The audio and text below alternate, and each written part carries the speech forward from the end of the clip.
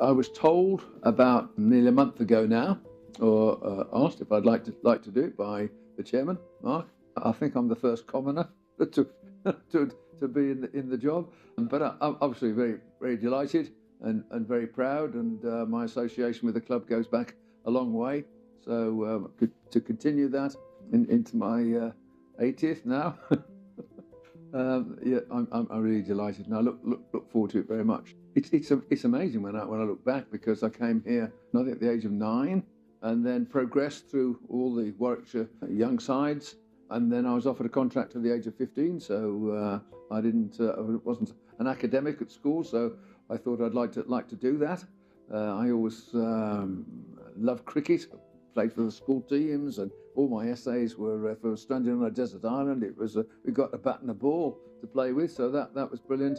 And I progressed from the age of 15 and made my debut, I think it was, at the Oval in something like 1960. Was I 16 or something like that? Yeah, I loved it. I mean, to play for a great club like Warwickshire County Cricket Club and be a bear, as we say now in these days. It was fantastic, and you look back on my career to progress and go and play international cricket, go on tours, and be a part of the establishment was wonderful. Chief exec, and to sit on the board and be deputy chairman and all those sort of things, and now president. I mean, it's just wonderful. You know, I've been 50, 60 years in the game. It's amazing, really, when you look back, and I've been lucky, very, very, very lucky, and I just loved Warwickshire. I thought I don't want to go anywhere else. Hopefully the players will feel that there's somebody looking upon them that knows a little bit about the game. Although it's a different game these days, and they'll tell me that. I often see them up at the golf club, and when we start talking, they say, well, you know, it's a different game these days. Well, I think that I'm still Dennis Amiss, and Dennis to everybody, and I hope they'll treat me the same. And but hopefully that you know, my 2 years as president will be one that I know I'm going to enjoy. And yeah, I look forward to watching the boys, and hopefully that they'll know that somebody knows something about the game is watching them, and they're going to be at their best. It's a great club with a great history, and we've won titles, and we want to win them again, and we'll do our best. It's just a great feeling and a great honour to be able to play for a club with such a great history.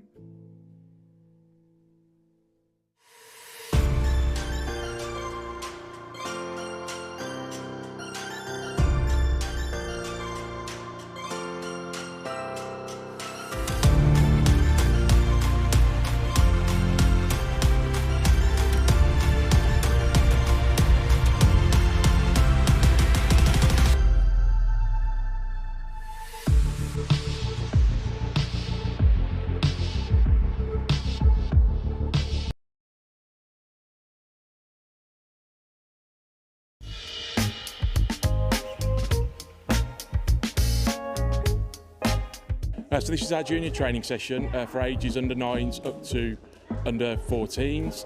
It's really just to keep participation going with cricket during the winter, so it's just keeping them involved in cricket, thinking about cricket, and as I say, getting ready for the season to start in April. And we have got young lads here who want to go on and play county cricket, hopefully, and progress into that pathway.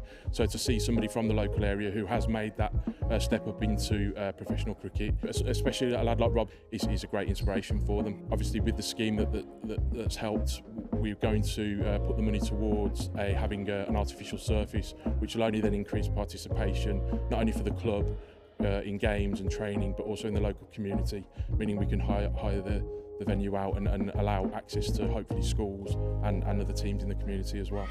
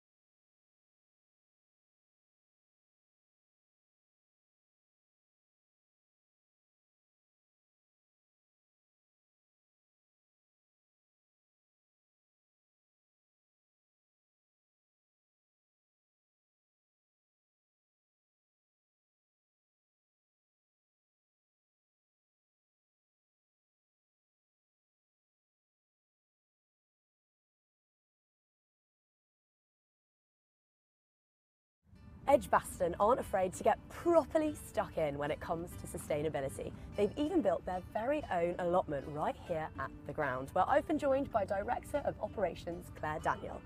Claire, this place is amazing. How did it come about? So our chef team are so passionate about food and produce and locally sourced. They really wanted to build an allotment, start growing their own veg and using it on our menus. Why did sustainability feel important?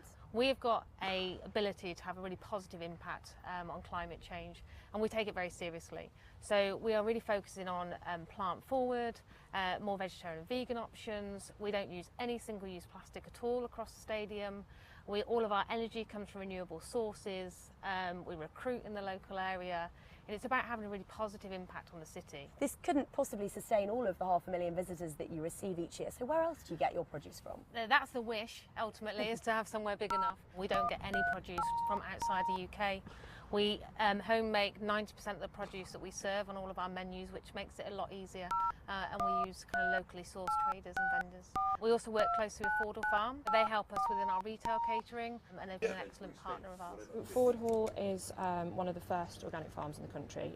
It's been organic for over 65 years. In 2006 it was sort of facing redevelopment, and it was saved by a community scheme, so it was essentially bought by 8,000 shareholders. We came from sort of one catering unit here at Edgbaston to running the whole concession contract here. And how do you strive for sustainability in the way that you farm? We rear all of the animals organically, so we are completely grass-fed. We don't use any additional corn or anything like that.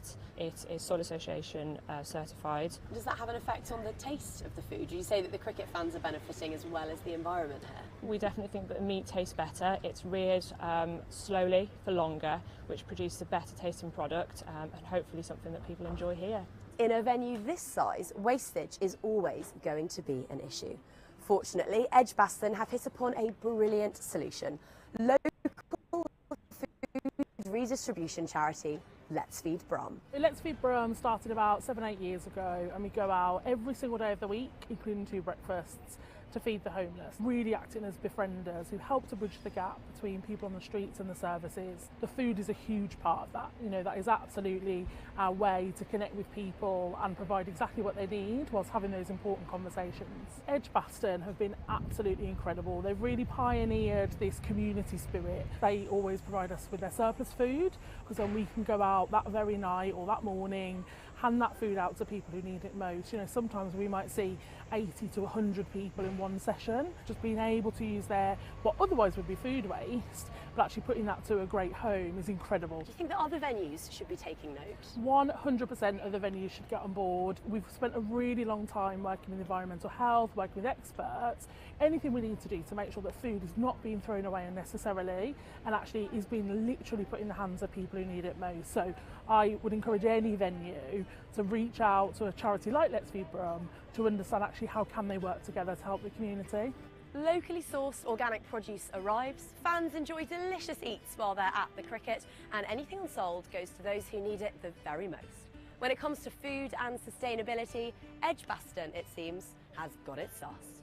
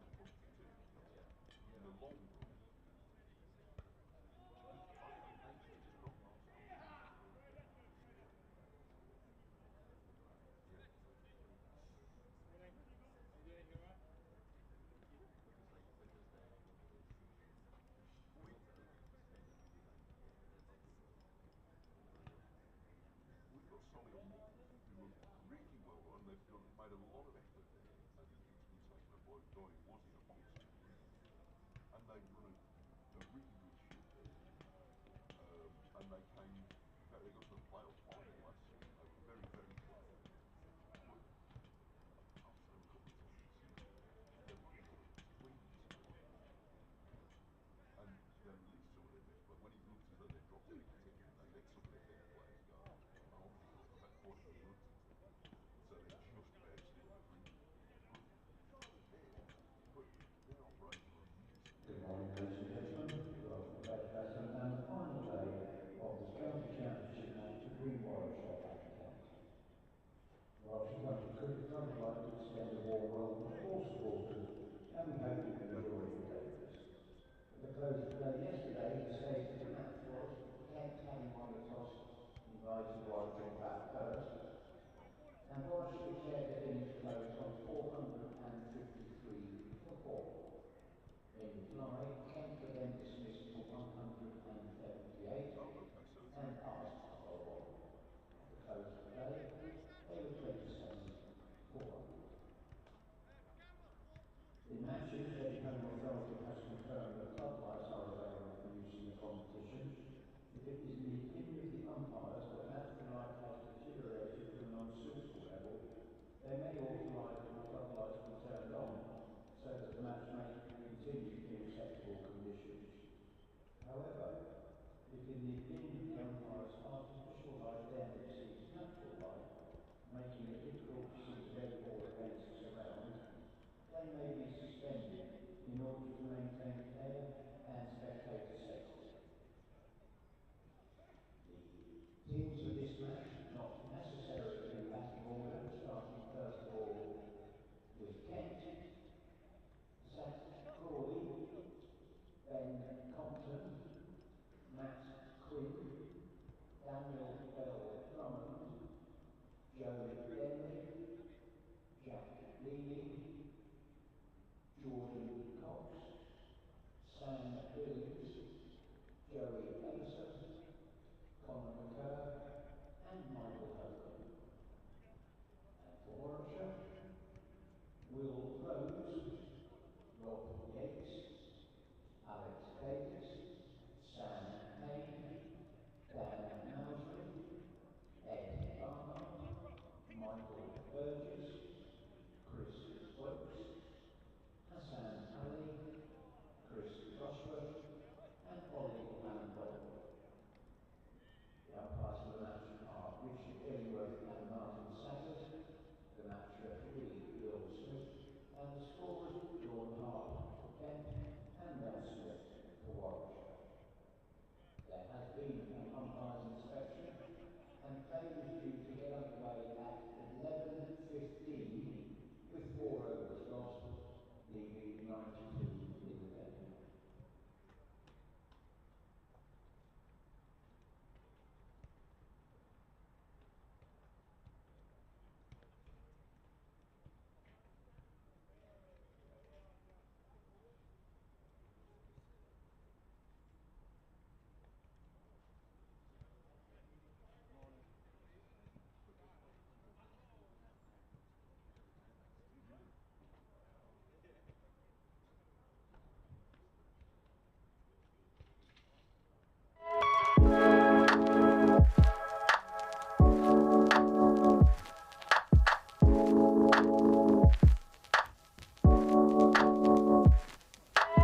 We put today together to celebrate women for International Women's Day. We wanted to get as many people from the organisation together, both male and female, and celebrate all of the fantastic things we do here at Edgbaston, and showing that we're inclusive and allowing people to explain their story, how they feel working at Edgbaston, what experiences, what challenges they may have had. 2023, if you look at how much women's cricket has changed, but also seeing more women in boardrooms, more women in leadership roles, and it's about the next generation and showing that the young adults and children coming through today, they can have a career within sport, be that on the ground staff, in broadcasting, as we are now, back of house, and there's options for them.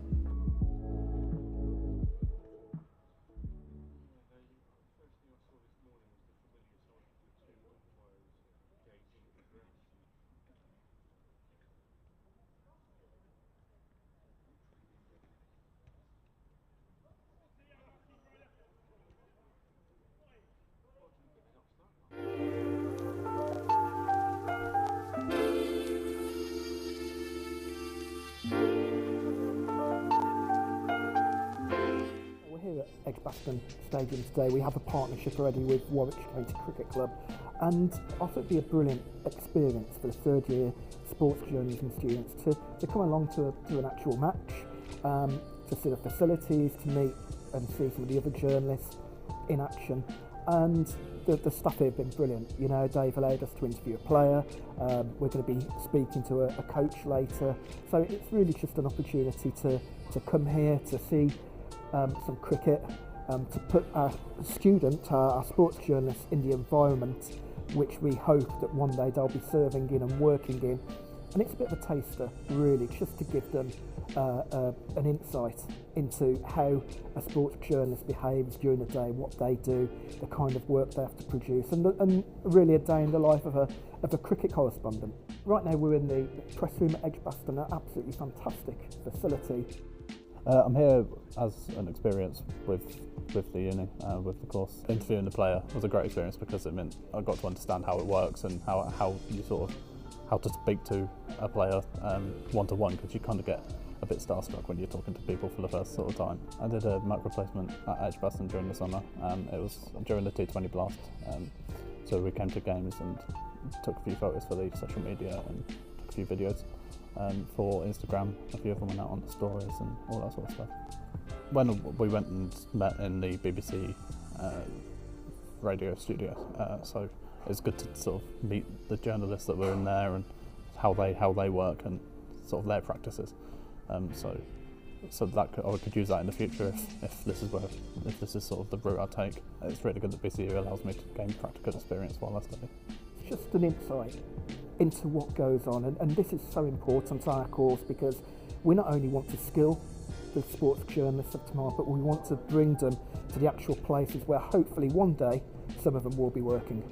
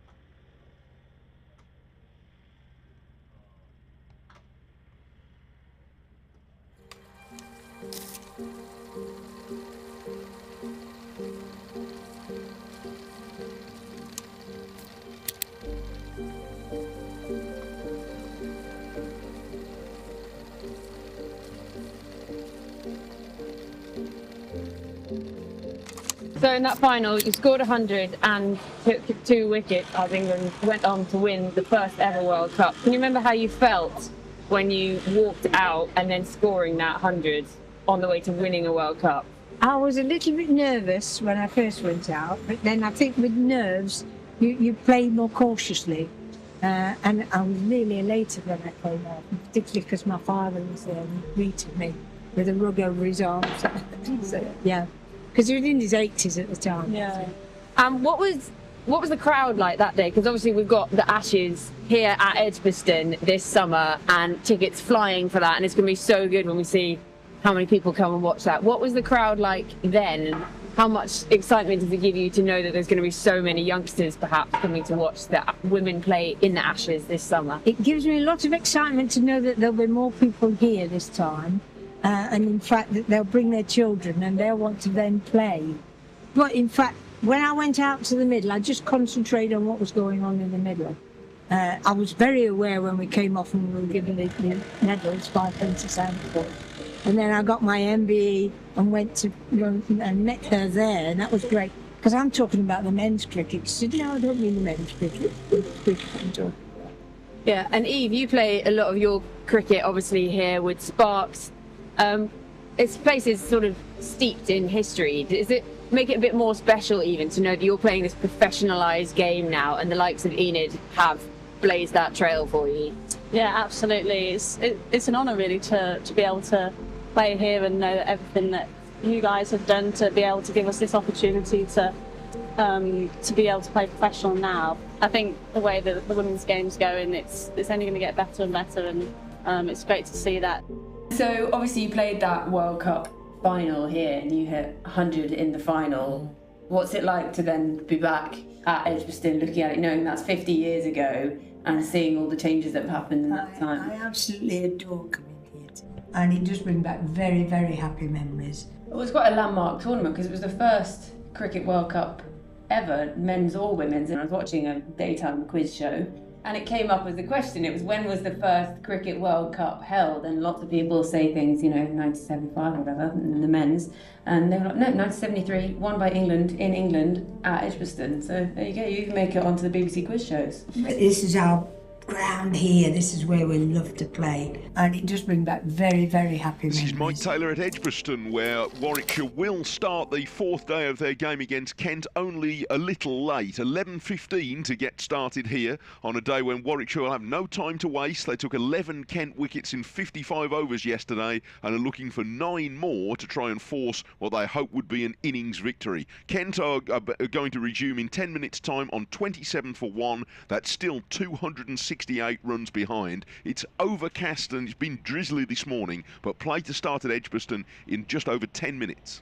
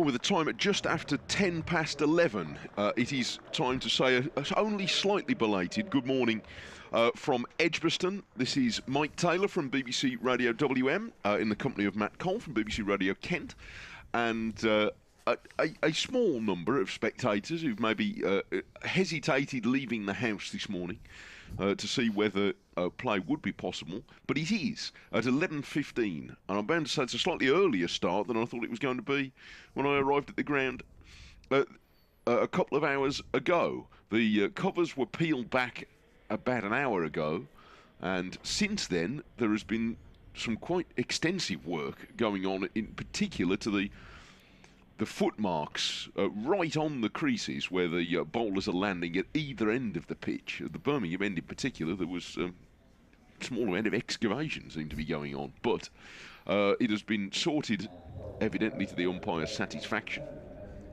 and Warwickshire can get on with trying to force a win in this game, and Kent will try and prevent them doing so. 4 overs from today's allocation of 96 have been lost, so 92 remaining on the board.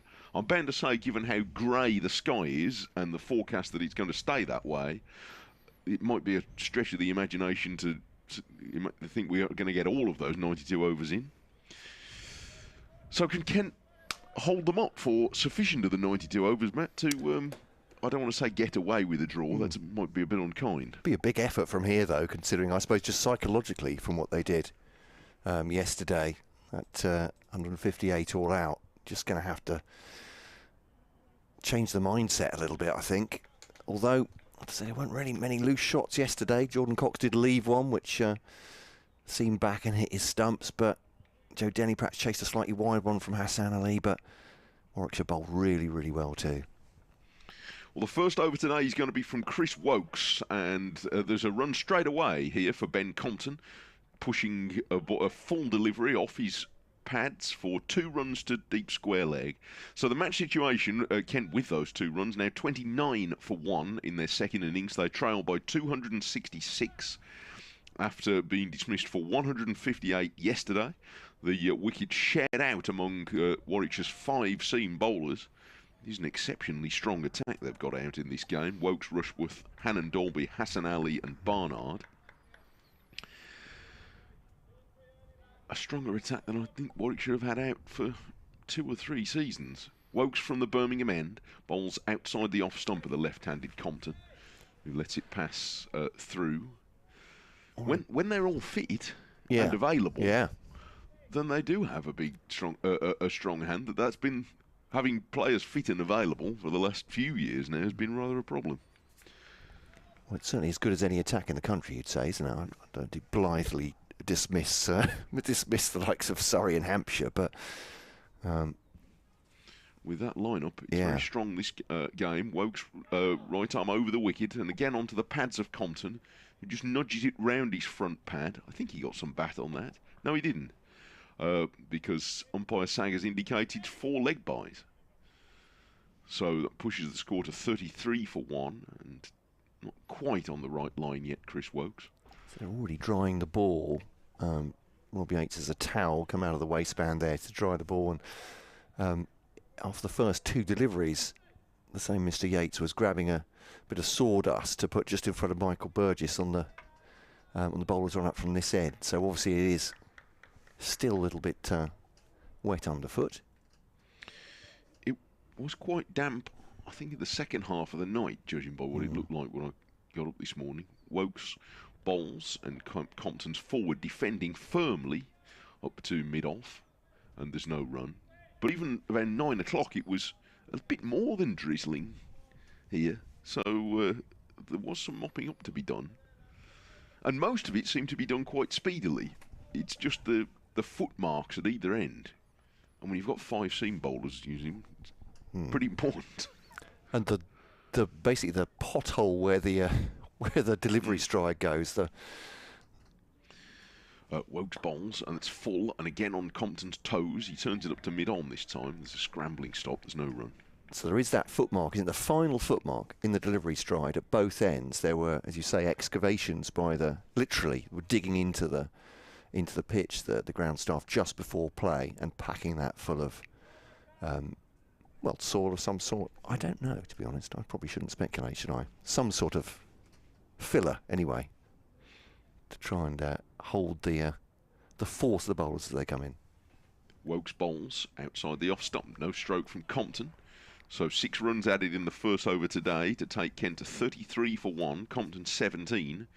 And Matt Quinn, the night watchman, is going to take strike for the first time against Rushworth. I think it's going to be from the pavilion end. Did surprisingly well, and I hasten to say this, and I've had to presage it with an absolutely no disrespect to Matt Quinn, but he'd scored 22 not out last night and didn't look in a great deal of trouble considering what had happened to his predecessors at the crease. It is his highest first-class score in England. He'd barely taken the pads off, I think. Well, no, I mean, we were actually joking about perhaps they should turn the batting order the other way around, because Conor McCurr looked okay as well, and Michael Hogan had his moments, but yeah, he came in at number 3. As you say, they probably just said, don't get changed just yet. 33 for 1. Rushworth, who took the first 2 wickets of the first innings and the first of the second innings, to Quinn. Fends forward on that one. It's left by Rushworth, getting that movement off the pitch that he's very well known for. And it was a bit of a shock, wasn't he, when he moved from Durham after so many years, 600 odd wickets. But yeah. It was, well, because he's well advanced in his career, Chris Rushworth, although you never quite know, because sometimes players do hang about, and if they're fit and enjoying themselves, why not? But it was an interesting time to make a move. Yeah, obviously ambitious for titles, and as he bowls to Quinn, forward defences, straight back up to mid-on, and there's no run.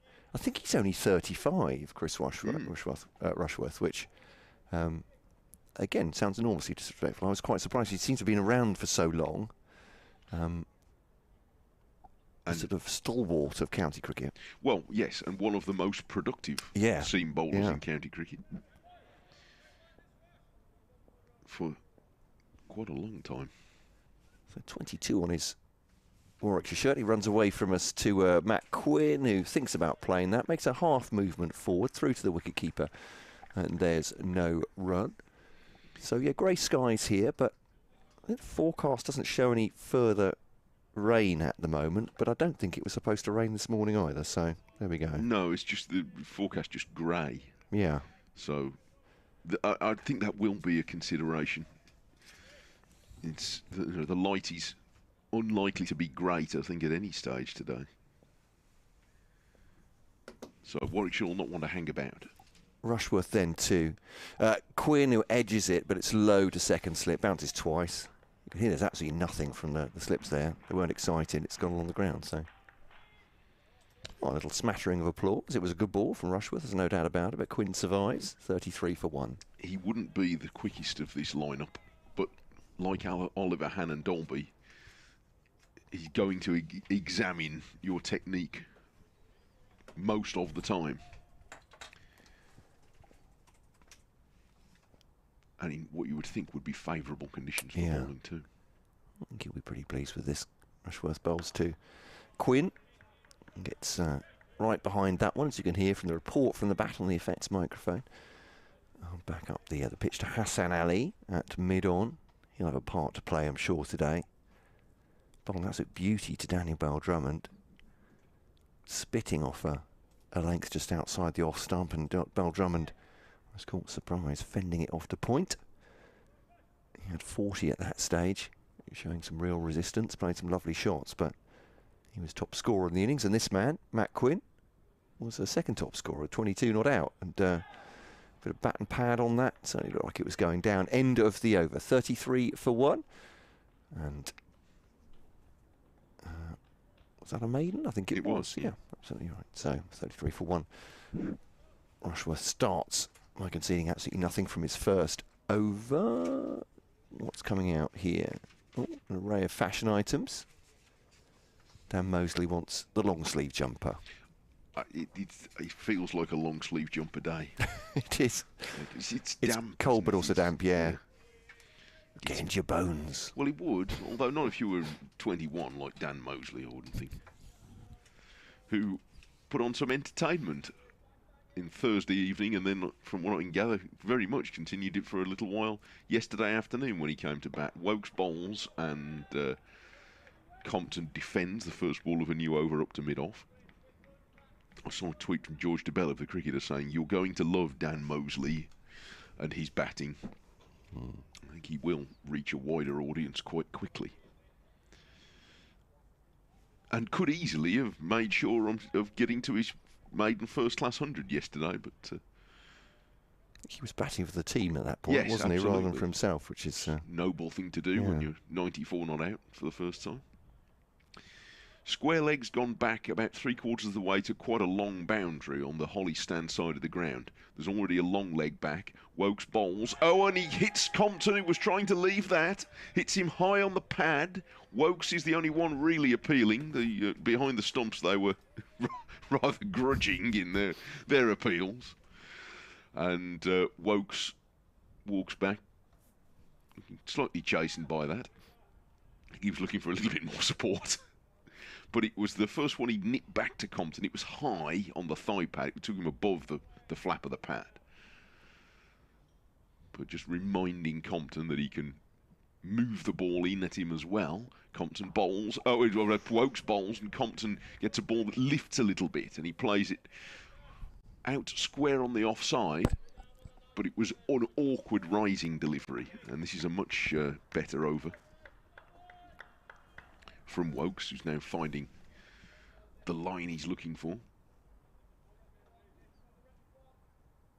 You'd be uncertain now about whether to leave, wouldn't you, having seen that one jag back.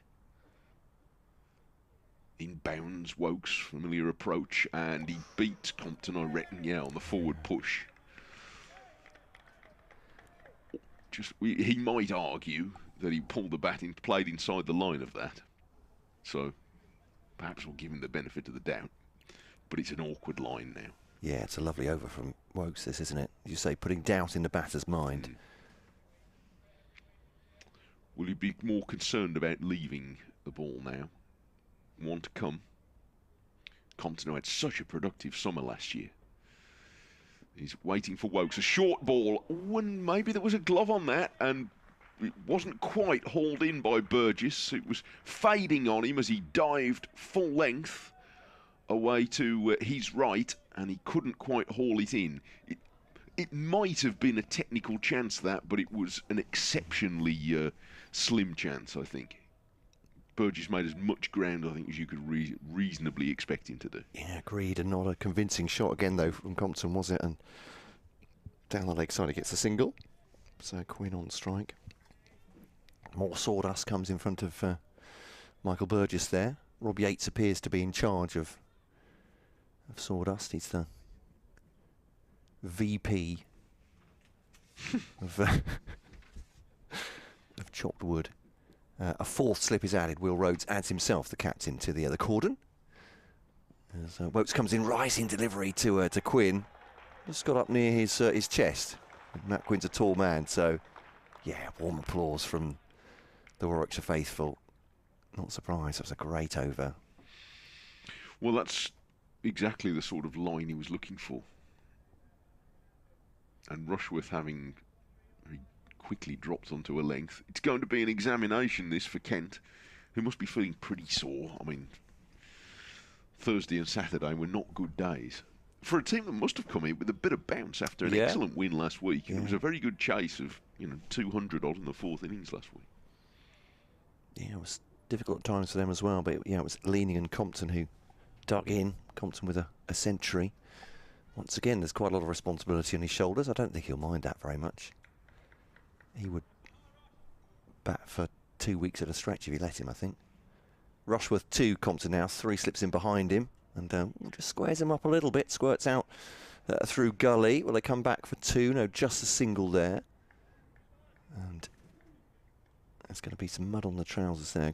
Is that Barnard running after it? Can't quite see who the fielder is, but sliding to make sure they didn't get the second. 35 for 1. You're not going to be able to wash the kit at 30 after today, are you? I'm sure there are all sorts of powders and liquids that suggest in the adverts that you could, but I would, yeah, not the grass stains as well. No. It's tricky. So Rushworth turns to the night watchman, Matt Quinn. Steadies himself. That's a nice looking shot from Quinn. Did a bit of that yesterday. A languid drive through mid-wicket, fielded by Hassan Ali, who slides himself, and they'll come back for 2. I think Hassan Ali slid a bit further than he was expecting there. He sort of went down into that knee slide and kept going like Jurgen Klinsmann for a while. He was away. But that was an attractive stroke from Quinn. Yeah. It's so we saw 1 or 2 of those yesterday. Not quite the finished article as a batter, perhaps, but all these end up. He has 2 at the moment. Compton 19. As Rushworth runs away from us once again to Quinn. Little genuflection there, movement of the knees, and just turns that into the onside off his pads, and a no run as Will Rhodes fields at a shortish mid-wicket. It's quite quiet out there, as you were saying, Mike. A few patrons, though, that we can see. We can't see beneath us, obviously, but the overhang of the stand, but have made it. It sounded like there were quite a few when they came out. Yeah. Actually, it was quite a louder applause as the players went out than I was expecting. But there's a few at the Birmingham end, but you're not going to get much sun there today, I don't think. Rushworth to Quinn. Leaves that just about. There's again a slight movement at the bat towards it, through to the wicket keeper, near the off stump. Coming back to him from Rushworth. 37 for 1. That was quite a late decision, I think. It's the indecision that's to leave. The enemy, isn't it? Yeah, just a movement towards it, a little bit of tell that he's. You can almost see the workings of the mind, can't you, through his body actions there. Our friendly Pylon 25 is not in residence today. He's sitting somewhere else. It's Rushworth to Quinn, and that one leaps off just back of a length and treated with suspicion by Matt Quinn and left through to the wicket-keeper. But he was there throughout the rain day on Friday. There again yesterday, the position. He might have decided that perhaps there's a better viewing angle on this oval. I've done that. I've sat in the Holly stand for an entire day and not seen a ball. But always reckoning, giving another half an hour. Here's Rushworth, leaves it as Quinn comes back at him again. This is a proper leave. End of the over. 37 for 1. Still plenty of overs remaining in the day. 88 of them. Kent trying to protect those remaining 9 wickets. Warwickshire want to destroy them for what would be, well, a dominant performance, and it certainly has been so far. They've won every session that's been available to them, certainly without the rain in this match so far. And just the 1 wicket taken, and Wokes and Rushworth both testing the batters early on this final day. Yeah, you can drop us a note if you want to. You can email me to mike.taylor.02, don't forget that bit, at bbc.co.uk, mike.taylor.02 at bbc.co.uk. We'd like to know where you see this game going. Do you fancy Warwickshire to close it out, or Kent be obstinate enough to block them? Any contributions you want to make, it'd be lovely to hear from you, even just to know where you are. Woke starts a new over with a high bouncer, and Compton, he doesn't even need a duck under that, just flinchy slightly and away it goes. You can tweet me to @MikeTaylorSport if you want. But you can heckle at greater length on the email, mike.taylor.02 at bbc.co.uk. Even if it's just to say where you are and how you're following the cricket today. 15 minutes late start, so if you were busy earlier on, you've not missed as much as you might have thought. Wokes bowls on a length, outside off stump though, and Compton does leave that. It's wide enough. And it goes through to Michael Burgess. There are 3 slips, with the 3rd slip, as in Rushworth's last over, this was quite noticeable. The 3rd slip has taken in front of the other 2.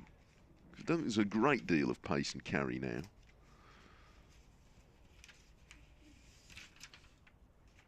Here's another delivery from Wokes, a little bit shorter of length, and Compton perhaps leaves that on length. It's slanting across the left-hander anyway and just offering to move away. But he pulls the bat inside the line of the ball. A two-man out on the hook, but it's a long boundary to the leg side on the Holly stand side when Wokes is bowling from the Birmingham end. And so then neither of them are quite back on the boundary. There's a deep backward square leg and a long leg. And now there's a hold-up because another couple of handfuls of sawdust has been brought forward by Ollie Hannon-Dolby to place right on the crease line. And umpire Saggers comes and helps spread it out a bit. Wokes has gone back to the start of his approach. 37 for 1, Kent. Following on, here's Wokes running into bowl, lands his foot in a big puff of sawdust, and Compton lets that slide past outside the off stump without playing a stroke. And Wokes slightly grits his teeth at that, and he's still not happy with where his feet are landing. Yates at first slip, Haney's at second. Ed Barnard, one of the new signings this season. I hesitate to say summer, I nearly said it then. Season, I think, we'll settle with for the moment. It's very seasonal today. He's at third slip, Barnard.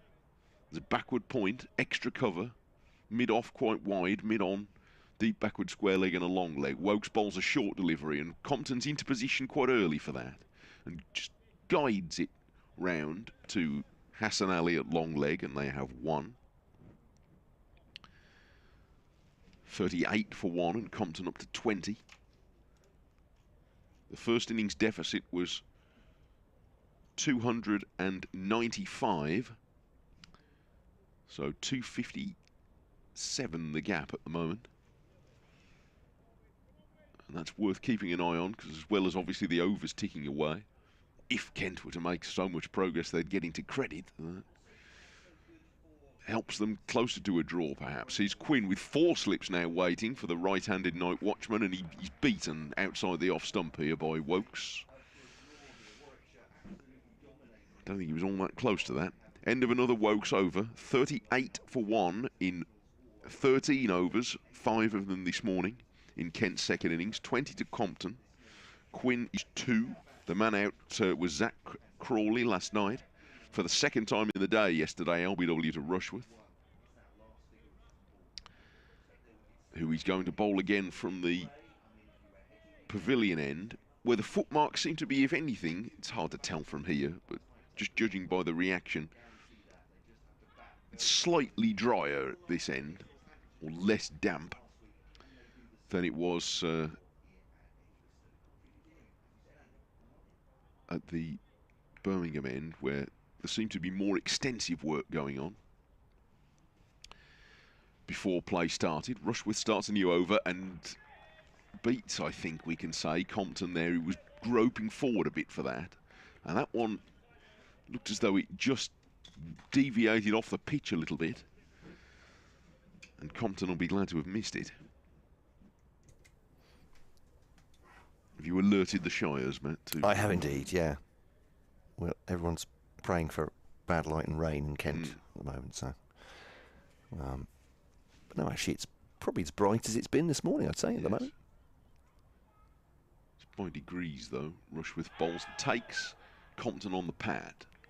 And there's a keeping up appearances sort of shout from the slips. Yeah, he definitely hit the pad. They're right in that, yeah. Yes, that's about all it had. We can confirm. And Rushworth knew that. Not going to expend any energy on that.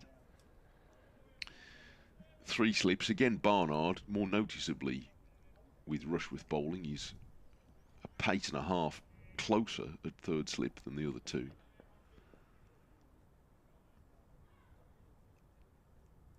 Off goes Rushworth. He too has 2 men out for the short delivery, but he's keeping everything pitched up. And Compton is letting that one pass outside the off stump. And so far he's been a pretty good judge this morning. It's just that one that darted back and took him on the thigh pad. Always off for a bit of gardening. Very purposeful. He's seen something. A little speck of something or other.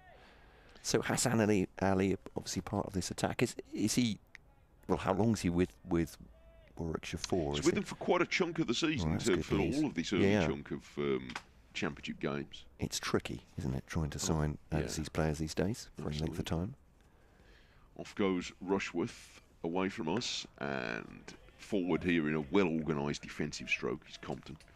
No, he's here for until the end of July. Right. So well, that's good. That's a good chunk of the championship. Quite a bit of the championship, and for the Blast as well. So he's going to be a handy campaigner in both tournaments, I expect. He's looking around at the skies at the moment, Hassan Ali, as if to suggest this wasn't quite what was in the brochure. Off goes Rushworth. He's standing at mid-off at the moment, with his hands almost on his knees. They're so far in his pockets. And Compton is reaching forward for this and missing it. And again, I think that just offered away off the pitch. But Compton, he's not easily faced. Faced more deliveries than any other bat in the county championship last year by quite a long way, as well as making such a lot of runs. So he's not easily thrown off his stride. No, he spent hours and hours at the crease, I think. Well, before I commit to a figure, but there was one game where we scored a century in each innings, but he was there for, I think, on the pitch almost every moment of the game. Defends the last ball of Rushworth over, and it's another maiden from Rushworth, 38 for 1. I think I was looking it up, something like 600 more balls he faced than anybody else in the championship last year. But I think it was a game against Lancashire, if I'm right in saying, and actually he was out. I think he was last batter out. He has the air of a man having come so late. Having carried his bat in the first one, yeah. Come so late to the senior game, he's going to make absolute most of it, because it's an unusual one that he didn't really come into the pro ranks until he was, what, 28? Obviously, Kent's due diligence and scouting has worked very well on that, but they, however chuffed they may be, they can't have imagined that they would get that return, surely. I mean, you would hope in your wildest expectations that maybe your batter that you've just signed, he's not really played any first 11 cricket, would score 4 centuries in the championship in a row, but I think that would be... You might be accused of being a little bit giddy if you were making those sort of expectations. Quinn's behind that, and there's no run. He's facing Chris Wokes, coming from the Birmingham end. 4 slips range there, alongside Michael Burgess, Yates, Hayne, Mosley, and Rhodes as a point. That's Ed Barnard there. Alex Davis is just looking at the ball, studying it with Chris Wokes. A little chat. There's a mid-on as well. Square leg. Hannon Dorby there. Towering over Richard Illingworth. And long leg, Hassan Ali. Wokes bowls, left outside the off stump, and it's I'd say a comfortable lead, this one for Quinn. Just occasionally, as Mike was saying this morning, we've seen him sort of move towards the ball and then react by taking the bat away, but that one's wide enough, he can just let that one go. 20 for Compton, 2 for Quinn here on BBC Radio WM and BBC Radio Coventry and Warwickshire, and indeed BBC Radio Kent, and around the ground on the earpieces. Earpieces? Earpieces. Only if you put it in wrong. It gets too loud. It's through to the wicket keeper. Yeah, a little bit back of a length. That one's not threatening Matt Quinn, and outside the off stump as well, and on the club feed, of course. I've had a volley of emails in the last few moments, which is marvellous. Oh, wow. It's nice to know that you're out there. Hello to Nev, who says, my dad took me as a lad to see Eric Hollis at Edgbaston in the late 50s. Wow. Now living in Sussex, but happy to watch on YouTube and hear old Eric's name. Well, his name is still very proudly adorning that stand.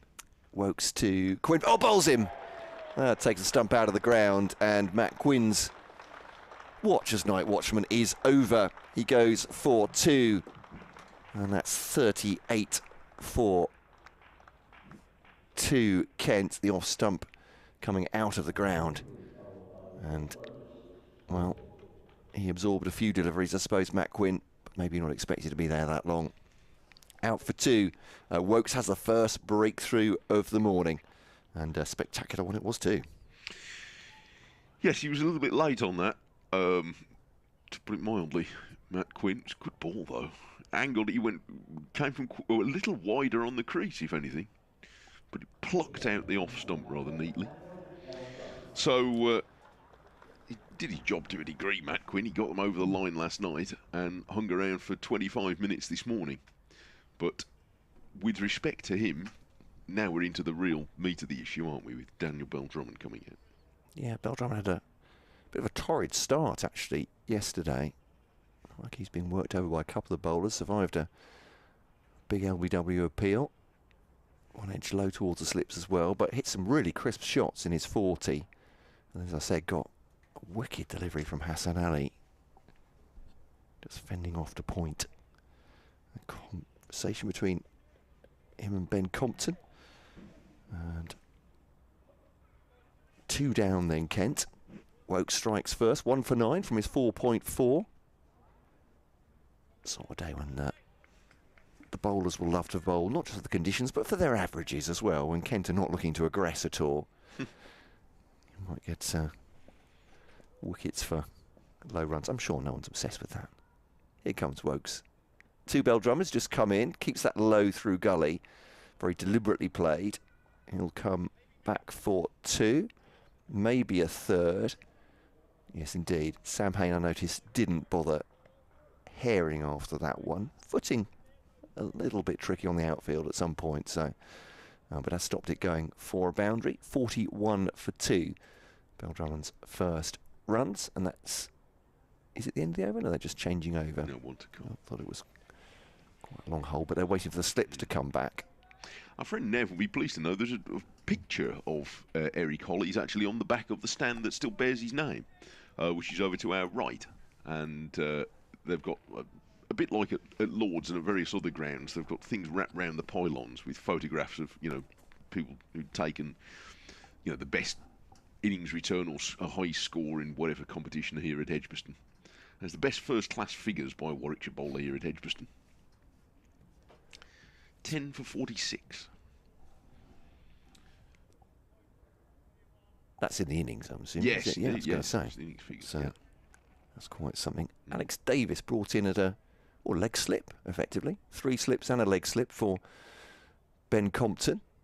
Even something to think about it. Round the wicket comes Wokes, defended just on a slight walk across the stumps by Ben Compton up to mid-on. End of the over. Applause from the Edgbaston crowd. 41 for 2. And Wokes has a wicket. Rushworth got his last night, getting rid of Zach Crawley, which is an important scalp as well. Last thing last night. Hello to Sean. Thank you for your kind comment about the coverage, Sean. He says, still looks like a benign wicket to bat on, so unfortunately from a Bears perspective I can see Kent securing the draw. I think it is a pretty good pitch. However, if you're going to get any benefit from the overhead conditions, today would be the day, I would think. And it is nibbling around a fraction. But thank you, Sean. Good to know you're there. Here comes Rushworth to start a new over to Bell-Drummond for the first time with 3 slips waiting, and Bell-Drummond is driving off the inside half of the bat up to Hassan Ali at mid-on. Steve in Moseley, literally just not down the road, up the road if you're walking up the hill. He says, hello, great to be listening to the Bears Progress via the club app. So our work leaks out in all known directions at the moment. Not been able to get into Edgbaston. I'm on day 2 of repainting the bathroom. Steve, priorities, my friend. But it's good to know you're there, hanging from the end of a paintbrush. Here's Rushworth running away from us, and Bell-Drummond offered to play at that, and then seemed to shield the bat behind the pad. And it's gone through to Burgess. The slips liked it. Fingers crossed for another 9 wickets today. Come on, you Bears, says Steve. Good luck, Steve. I say that with painting that's Mrs. Taylor's department, painting. I have to say she's terribly good at it. So I offer to help, and there's a sort of a sharp intake of breath. Are you really going to help? Rushworth runs in and bowls, and Bell-Drummond is caught low down at first slip. My goodness, that was a sharp take. It turned Bell-Drummond round. He was looking to play it slightly to the onside, and it went very low indeed to first slip and taken just above the turf. But a second wicket of the morning, and a really important one. Bell-Drummond, who made 40 in the first innings, only 3 here. Yates claiming the catch. And it was a smart one. right down by his boots, so going to his right at first slip. And Kent a 41 for 3, and that's quite a big incision, I think. Yeah, in all sorts of trouble now, Kent, with them getting into the top order as well. Joe Denley comes out. He's been really looked a little bit out of touch in the first 3 knocks he's made so far this season, and Daniel Drummond ruefully goes off, but that was a heck of a catch, low down from Rob Yates. And, well, the old adage, the old rhyme might just come to fruition here. That catches do win matches, because that was an important wicket at a good time as well. Get Daniel Drummond before he's got his eye in. And Rushworth picks up his 2nd wicket. 2 for 10 he has now. 41 for 3.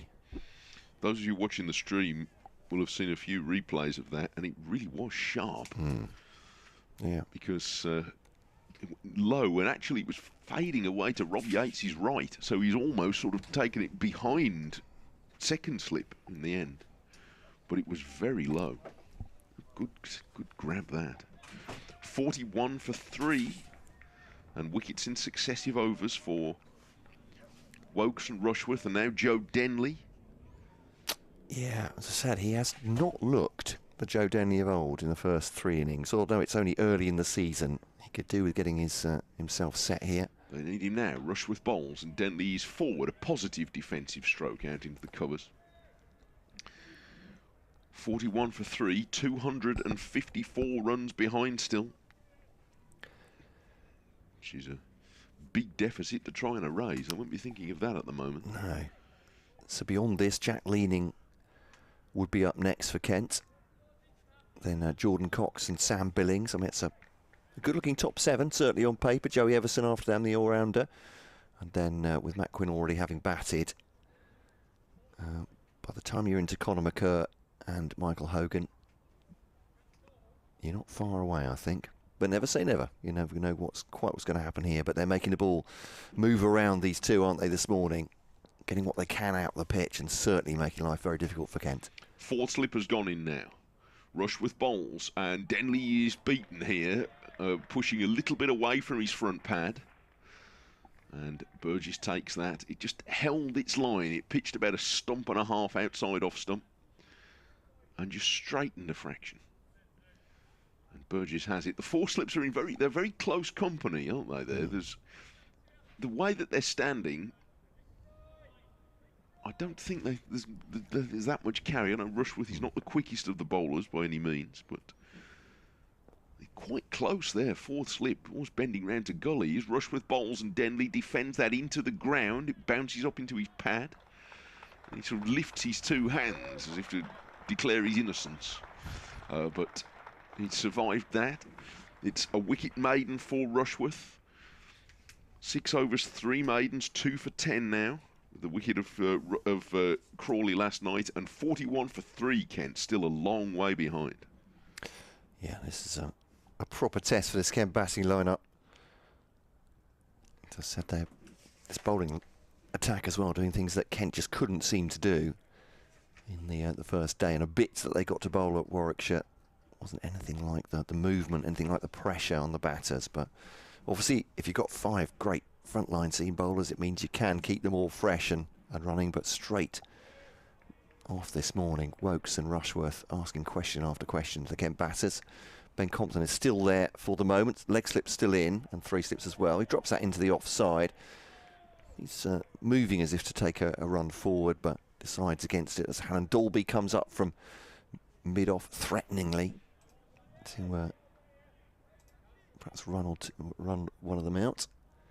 41 for 3. Coming round the wicket for the first time now, which is interesting. He did just at the end of the last over, I think. Well, he's trying the leg slip has come in, so he's trying to challenge Compton in a different way here. Yeah. That's the ball comes into his body, but that's a lovely shot from Compton. Beautiful timing, no backlift, straight back past the bowler up through mid-off. They'll come back for 2, maybe for a 3rd here. But that was a very nice shot indeed. As I said, he's just sort of checked it back, hasn't he, effectively, the bowler. It's gone running almost to the boundary. It's a nice shot from Compton. He gets 3 there, 23 for him. Denley yet to score. He looks in a little bit of touch, Compton. Yeah. Started really well. He's only just leaned on that. I think all the games are playing, with the exception of obviously the game that sank in Bristol between Gloucestershire and Yorkshire, where they knocked it on the head yesterday, which is a great pity. But everywhere else, they've started. So I'll amble through the scorecards in a moment. Some with more excitement and jeopardy than others, that's for sure. Yeah. Here's Wokes to Denley. Highish on the bat, coming forward, defends it straight back at the bowler. It's tossed from Wokes, who goes and scuffs at that foot mark, which has, what have they got? Some filler in there and a big hole on the final foot mark. It's got some sawdust on top of it. Alex Davis is tending to the ball. His sunglasses on the back of his Warwickshire cap, hands it off to Wokes in the short sleeve shirt, comes bounding towards us, bowls to Denley. Again, it's a rising delivery into Denley's body. He's trying to turn that into the onside through square leg, but it ends up just dropping at his feet. So once again, the slightly shorter delivery is hurrying those batters. Not finding anything to their liking at the moment. Might be a tense one at the Oval today between Hampshire and Surrey, two teams who would, I think, fancy their chances at the start of the season. Hampshire at 237 for 6, lead by 221 early on the final day. So might be able to force the issue there themselves, I suppose. His Wokes to Denley, leaves it outside the off stump, always going away from him. No run. I wonder how keen either team will be to try and push it there, whether you take a draw against a rival and move on. At Trent Bridge, there's a good finish here too between Notts and Somerset. Notts all out this morning for 211. So 4 wickets to Gregory, 11 wickets in the match for Lewis Gregory. He's had a super match. Somerset 15 for 1. The target is 295, and they've lost Lammonby early on. That looks like quite a tall order in a low-scoring match, doesn't it? Here's Wokes to Denley. Fends it out and it's gone. 4th slip, Will Rhodes, the captain, takes him. And just really no foot movement there at all from Joe Denley. Didn't get to the pitch of it and has just clipped it a thick edge through to 4th slip, and all sorts of trouble for Kent, and Warwickshire must be scenting. They're on their way to victory here.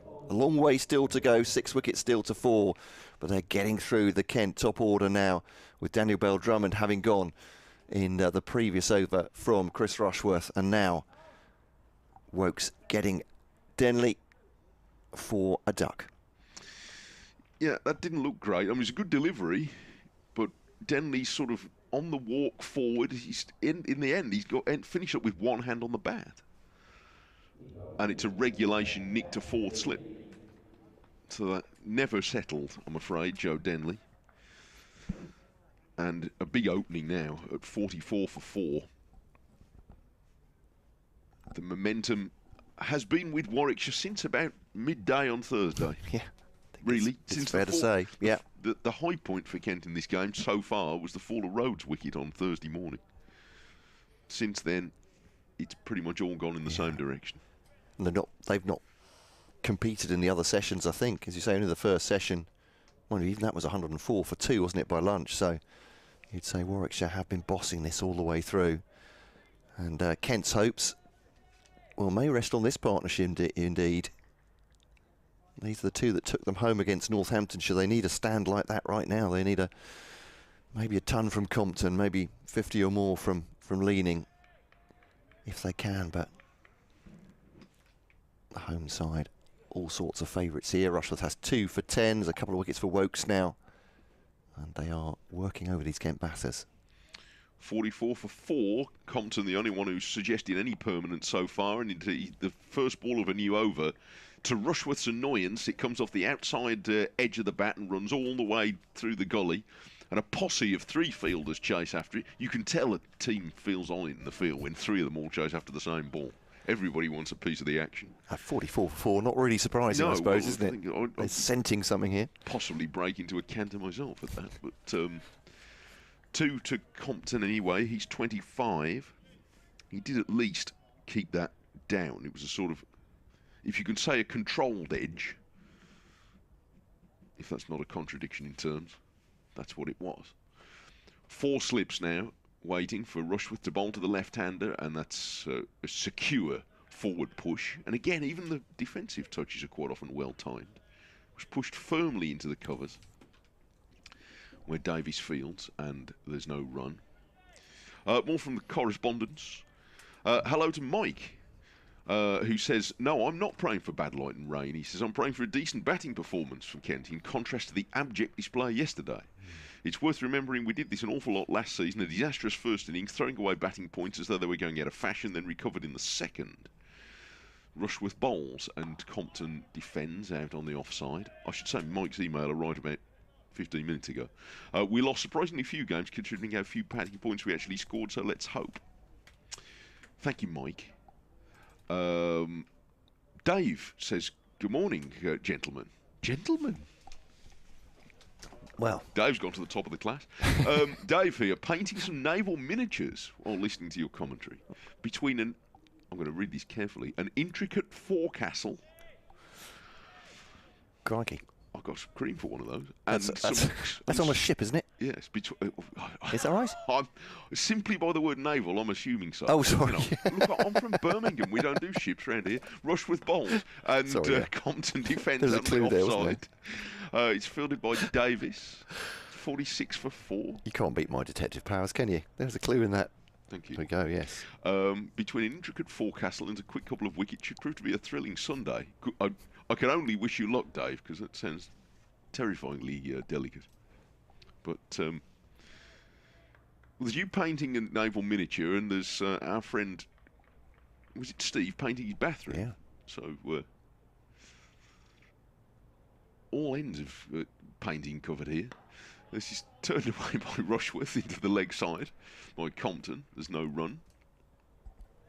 Compton's scratching about in the crease. Don't scratch too hard. No. Is there a sinkhole just behind him there? Watch out. The pile of sawdust at that end has already been reduced quite a bit.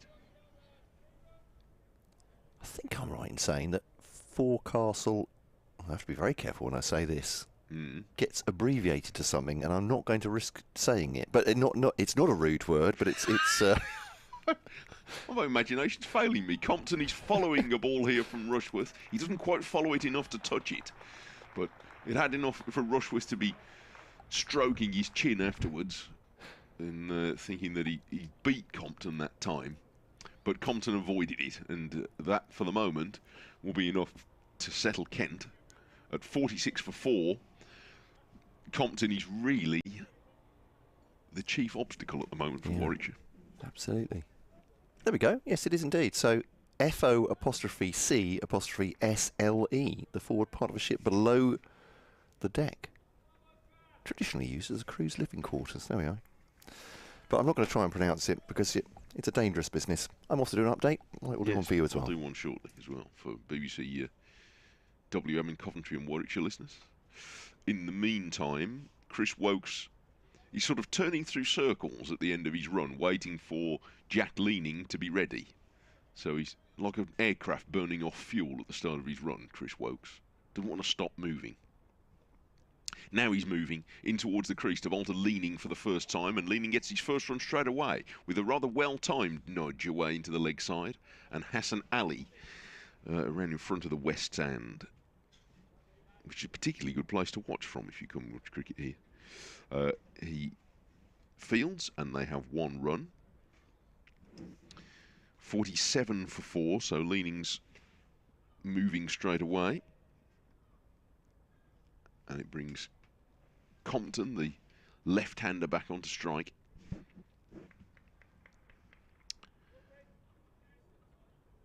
And Wokes again, he's going to try this round-the-wicket method with 3 slips, Yates, Hayne and Barnard, and Davis at leg slip. And here's Wokes now, coming round the wicket, and Compton leaves that. He made quite a late decision to leave it, but it was a good call. And it scoots through outside off stump. And Wokes working up a little bit of pace now as well. Well claimed by Burgess. 47 for 4, 2 wickets apiece to Rushworth and Wokes. And the Kent second innings already listing quite badly to keep up the naval tone. Round the wicket comes Wokes, and Compton defends out on the leg side. A few more people have moved into the ground in the last half an hour.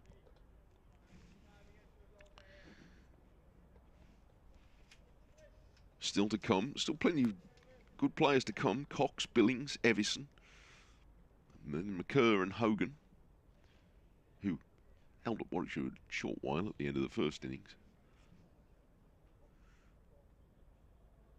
Here comes Wokes quickly into his work again. Bowls round the wicket to Compton, who's forward driving, and he's timed it well through the covers. Again with the minimum of backlift, but the maximum of timing, and it's away for 4 runs. And he raises the Kent 50, 51 for 4, and Compton up to 29.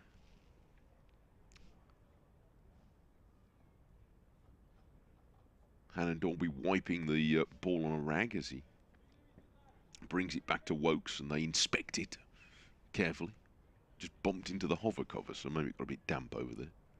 Just update our WM and Coventry and Warwickshire listeners. This is Mike Taylor at Edgbaston, where Warwickshire, having been held up slightly by the weather, are making up for lost time to try and force a win against Kent. We lost 15 minutes, but in the 3/4 hour of play we have had, they've taken 3 more wickets to leave Kent 51 for 4 in their second innings. Success for both Chris Rushworth and Chris Wokes. They now have 2 wickets apiece. A notably sharp catch from Rob Yates off Rushworth, getting the key wicket of Daniel Bell Drummond for 3. And Wokes in his last over had Denley caught at 4th slip by Rhodes for no score. So Warwickshire needing 6 more wickets to try and secure what would be a very good win in the circumstances. Kent are 51 for 4 in the second innings. Short delivery from Wokes, allowed to go down the leg side by Compton. I'm sure the other seamers are eager to get a chance. Favourable bowling conditions, you'd think, for all that the pitch has played pretty well. In goes Wokes round the wicket, and Compton leaves that, lifts his bat high out of the way. End of another over. Wokes' 6th over this morning. And with Compton 29 and leaning 1, Kent are 51 for 4. It means they're still 244 runs behind. And here is the first change. There's no need for Will Rhodes to overbowl any of his players. Hassan Ali, the Pakistan international, is going to replace Chris Rushworth, who has 2 for 12 from 8 overs, 1 for 5 from 5 this morning. And on comes Hassan Ali, who didn't bowl in the short spell of play last night, but he comes in with Warwickshire in full sail at the moment, having claimed 3 wickets in the first 45 minutes this morning. There are still nominally 81 overs remaining. I say nominally because I think it would be difficult to envisage getting all of those in, frankly, given the likelihood of the poor light staying all day. But we'll see. Hassan Ali runs in and bowls to Leaning, who is leaning forward and pushing away into the offside. There are 4 slips for Hassan Ali. Barnard has come out to cover point. It's mid-off, mid-on, mid-wicket and long leg in every sense. Oliver Hannon Dolby. He looks as though he's doing some gentle flexing. So he might be into the attack shortly as well. Hassan Ali bowls full of length. Oh, and was that a chance, I think, for Davis at mid-wicket? I think he flicked that in the air, and it was I think I'm right in saying a put down. I don't think it was a bump ball. There were a couple of reactions in the slips that suggested they thought that was a chance to Alex Davis. And he's looking at the sky. I think he might think that was as well. Just a flick drive from Leaning to mid-wicket, and it's gone down. Off goes Hassan Ali again, and Leaning is pushing forward, and this comes off a thickish inside edge, and Davis fields this one. So it would appear a life for Leaning on 1.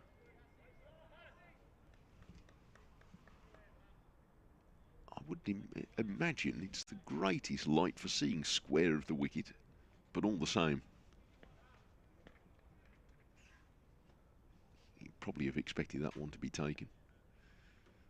Off goes Hassan Ali again to run in and bowl, and Leaning is leaving this one outside of off stump. It was pretty full. Do you think that was a chance, Matt? I don't know whether you saw that. For a moment, I thought it might have been a bump ball, but the reaction of some of the folks out there made me think that it probably was a chance. Oh, just glancing down at my pad, doing the update there, but no. Just on the flick drive. Leaning will be glad about that. It would have been a slightly careless-looking way to get out. Hassan Ali bowls, and Leaning, he's properly beaten here by a quick delivery. He went through quite low, but you could tell by the way that Burgess took that it was travelling. Yeah, Alan Donald was saying last night he's deceptively fast, Hassan Ali, and certainly skiddy. Doesn't get a lot of bounce, but flying through to the keeper. He's in the style of Malcolm Marshall, isn't he? Because he's not a big man. Funny enough, I walked into the ground a few paces behind him earlier, and he's not a tall man. But he comes hurrying in and bowls to Leaning, who he's taken at first slip, and another good catch by Yates. That also went pretty low, this time away to his left, and Hassan Ali gets Leaning for 1, 51 for 5. It was just a nibble forward outside the off stump, and again, Yates down sharply right at bootstrap level to grab that. His second catch this morning, and Kent, their second innings now looking ruinously placed at 51 for 5. Yeah, absolutely. Didn't even take a glance behind him, Jack Leaning. Just looked up at the umpire and walked off at that age. But as you say, it was a very low catch again from Rob Yates. Great take. He's got 2 of those already, and at 51 for 5. I mean, there is batting to come, but I can't keep repeating myself in that respect. They need a partnership, and it has to come with one of the top 7, you'd imagine, with Ben Compton.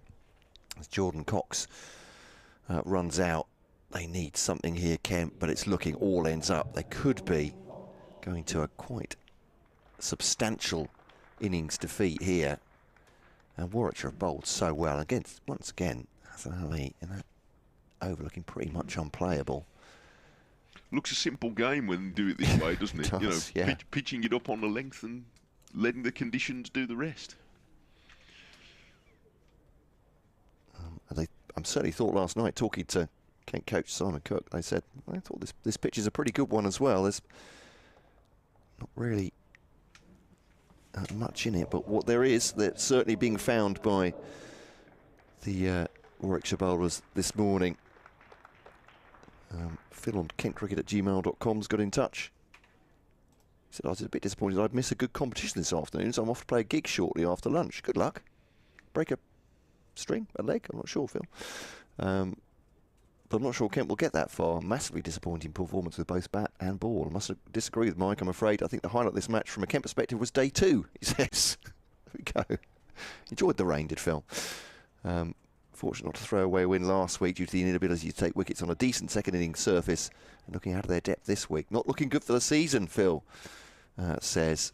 Oh, you're a guitar tech, Phil, so breaking string's just about right, isn't it? We wish you luck this afternoon at your gig.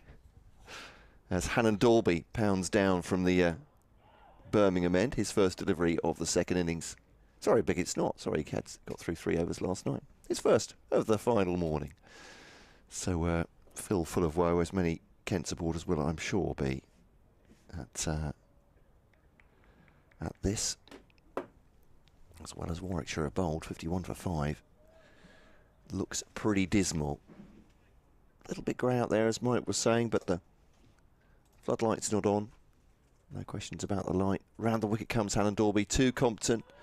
Just defends that, doesn't know where it is for a second, and he's just checked it into the onside. Burgess comes from behind the stumps and tosses it to Hannon Dalby, where he ended up on his follow through, which has gone to Rushworth, who's shining the ball now. A couple of the ground staff have come out to sit on the hover cover, but I don't think that's any indication of precipitation at all.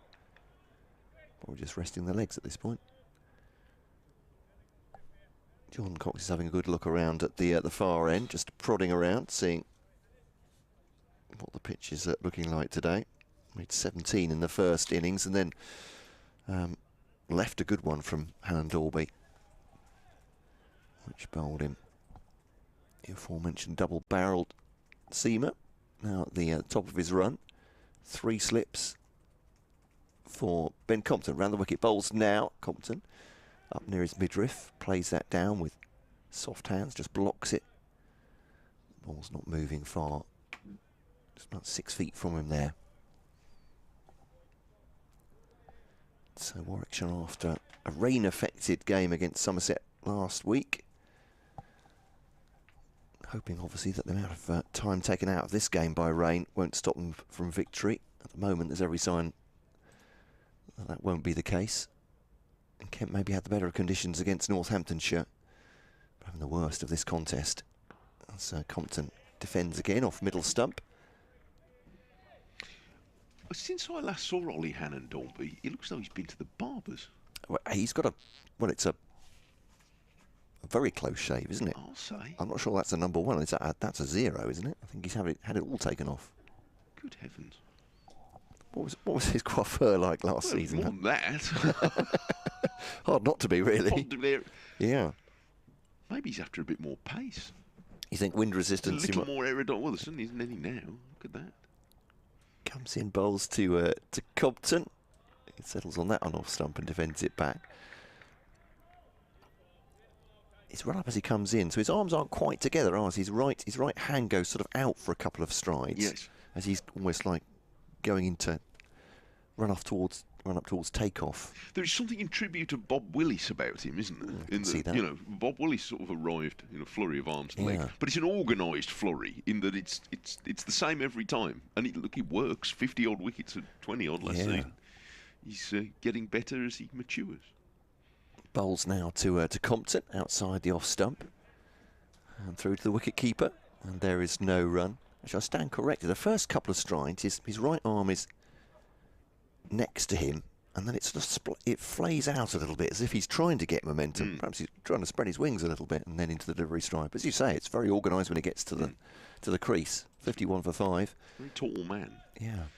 6'8", what were we saying before? I think something like that. Be getting on that, yes. And a particularly good sport last few seasons, doing the Bears podcast that my colleague Richard Wilford does. He's been in various scrapes with that. Who else has emailed here? Mark has emailed.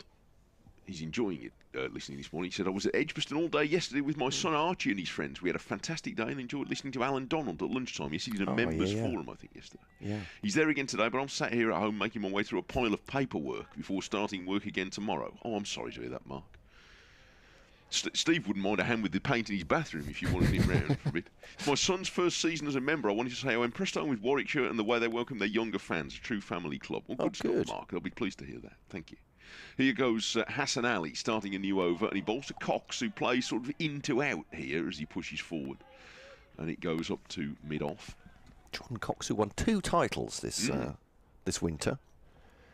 It's one of those cricketers that's all over franchise cricket. So one with, I think, South Eastern Cape, but they all have an affiliation with the IPL team, so I don't know how many other names there are in that. But in South Africa, he was part of the Lahore Calendars team wider squad as well. Pakistan. Dare I say, slightly different skills required at the moment, as Hassan Ali holds a short and wide delivery. And were this a franchise cricket, and Cox, I dare say, would have tried to wallop that over extra cover, but it's not the day for it.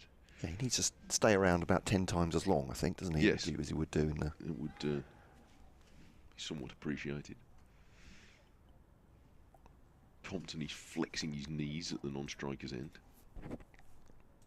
Yeah, still there. 29 from 66 balls for him. Watching wickets fall at the other end. Off goes Hassan Ali, and forward comes Cox and pushes into the covers. And there's no run. 4 slips. They're all eager to get involved. And then backward point. Mid-off, mid-on, mid-wicket. And long leg Ollie Hannon Dolby. It's rather a lonely existence. The nearest person to Ollie Hannon Dolby at long leg is possibly, well, there's two folks in front of the Thwaite scoreboard, and after that it would be the scoreboard operator. He's so far away from everybody else on the long boundary there. And off goes Hassan, and this is outside off stump, and Cox shapes as if he's going to play at that and then doesn't. It's one of the many quirks of cricket, isn't it? The sort of lonely existence of the boundary fielder. And I was saying during the Northamptonshire game, I don't think anything went anywhere near any of the slips. So Jordan Cox and Zach Crawley, during the hours of play, just barely touched the ball unless it was being relayed to them from the wicketkeeper. Which again, in any other sport, you think, what a bizarre idea. That yes.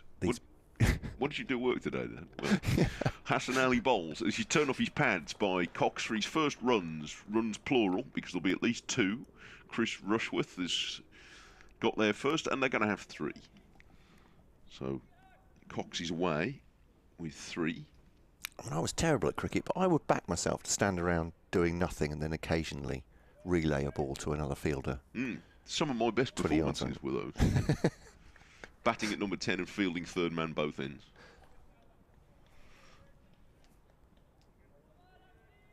In fact, really, it was a bad sign when I was called on to bowl. Is that right? School. Yeah. Really, it was. Fair enough. Oh, it's a partnership breaker, golden arm. Yes, it was like 300 for 1 or whatever. Then, and so you go. Hassan Ali's going to bowl. No, he's not. He's waiting for... Hannon Dolby's gone from long leg from one side to the other for the left-hander and run about 150 yards. And all that to see Compton defend the final ball of the over away into the offside. And there's no run. So 54 for 5. And now after that warming-up sprint, he's got to come in and bowl. 54 for 5, Cox has 3 and Compton 29. Yeah, you've missed the demises, if you're just joining us, of Matt Quinn, bowled by Chris Wokes for 2. Daniel Bell-Drummond in the following over from Chris Rushworth, caught low down. Great catch by Rob Yates. Denley went the over after that. In fact, caught 4 slip off the bowling of Wokes for none. And then Jack Leaning was around for 3 more overs, and but I made just 1. Again, a great low catch by Rob Yates, this time off the bowling of Hassan Ali. And a bit of running repairs for Jordan Cox on the grip of the bat at the far end, getting himself settled. Sorry, it's Ben Compton at the far end. It's Cox now to face. Defensive shot up to mid-off. Jordan Cox, we're talking about his T20 exploits in the winter, but and batting further down the Kent order now, but he has opened the batting for Kent on a number of occasions earlier. It's early in his career, he's still a very young man. For 54 for 5. You can hear some straw clutching here, can't you? I mean, effectively you've got 2 openers here, so they should be able to see out the rest of the day, is what I'm saying. Pretty much straightforwardly. If only it weren't for those pesky Warwickshire bowlers. Here's Hannon Dolby to Cox. That one surprises him, gets up. You could see the reaction from Jordan Cox up towards the top of the bat, but plays it down into the ground. Yes, although he's not quick, he does get bounce, Ollie Hannon Dolby, when he ought to, from that height. Yeah, I always found I could get bounce. Just the direction was a bit of a problem. Yes. That's or indeed remembering to get the ball to bounce at all. Yeah. Often. Yeah. I found that was often where I was going wrong. Make any claims at all for 54 for 5. There is Hannon Dolby now to Cox. And he just tucks that into the onside. Again, showing no aggression. Maybe I was ahead of my time, because in 2020 cricket these days, the low full toss is quite often in vogue. So yeah. I just think I was, in the wrong age.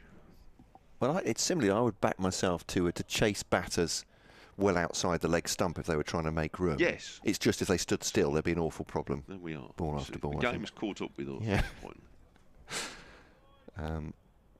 I'm taking that. I'm going to write that down, Mike. Thank you very much. So it'll be a good chapter in the autobiography then. Hannon Dolby to Cox, leaves it as it gets some decent bounce outside the off stump through to wicketkeeper Burgess. That relay goes from Hayne at second slip to Barnard at point. Alex Davis at cover. Chucks it on to Chris Rushworth, who's next to give the ball a dry and a polish. So Cox playing very much a defensive knock at the moment, as you'd, from a Kent point of view, you'd hope and expect, but Warwickshire trying to whittle him out here. He has just 3 to his name so far. That one's, yeah, it's a good shot in the end. I thought actually Alex Davis was going to be interested, but lost the pitch, the ball. It's going out. It's going to stop before the boundary, and it's just driven that out through extra cover. Again, it was short, and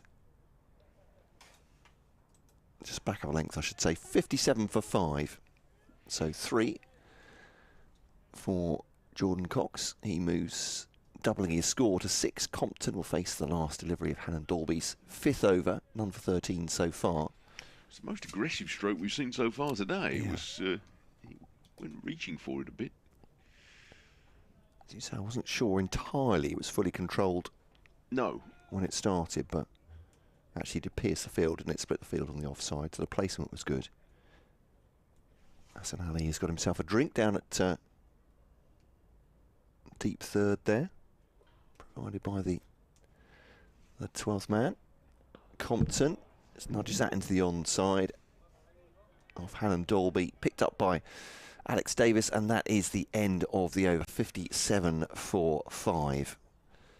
Still 77 remaining in the day. That, I mean, if that becomes a problem, then this really will be a problem for Warwickshire, obviously. But well, the other thing is, I mean, we're extrapolating quite a bit here on the basis of what we've seen so far. But nevertheless, if Kent bat for anywhere near 77 overs, then they'll be not very far from erasing the deficit that there is. So, should that situation arise, then you could get into a bit of a photo finish when, once you get in front, you've earned yourself a bit of extra time, haven't you? But gosh, that's a long way off at the moment. Yeah. As Hassan Ali starts a new over, and he's a little bit wide of Cox's off stump here.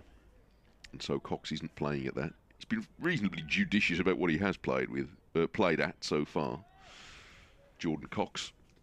It doesn't have a feeling of, so far today, of one of those games where you know, the batsmen are going to settle in, the bowlers are going to just work with whatever they can get, if that makes any sense. It's quite the opposite. Batters are just trying to survive at the moment under this onslaught. Well, it would be a triumph indeed for these two players if they were able to get near the end of those 70-odd overs for Kent, but there's one ball nearer here because Hassan Ali bowls a very wide delivery, and Cox leaves that with a sort of air of disdain, as if to sort of drop his bat down. So, is that all you've got? Probably isn't really the approach to be having, the way it's going at the moment. Mike on kentcricket@gmail.com, our email address. Referencing my reference, it weren't for those pesky kids. He's saying, alas, so much for the decent batting performance. He wants bad light and rain, please. Hassan Ali bowls that spectacle that pitched on a round off stump and left Cox, who was properly beaten there. That was a fine delivery, with a bit of carry on it too. 57 for 5.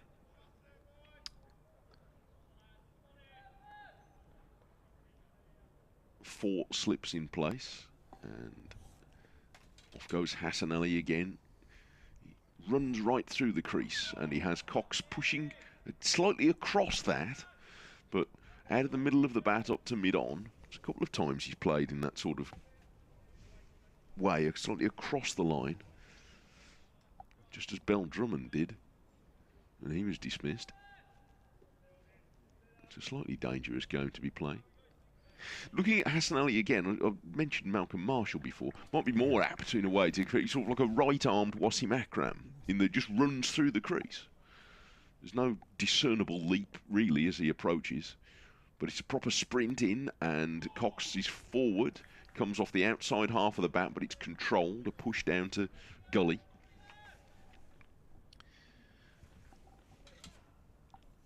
And there's no run. Played Test cricket in the winter, Hassan Ali. He's a current Pakistan international.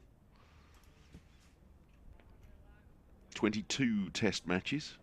78 wickets at 25 is not a bad return in those. But an international in all formats of the game. More than 100 appearances for Pakistan in white ball cricket of various flavours. Off goes Hassan Ali again, and bowls, and Cox defends positively up to mid-off.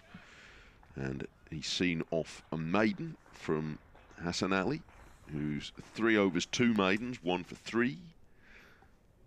But keeping the pressure firmly on Kent. At 57 for 5 in their second innings, the visitors are still 238 runs in arrears. Phil's been in touch again. As much as it may seem odd, he says, to be bemoaning the bowling when the batting is collapsing. I was chatting to my father-in-law recently. We were trying to think of the last homegrown regular first-class Kent seamer. And the best we could come up with was Dean Headley, who retired last century, he said. I'm sure we must be missing somebody, but he's saying it seems to be an anomaly. I know I think many Kent supporters would agree with you. I mean, just from the players taking the field, you can see that. Matt Coles might have been the most recent one, Phil, but I take your point. None of this seam attack for Kent are homegrown. Wicket keepers coming out of their ears. Kent as always, but Hannon Dalby to Compton outside the off stump, and there's no run through to the wicket keeper. I know it's something that Paul Danton was keen to address when he first came in as director of cricket. Jazz Singh is on the staff, of course, as a homegrown seamer this year, but yeah, it does seem a strange old thing, doesn't it? Why Kent can't produce quick bowlers of their own. Got a great tradition of it. Yes, yeah, absolutely. Yes. But it's all in the past, as Phil was saying. Well, need look no further than one of the umpires in this game, of course. As Handolby bowls to Compton outside the off stump, although he came via Norfolk, oh right, so he doesn't quite. Not quite coming through the academy, but a good spot nonetheless. Michael saying, "Do you know what the stream at Canterbury shows? Mainly the stumps, but Edgbaston shows the whole ground." Well, Mike, if you knew anything about my technical abilities, just trying to get the commentary streams on, or even my microphone turned on. Mike says confused from hauling. I'm afraid I can't shed any light on that. Is Hannon Dalby to Compton, leaves it through the wicketkeeper, and there is no run. I can't either, other than I believe it's directed by 2 fellas upstairs. Right, they do a very tidy job here. Yeah, but I can't. I'm afraid that's already the limit, and I really ought to give them more credit than that. But you should put credits on the end of this YouTube stream, chaps. Yeah, it's a delight to be able to talk to the pictures, or with the pictures, at the pictures. Sometimes entire contrast to the pictures, but... Is Hannon Dalby around the wicket to Ben Compton once again. That's a neat little clip through backward square on the onside. Alex Davis is herring after it like his life depends on it. That was a spirited effort. Throws it in. They still get 2. 57 for 5. I'm going to have to pull out of the commentary right now to go and update BBC Radio Kent listeners with the, well, I won't say the good news, the news. Yes, 59 for 5. I'm aware sometimes for YouTube watchers that we run all the time, because we're doing a radio commentary as well, which across the pictures. But hopefully it works. It's nice to have your company anyway, by whichever means you're following this commentary stroke stream. Hannon Dalby runs in from the Birmingham end, bowls fuller of length this time to Compton. But he's been a very good judge throughout this morning of what to play and what not to, and he doesn't play that. Passes about a stump and a bit outside off stump. All the other games are still in progress. At Trent Bridge, Somerset needing 295, a 40 for 2 now. That one's bobbling up. Wickets for Brett Hutton and for Stuart Broad. There's Hannon Dalby round the wicket, and that carries on with its line. Compton let it go. Didn't go all that far from the off bail, but was well judged again. And he completes the over 31 not out of Kent's 59 for 5. Cox is 6. And this morning, Kent have lost Quinn 2, Beldrummond 3, Denley 0, and Leaning 1. Wickets for Rushworth and Wokes 2 apiece, and Hassan Ali has the other. And lost Crawley, of course, last night. Things moving on at the Oval, where Hampshire at 258 for 9 lead by 242 against Surrey, but wickets are falling there quite rapidly of late. Northants close to victory in Division 1 at Northampton against Middlesex. In goes Hassan Ali and starts a new over. Cox is letting that go outside off stump. Northants needing only 119 are 83 for 3, so 36 more to win. At Chelmsford, Lancashire have extended their second innings to 281 for 7, with a bit of the long handle of late from Colin de Grandholm. Made a quick 31. Keaton Jennings 96, the biggest share of that innings. But they lead Essex by 269, so another good game there. Hassan Ali bowls wider of the off stump and rising through to Burgess, who takes it in front of first slip. In Division 2, they knocked it on the head at Bristol yesterday between Gloucestershire and Yorkshire. That was abandoned. At Chesterley Street, where Worcestershire's sporting declaration yesterday has set the game up, and Durham, in that spirit, have been bowling along at a rapid rate in their second innings. 243 for 3 in only 40 overs. Borthwick 105 not out. In goes Hassan Ali, and that's again wide of off stump, and again Cox doesn't offer a stroke. So Durham lead by 303 against Worcestershire, and Worcestershire will be looking for a declaration in response there and see if they can have a good final day chase. At Grace Road, they lost a day and more in that game. Leicestershire 333 for 5. That's still in the first innings of the game. Looks like a bonus point collecting exercise. Ackerman made 114. Lewis Hill, the captain, 103 not out. Hassan Ali bowls and Cox defends back up the pitch. And there's no run. First one he's had to play at in this over, Jordan Cox. We've seen 4 of the 5 seamers this morning. Haven't yet seen Barnard.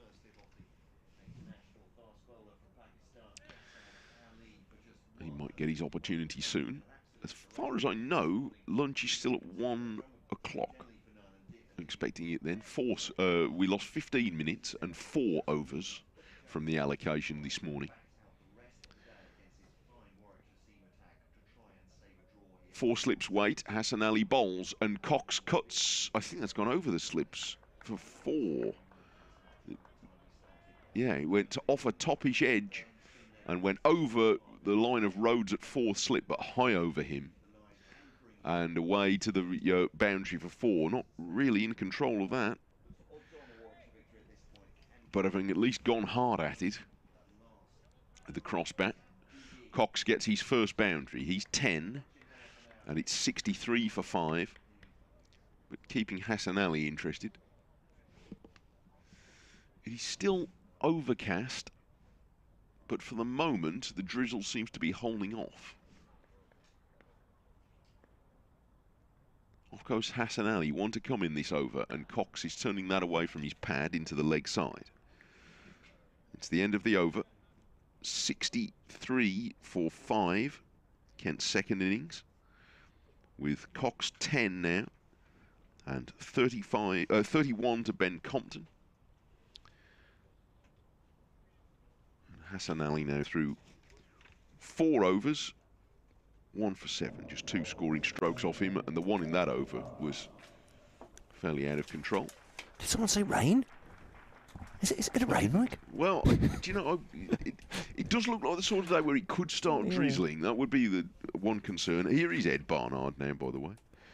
It's quite high. 5th seamer of the morning. Quite high cloud it looks from here, doesn't it? But yeah, we'll see. Quickly checking the forecast. I think it just a bit gloomy is the forecast, which won't be a worry for. But not gloomy enough from the Kent perspective at the moment. That's the point. No, not the best conditions to bat in, but they haven't batted the best either. Got to give full credit to the bowling side. They've asked questions every over. Barnard bowls to Compton, leaves that with a flourish through to wicketkeeper Burgess, and there is no run. Andrew, I missed your tweet earlier on at BBC Kent Sport, saying I was in the middle of a tweet praising Matt Quinn's self-restraint.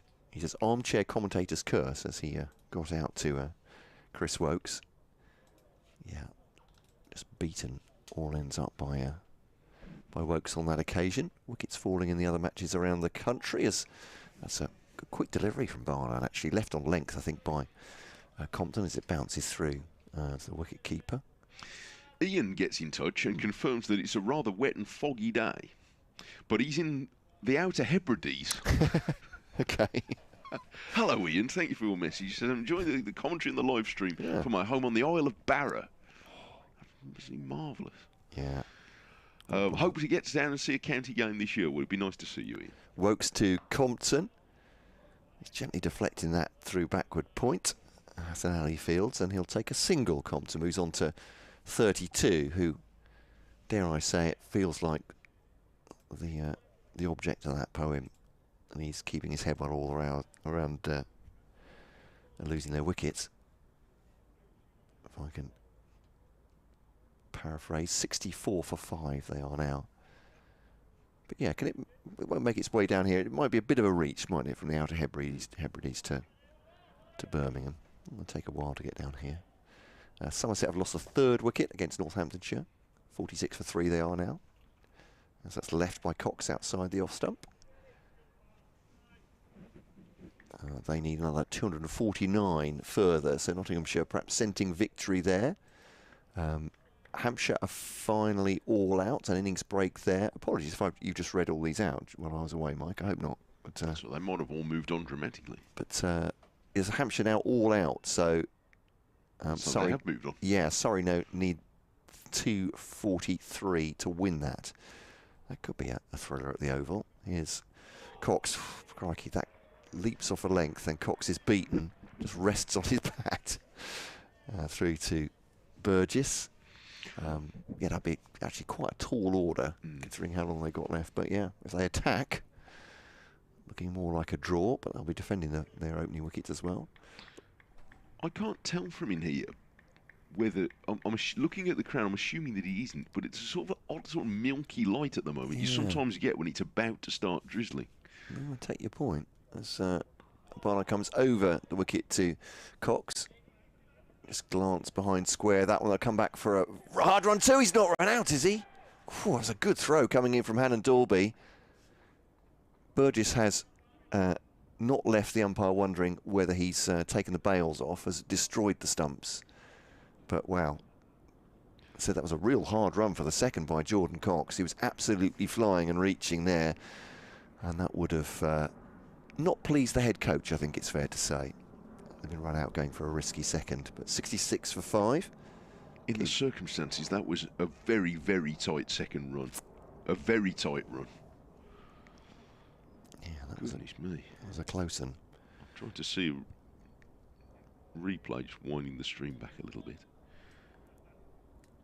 By the way, Lancashire 295 for 7, leading Essex by 283 at Chelmsford, and Northampton need 17 more runs now as it clicks over. 102 for 3 they are to beat Middlesex at Northampton. It's not much of a form guide, is it, at the start of the Championship? Kent beat Northants quite comfortably. Northants are going to beat Middlesex quite comfortably. Yeah. Hassan Ali's going to come round the wicket to Compton for the first time, and he bowls wide of the off stump. Durham against Worcestershire has looked like a draw for some time. High scoring contest there. Durham 254 for 4, leading by 313 runs at Chester Street, so I guess they may declare at some point and have a dart. Leicestershire, Derbyshire, too much loss to rain there. Leicester's first inning 348 for 5, Derbyshire yet to bat, and that concludes with Gloucestershire, Yorkshire, of course, abandoned yesterday. Hassan Ali round the wicket. Compton turns that away from his pad down to mid-on, and he gets no run because it's fielded by Wokes. I just saw the replay of that run-out chance, and the throw arrives in Burgess's gloves, but it's just slightly in front of the stump, so he's reaching for it and then has to flick the ball back. But at the moment the ball comes into his gloves, Cox is still short of his ground at that point. So it was a great flat throw, but it just wasn't quite on target. Hassan Ali bowls, good one, which beats Compton's outside edge here. And that hasn't been beaten all that many times this morning, but it was there. Although it was a very good throw, but it was just very slightly off target. So he'd arrived flat and fast. But because it was just in front of the stumps, that was an escape. To be fair, for an umpire with the naked eye, it was going to be a tough call anyway. Hassan Ali round the wicket and Compton's forward defending. But the point really is that in the circumstances, it was an interesting run to take. It was a challenging one. I'm not sure, if it's done anything for Ben Compton's nerves. Obviously, Cox took the second run and was running to the danger end, so it was his decision. But as I said, the coaching staff might have had heart in mouth there. No ball there, 68 for 5. Hassan Ali comes round the wicket and Compton is taken on the pad. Slips appeal, he doesn't. And it's going to be one down to long leg, which was the direction it was going in anyway. So, I don't think there was a signal there for leg by. So, inside edge into the pad. If you're looking for crumbs of comfort, Kent fans, or maybe straws to clutch at, this is the biggest partnership of the final day for them so far, but it is just 18. And in 7 or so overs. Is Hassan Ali on his way again. 4 slips waits. He bowls to the right-handed Cox and beats him as well. Beaten both outside edges in this over. Jonathan sends a tweet to say, can I tell you, Dean Headley from Worcestershire went to Royal Grammar School Worcester, where I played against him. There you go. Which would have been a pretty good standard. Well, I was going to say, what was he like to face? It's got your attention, wouldn't he? Yeah. What a splendid cricketer he proved to be for Middlesex first, wasn't it? And then Kent. And England, of course. Hassan Ali bowls, and this is edged for 4 runs through a vacant gully. It was a thick edge. It was a slightly false stroke from Cox, but it's going to get him 4 runs, somewhat fortuitously. Yeah.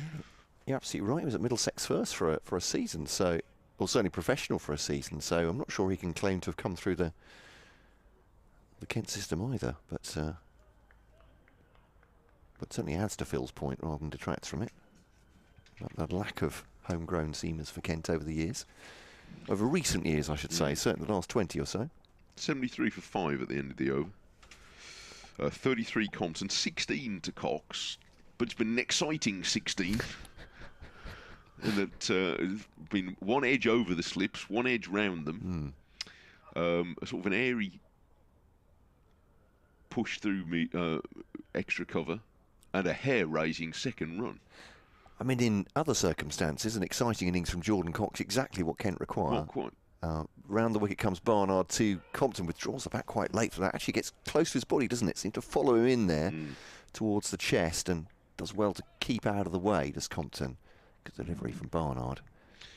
Decent fifth seamer from Ed Barnard, who is not too maybe shoddy. his big moment in his game's going to come, because he would have batted at 6 ahead of Burgess, but well, they shuffled the batting order a little bit, didn't they? He was originally, I think, down to bat at 6, but they brought Burgess in before him. Barnard now to Compton on that off stump, defended by Compton once again. He's got through. Eaten up 84 deliveries, facing so far for his 33. Perhaps he might have said, well, thank you for sending the game up for me, lads. Might be, yeah. This is my moment now for 3.5 days. But it's a jolly good fifth seamer to be having, by the way. He's got a chance for a 5-fer, at least. Well, yes. There is a chance. Could yet go home with the ball.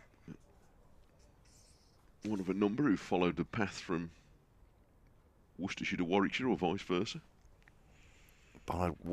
Very wide of the crease there, defended off his about his waistline by Compton into the offside. Will Rhodes takes the ball and walks it over to Chris Rushworth. Deep conversation now. 2 of them. Looks like Somerset have just lost a 4th wicket. So look up 49 for 4 they are. They need another, theoretically, 246 runs to win. Nottinghamshire must be feeling there on the winning road. Oh, it's a great delivery. Just outside the off stump. Compton has played just inside it through the wicket-keeper. That's one of the better balls we've seen this morning, that. In that it had Compton groping and it must have been close to the off stump. Yeah, absolutely. For Nottinghamshire, by the way, Stuart Broad and Brett Hutton have bowled unchanged, 15 overs at the top of that Somerset innings, have taken 2 wickets each. It's Barnard to Compton. Just opens the face, runs it down to backward point. And they'll take a single there. Compton goes on to 34. Jordan Cox has 16, as Mike said. Exciting runs so far, where Compton has, I've said many times, we interviewed him before the start of last season, having no idea just quite how prolific he'd be. What sort of batter are you, Ben? He said, it's my job to bore the opposition. And he was very plain about it. As Barnard to Cox. Cox just levers that out towards point. Bounces before Alex Davis, and Davis fields well to his left. End of the over, 74 for 5. So, yeah, he's a pragmatic sort of bloke, is Ben Compton. Well, that's how he likes to play his cricket. There's a lot to be said for it. Yeah. It's not necessarily in vogue as it once was in certain levels of the game these days, but Kent would be delighted to have it now. And I suppose, given that he faced several hundred more deliveries than any other batter in the championship last year, he was as good as his word. Yeah. I mean, it's a lovely idea that at this position, 74 for 5, that you go all guns blazing, a la Brendan McCullum's England, but that's not really the way this game works, is it? In positions like these, you need to be digging in. And he's certainly done that. Thank you to Bears Fanatic, by the way, whose technical skills are better than mine, and has sent me on Twitter a freeze frame of that run out. And as you rightly say, Bears Fanatic, you'll never get it given out by the naked eye, but a closer throw and who knows, because it's a photo finish, and on your photo, your still frame, it looks as though Cox was a whisker short, but to the naked eye it would have been a bold one to give. Hannon Dorby starts a new over, and it's outside the off stump. Compton plays no stroke. Camera's at a slight angle. I'm playing devil's advocate here, though. And if you put it square, we can't does that bat look in then? I've no idea. Whether Burgess has broken the wicket in that frame or not. But I mean, the point is well made. Very, very close. That it was a bizarre run to be taking at this point. Hannon Dorby's changed ends, by the way, so he's bowling from the Pavilion end. Had 3 overs from the Birmingham end, and here he is, having replaced Hassan Ali, and he scoots that one through outside the off stump. He's had a little stamp, almost like he's having a little foot bath there, but in the sawdust. So that neat pile of sawdust now has been spread by the size 12s of Oliver Hannon Dorby. But if it helps him grip, so much the better. But yeah, it does look. I mean, it felt it at the time, didn't it? Yeah, it was. When coming back, yes, I think you make a good point and say you can't given out by the naked eye. No, you don't really expect that. Had it been on a replay, been very tight. Hannon Dorby bowls, and Compton is forward running this to backward point, where Barnard's coming in off the boundary, and he gets 1 there to Compton. He's 35. It's 75 for 5. Yeah, the sky is I think a little bit lighter than it was, but it is shades of grey. I think milky was a great description of this light. It's an odd light, isn't it? It's very still as well today. Yeah. Oh yeah, like it's not moving a muscle or a pleat. Of course, Hannon Dorby right arm over the wicket. Cox, I think, was trying to leave that, and it bounced sharply, as it so often does from Hannon Dorby, and he ended up guiding it on the bounce to third slip, where Rhodes ended up in a heap trying to stop it. But he did stop it, but I think it was a slightly involuntary stroke. Yeah. He's played it with absolutely soft hands, hasn't he? Which has helped just take the momentum out of the ball.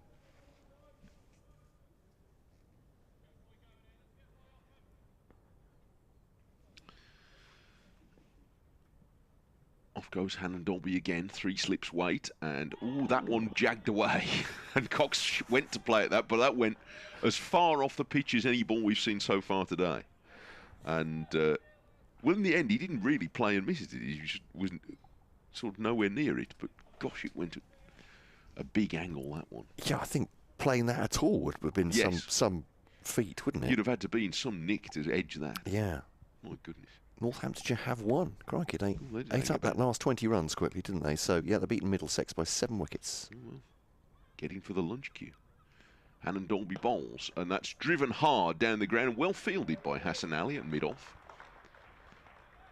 And sets himself like a baseball pitcher to hurl that back to Burgess. 75 for 5 at the end of the over. We had 22 overs this morning, by the way. We had 4 shaved off the allocation because of a slightly delayed start. It all went a bit T20 at the end of that Northamptonshire innings, but they were well inside a victory. 7-wicket victory over Middlesex, who's, I was saying yesterday, their top 6 appear not to have turned up this season. No, not yet. It's, some notable players in it too. They were quite, yes, yeah. So 2 defeats from 2 for them. So this is Barnard, top edge down towards deep backward square by Compton. A rare false shot from him. And just falls short of Alex Davis, who looks towards the heavens. Which by far the most attacking stroke he's played all day, and to play it now 10 minutes before lunch was I was going to say unexpected. And one of the worst contacts, I would say, he's made as well. But yeah, strange one, that. Fell about 5 yards short of Davis. Batters are strange beings, aren't they? It's almost like they're human. Here's Jordan Cox facing Barnard outside the off stump. Keeps a good 4th stump line through to Michael Burgess. Jordan Cox is in motion at the crease, looking at his bat. Going to have to do some gardening. Having a look around now into short sleeve cable knit jumper, which is look great, but have no numbers on them. Easy when they're batting, obviously. Cox 16, Compton 36, 76 for 5. Just trying to see out the rest of this session if they can. Barnard to Cox, leaves it, goes way outside the off stump. Once again, it's a comfortable lead for the Kent batter. Well, getting to lunch would be something of an oasis, given the situation when Leaning left at about 12:10. Yeah, 51 for 5, and they'd lost 4 wickets in 5 overs at that point for 13 runs. As Barnard bowls to Cox. Aggressive shot into the offside, off the back foot, but fielded nicely by Wokes at cover. Timed that well. Yeah, it did. That's a good stop by Wokes as well, because that was travelling. Sense that Jordan Cox is slightly fighting his instincts a bit here. Said he has opened for Kent and spent long periods at the crease within those duties, but yeah, he's looking to try and attack here. 76 for 5. Barnard to Cox, takes a step forward on him. Actually withdraws the bottom hand off the bat as he tries to play it in the onside, but ends up just knocking it back towards the bowler. He's a very modern cricketer, isn't he, Cox? He's still only 22, and I was quite surprised to see that when you were rattling off all the things he's been doing this winter and playing in various leagues. But he's still a young man building quite a modern career. As you say, yeah. I mean, that's well, good for him. Ideally, I suppose, for cricketers these days, isn't it? It's making your best of your career and financial gains as well. This one drops on that quite late, but into the onside. No run to square leg. End of the over, 76 for 5. But, well, as the counties know all too well, a spell in the Pakistan Super League or the New International League or the Big Bash or the Bangladesh Premier League, they are very lucrative for these players. But there's also skills to be learned there. Yeah. And yes, I know. And you can say, well, how does it relate to the championship and taking players away? On the other hand, he comes back he's 22 and he's been halfway around the world for the winter, playing in all these different competitions, playing with very good players, no doubt. Hannon Dolby starts a new over. Oh, gosh, that curved in late, and Compton had already committed to playing no stroke, and it sort of bent around the off stump and through to Burgess. And as I was talking to Sam Billings a few seasons ago in his first couple of spells in the IPL. He's saying that the pressure of playing in the IPL is nothing like, well, most county cricketers will not experience that. They won't experience it in county championship cricket or domestic cricket. The pressure of 70,000 fans packed into a stadium. Did you say he played in Pakistan, Jordan Cox? He did, yeah. So he was with Lahore, yeah. Terrific experience. Yeah. Hannon Dolby goes round the wicket, wide of the crease, and he does the same again. But Compton, he's watching that very closely as he ducks in. He does move the ball laterally a remarkable distance sometimes, Oliver Hannon Dolby. As you said, that was a case in point, wasn't it? Compton was catches all set to leave that. Catches people out. At modest pace, but he's an awkward bowler. And his statistics improve seemingly with every passing season. Round the wicket he goes here, and Compton defends firmly into the leg side. This might be the last over before the break, won't it, I suppose? Coming up on 1 o'clock. Yeah, I'm not sure which clock they're going by, or it's probably all fancy smartwatches these days, isn't it? For the umpires, they go off the clock in over the scoreboard that we're looking at. It seems to be stuck on 5 to 1. The digital clock on the scoreboard reads 12:58. The old clock at the top looks slightly before that. Now Hannon Dolby does beat Compton, who pushed at that, close to his off stump, but just inside the line of it. It's just probing over again from Hannon Dolby. So 2 minutes worth of gardening and glove swapping and bat twiddling to be done here. I'm not sure if they'll get away with that. Yeah, they wouldn't be mad keen to face another over, I don't think. But they might get one in here, Warwickshire, still at 12:58. They'd be keen to. Off goes Hannon Dolby, round the wicket bowls, and Compton pushes out into the offside and sets off as if he's looking for a run, but there's no prospect of getting it because Davis is there.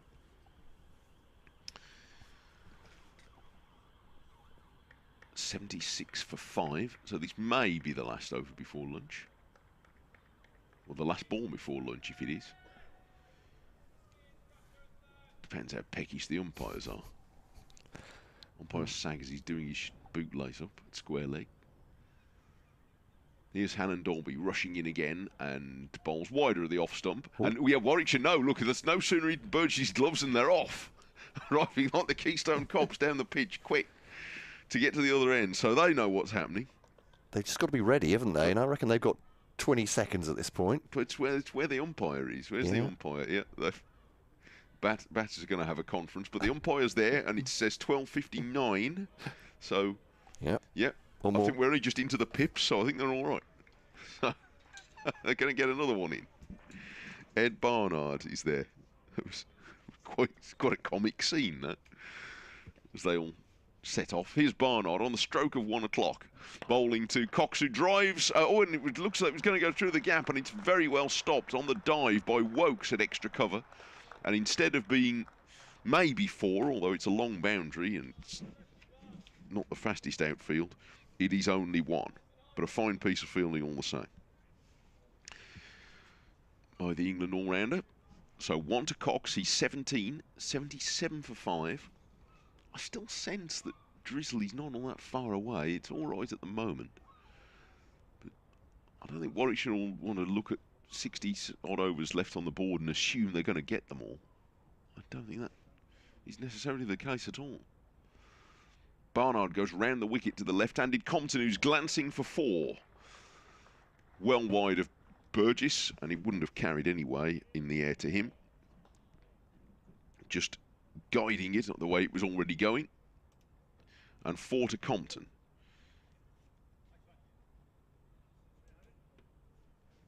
He's 40. The largest share out of the Kent second innings of 81 for 5. So a procession of colleagues come and go in the first hour of play this morning, after we started at 11:15. But Jordan Cox is at least keeping him company for the time being.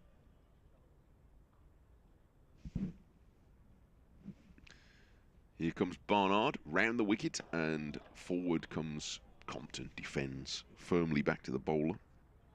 He fields in his follow-through.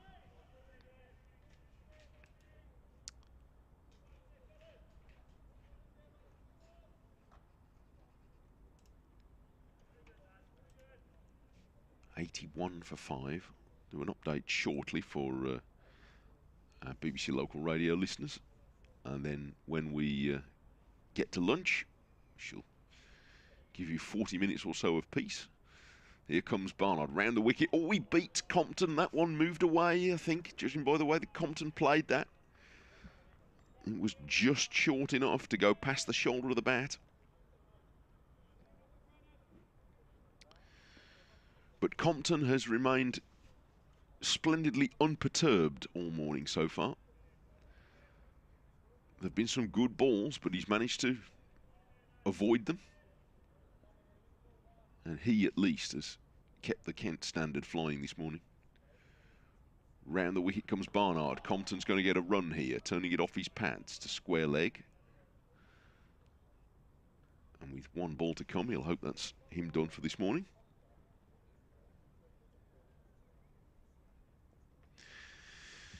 Yes, this is Mike Taylor at Edgbaston, where Warwickshire have made a big stride towards victory on the final morning of the championship match against Kent, despite all the time that's been lost in this match to rain. They lost a further 15 minutes this morning while the ground was cleared up, but took 4 wickets in the first hour. Chris Rushworth with 2, Chris Wokes with 2, and Hassan Ali getting the last wicket. Jack Leaning caught low down at Robbie Yates, his second sharp catch of the morning. For the last 50 minutes, however, the Bears have been held up by Ben Compton, the most difficult batter to get out in the first division of the championship last season. He's 41, Jordan Cox 17, and the players going to lunch just now with Kent 82 for 5.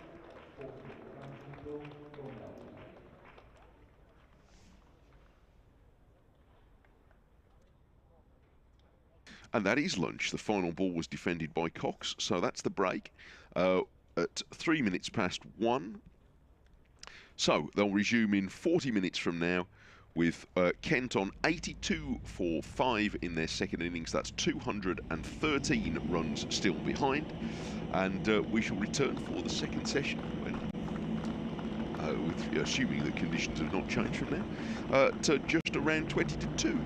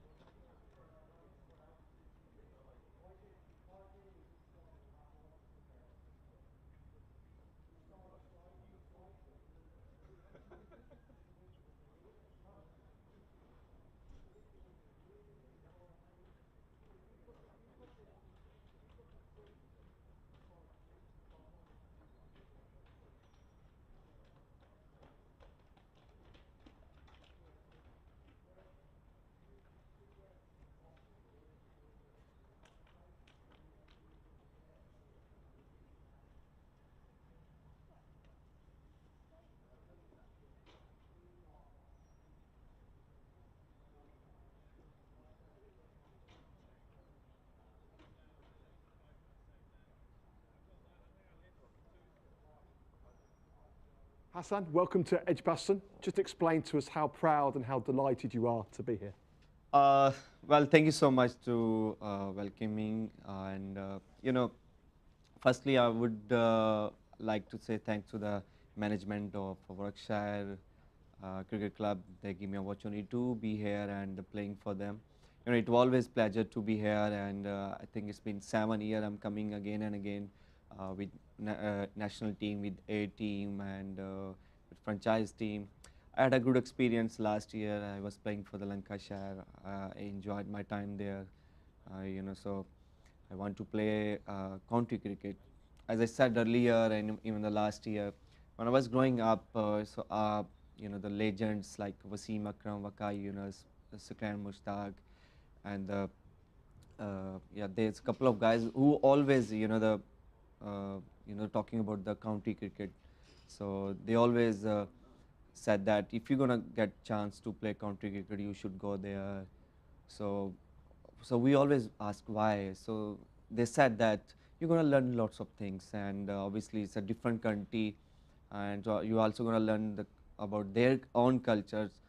So I think it always I feel lucky I'm being here and traveling globally and learn from the different places, learn from the different cultures, and obviously just because of cricket we are traveling. So I feel pleasure, and I'm looking forward some excited cricket and some good performances. You said you played for Lancashire last season. Do you feel that you're better from that experience? Yeah, it will always the help if you the travel globally and playing for different leagues. So it always help you in the career, and it give you lots of confidence. Sharing the different dressing room, talking with the different players, seniors players. Like as I said, I'm lucky to play with the Jimmy Anderson, sharing the the ends. He's bowling from the different ends, I'm bowling for the different end, and sitting together in the one dressing room. So I got a chance to speak with him. So he's very kind with me, and he's sharing the lots of good things. Who helped me in my career and helped me in my bowling, how become a better bowlers and how become the better cricketer, and on a side as how become a the good person. So it's helped me in your career if you're playing the county championship, whatever the franchise cricket. It's clearly helping you to become a better cricketer, but you want to make us a better team, don't you? You want to help us win trophies and win games. What will you bring to Warwickshire?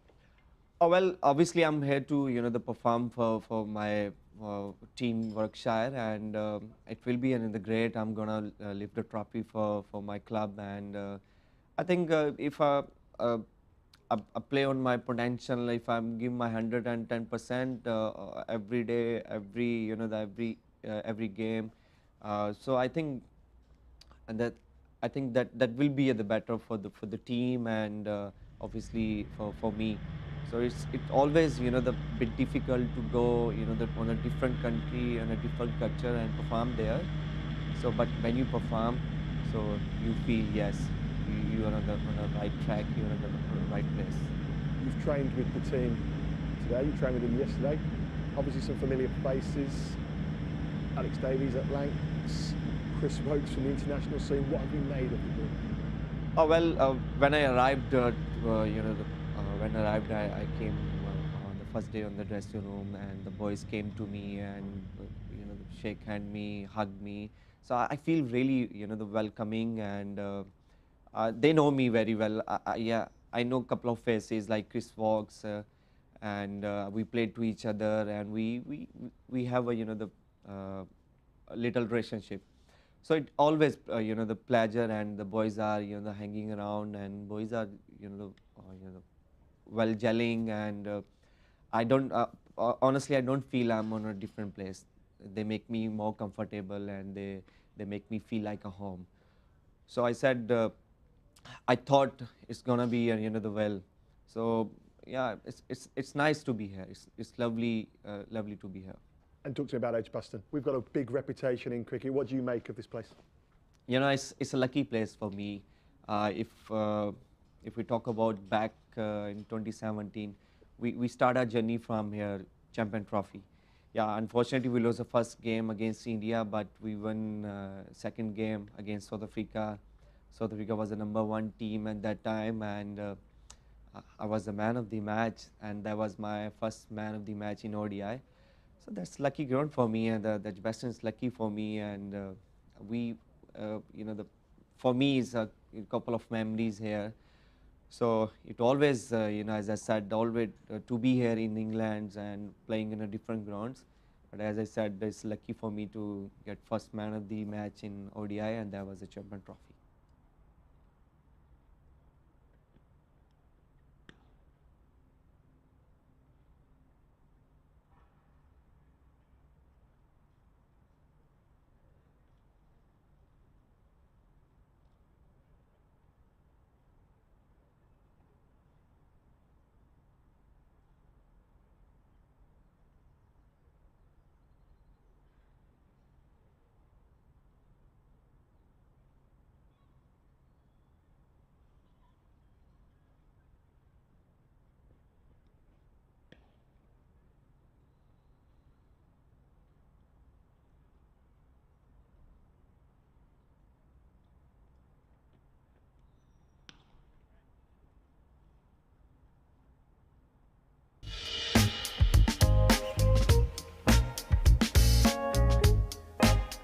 So this is our junior training session for ages under 9s up to under 14s. It's really just to keep participation going with cricket during the winter, so it's just keeping them involved in cricket, thinking about cricket, and as I say, getting ready for the season to start in April. And we have got young lads here who want to go on and play county cricket, hopefully, and progress into that pathway.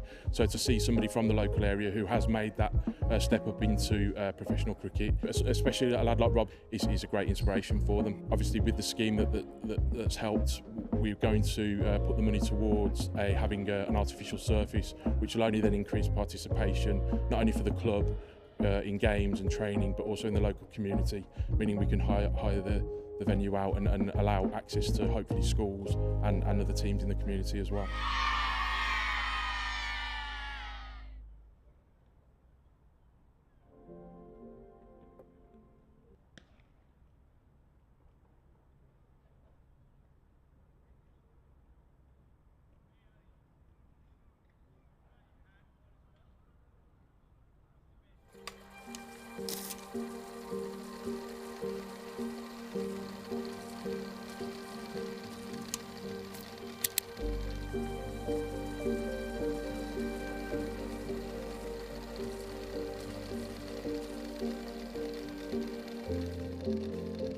So in that final, you scored 100 and took 2 wickets as England went on to win the first ever World Cup. Can you remember how you felt when you walked out and then scoring that 100 on the way to winning a World Cup? I was a little bit nervous when I first went out, but then I think with nerves, you play more cautiously. And I was really elated when I came out, particularly because my father was there and greeted me with a rug over his arm. So, yeah. Because he was in his 80s at the time. Yeah. What was the crowd like that day? Because obviously we've got the Ashes here at Edgbaston this summer and tickets flying for that, and it's going to be so good when we see how many people come and watch that. What was the crowd like then? And how much excitement does it give you to know that there's going to be so many youngsters perhaps coming to watch the women play in the Ashes this summer? It gives me a lot of excitement to know that there'll be more people here this time. And in fact, that they'll bring their children and they'll want to then play. But in fact, when I went out to the middle, I just concentrated on what was going on in the middle. I was very aware when we came off and we were given the medals by Princess Anne. And then I got my MBE and went to and met her there, and that was great. Because I'm talking about the men's cricket. She said, no, I don't mean the men's cricket. Yeah, and Eve, you play a lot of your cricket obviously here with Sparks. This place is sort of steeped in history. Does it make it a bit more special even to know that you're playing this professionalised game now and the likes of Enid have blazed that trail for you? Yeah, absolutely. It's an honour really to be able to play here and know everything that you guys have done to be able to give us this opportunity to be able to play professional now. I think the way that the women's game's going, it's only going to get better and better, and it's great to see that. So obviously you played that World Cup final here and you hit 100 in the final. What's it like to then be back at Edgbaston, looking at it, knowing that's 50 years ago and seeing all the changes that have happened in that time? I absolutely adore coming here, and it does bring back very, very happy memories. It was quite a landmark tournament because it was the first Cricket World Cup ever, men's or women's, and I was watching a daytime quiz show and it came up as the question. It was, when was the first Cricket World Cup held? And lots of people say things, you know, 1975 or whatever, in the men's, and they were like, no, 1973, won by England in England at Edgbaston. So there you go, you can make it onto the BBC quiz shows. This is our ground here, this is where we love to play, and it does bring back very, very happy memories.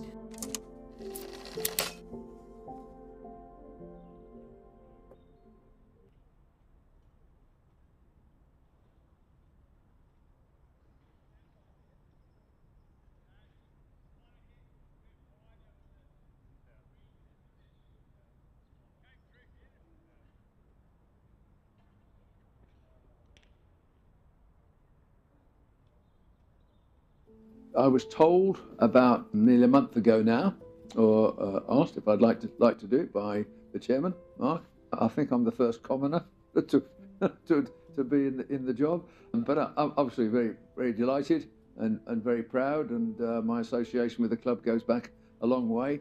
So to continue that into my 80th now.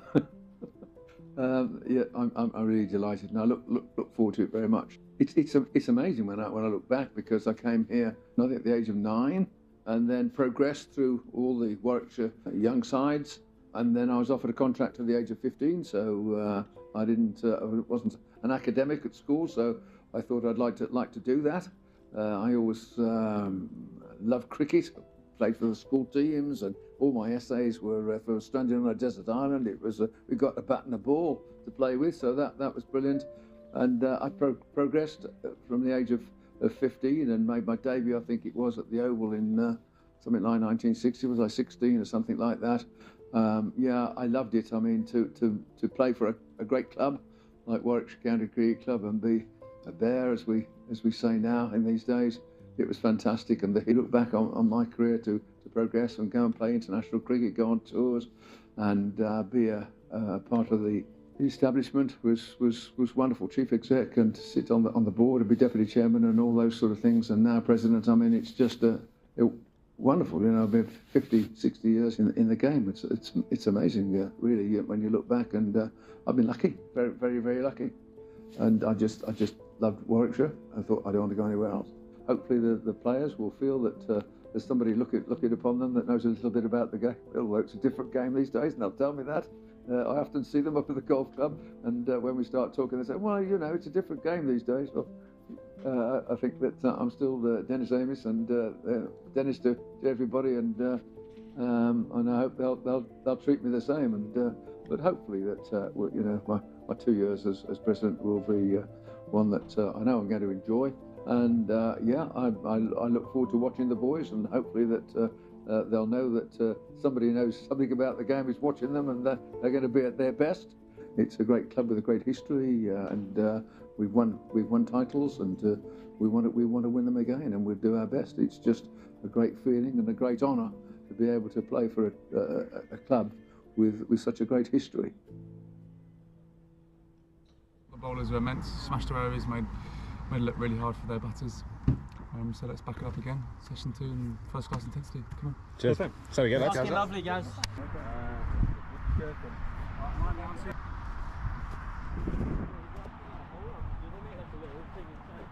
I'm not a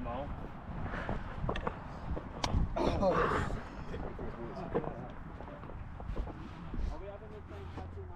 Master. Cheers, guys. Can you just alternate? There's a sick one in Joburg as well.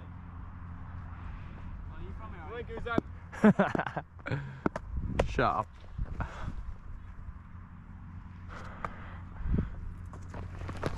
Starts. Yes, Bitsy! Lovely, JB. Milo. You know Arundel? A little bit like that.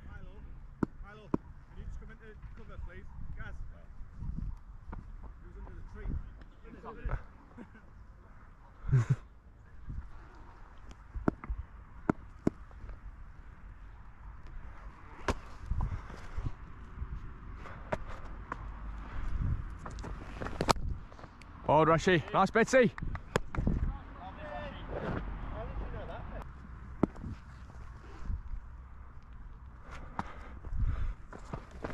Oh, nipping Rashi. Very good, Chris.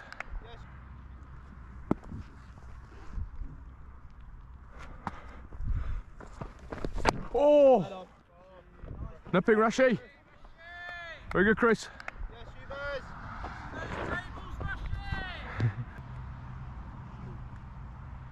John Midland off. Yeah, is that about right? Yeah. Midland off. Midland off, please. Just slightly towards you for middle and off. A bit further, you need to get further. That's it, you're there. Oh, no. Very good, Sostis. Very good, all.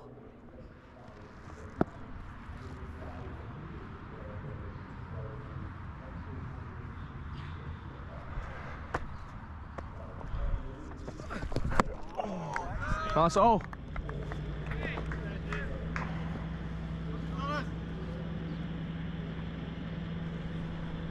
Top draw, Des.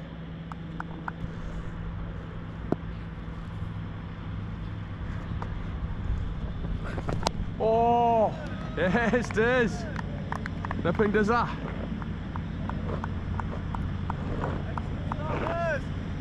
Come on, Des. Chip to Gaza, yeah.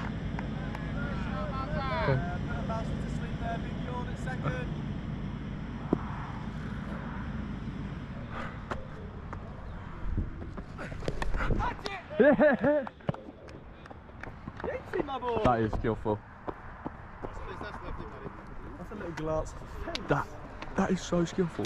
It's not, you've not swung one in like 3 sets and then you just went on with the big outswinger. That's quite big outswinger. He's pressing it with the finger.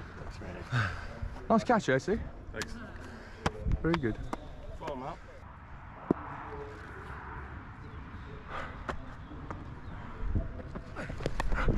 Yeah. That is skillful. That's a little glance. That is so skillful.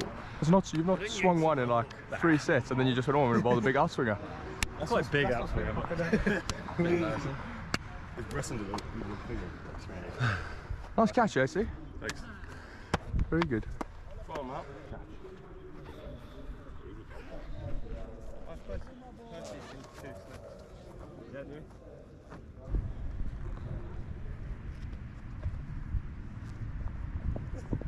Cash! It is my boy! Yeah, boy!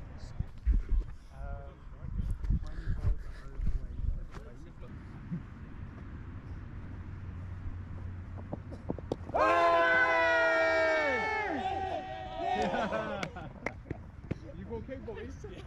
You okay, boy?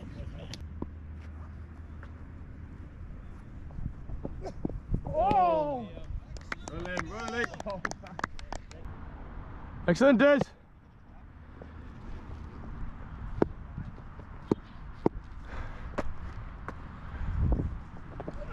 Oh!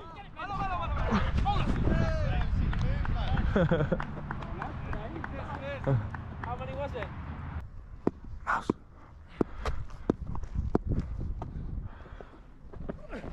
Oh! Hold on. Skills that, Diz.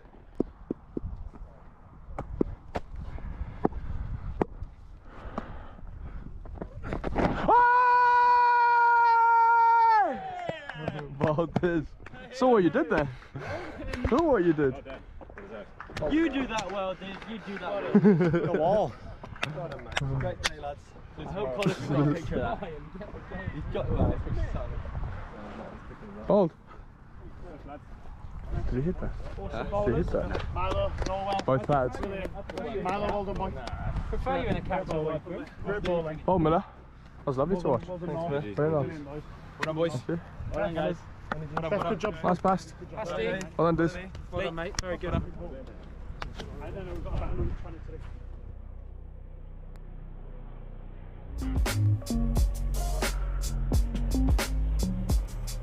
Today is our first Bears Business Club sustainability event of 2023.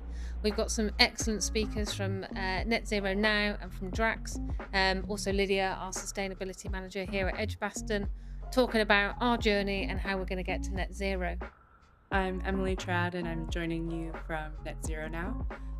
We're a carbon accountancy and carbon reduction certification platform, and our goal is to help SMEs reach net zero.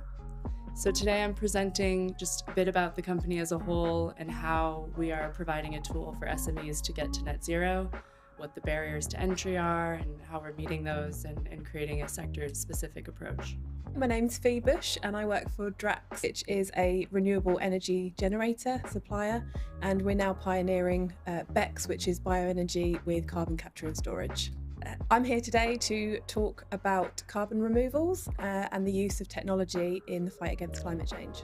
I'm Lydia Carrington. I'm Sustainability Manager here at Edgbaston Stadium, and we have lots of sustainability targets in place that we need to push forward and communicate out to our wider business and network, and really trying to get conversations started around sustainability and getting people talking and engaged.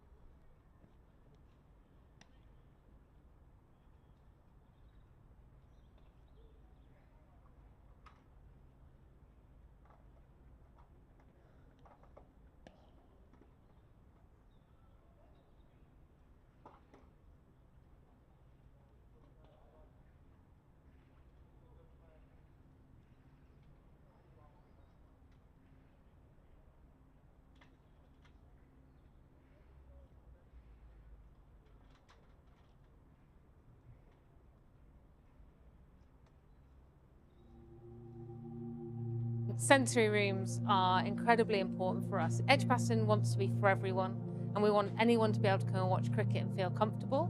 So we came up with the idea that we needed to create 2 rooms so that whether you're at the city end or the pavilion end, and you needed to take your child, young adult, into a safe space for a few hours, you'd have that capability here at Edgbaston. We don't want it to be a barrier to watching live sport.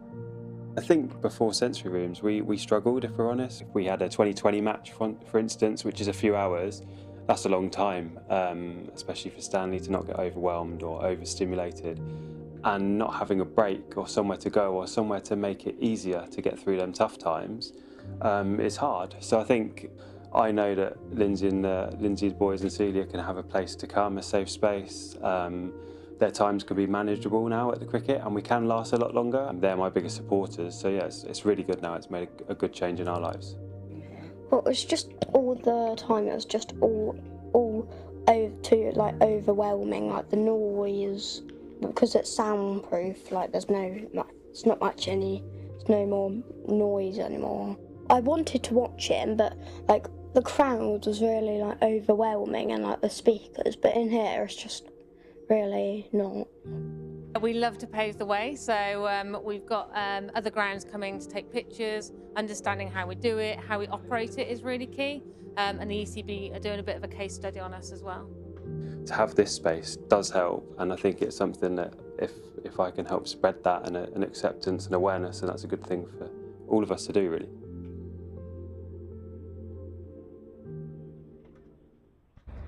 This summer, for the very first time, Edgbaston is going to host the Women's Ashes. Going again! Oh, excellent catch! Women's sport has grown rapidly in recent times, And this is your chance to be part of it. Straight down the ground. England will take on world champions Australia. In the first T20 at Edgbaston. Yes! The world's best players on show. A new era of England women's cricket is here. And we are rewriting her story. Yeah! Oh, there it is. Times are changing. Let's get Edgbaston full. I'll be there. Will you?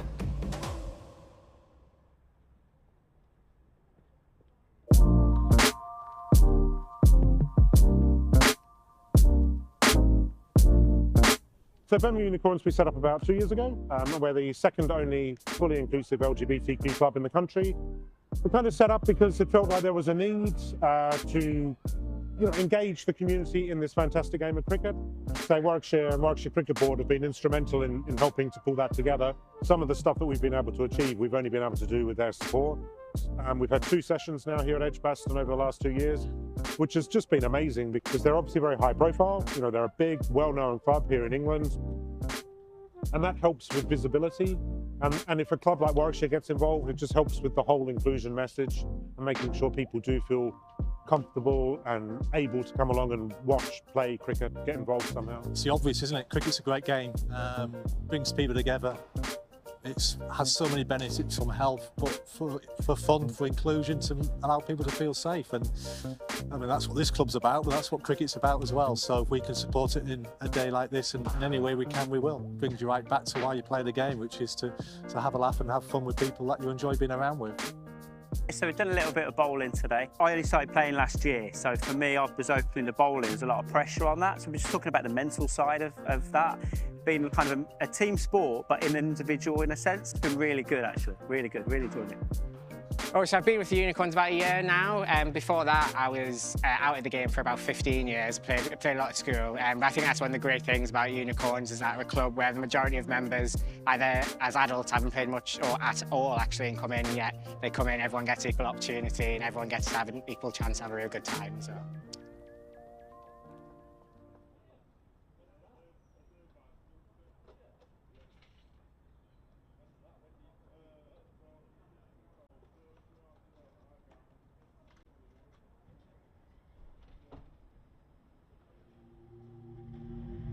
Sensory rooms are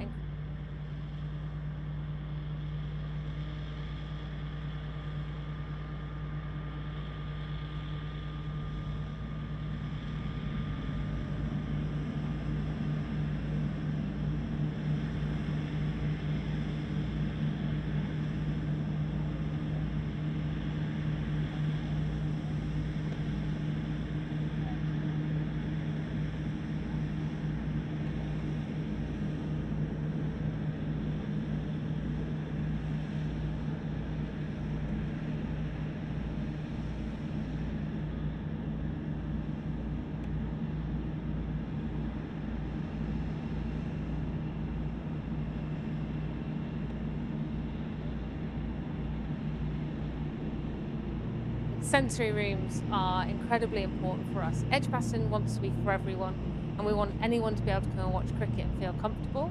So we came up with the idea that we needed to create 2 rooms so that whether you're at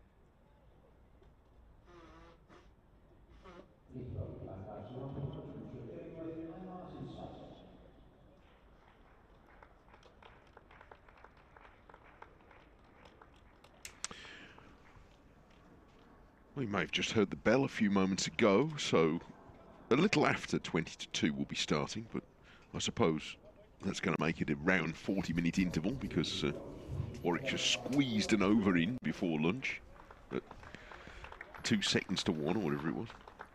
So here they come now. Chris Woke setting the tone straight away for Warwickshire by coming out, jogging on the spot with his hands in his pockets, which seems very much the approach. Although, if anything, Matt, I think it's slightly brighter than it was when they went off for lunch. During the interval, they actually put the hover cover on the playing surface for a short time. So they must have been fearful that it might drizzle a bit, but I think it's all right. Just precautionary, maybe? Yes. All right. What that'll do to the fact that it's brighter suggests maybe that it might be slightly easier to bat, but at this position, 82 for 5, it still looks like this attack have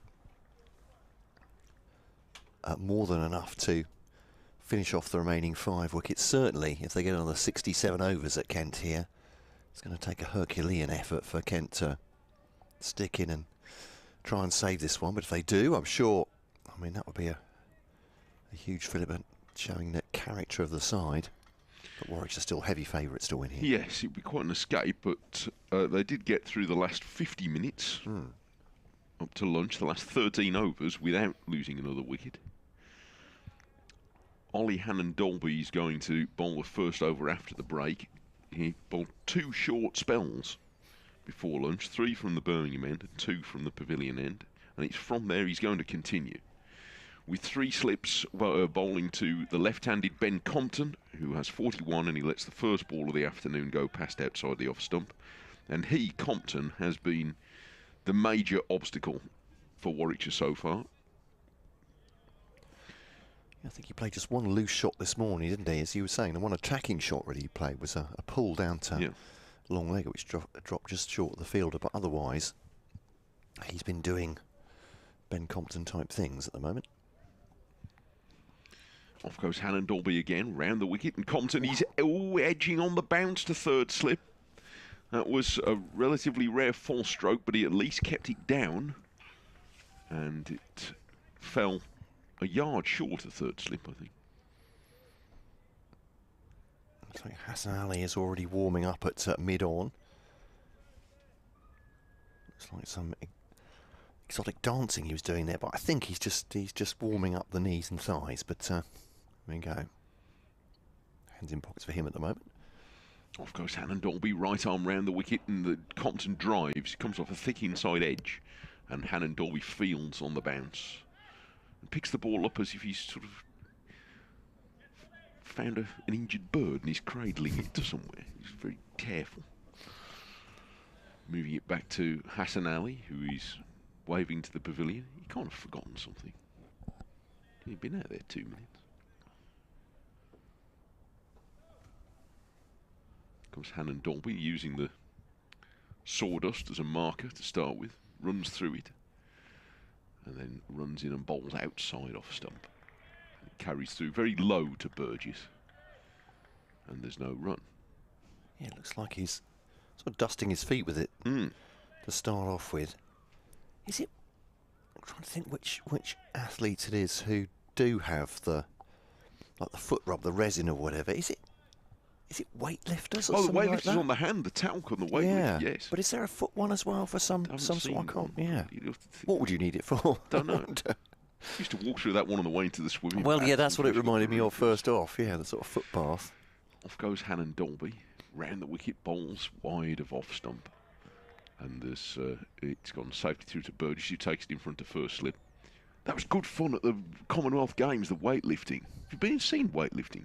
I've not seen it live. No, I'd love to. Tremendous fun. Yeah. You do if it comes near wherever you are. It's my recommendation to everybody. Weightlifting's fabulous fun. Crowd really get behind it. Yeah. It's good sport. So atmospheric. Yeah, it's great. terrific. Yeah, it was really good at the Commonwealth Games. And everybody can get involved. Get all the families in. It's a big, great fun.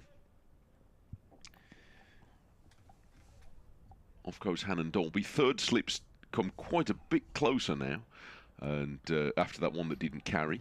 But Compton's letting that pass outside the off stump, again showing good judgment as he did all morning. And it's it's 82 for 5 at the end of the first over after lunch. So Kent's deficit is still 213, but crucially they are it's a minimum officially, but realistically it's a maximum of 66 overs from safety.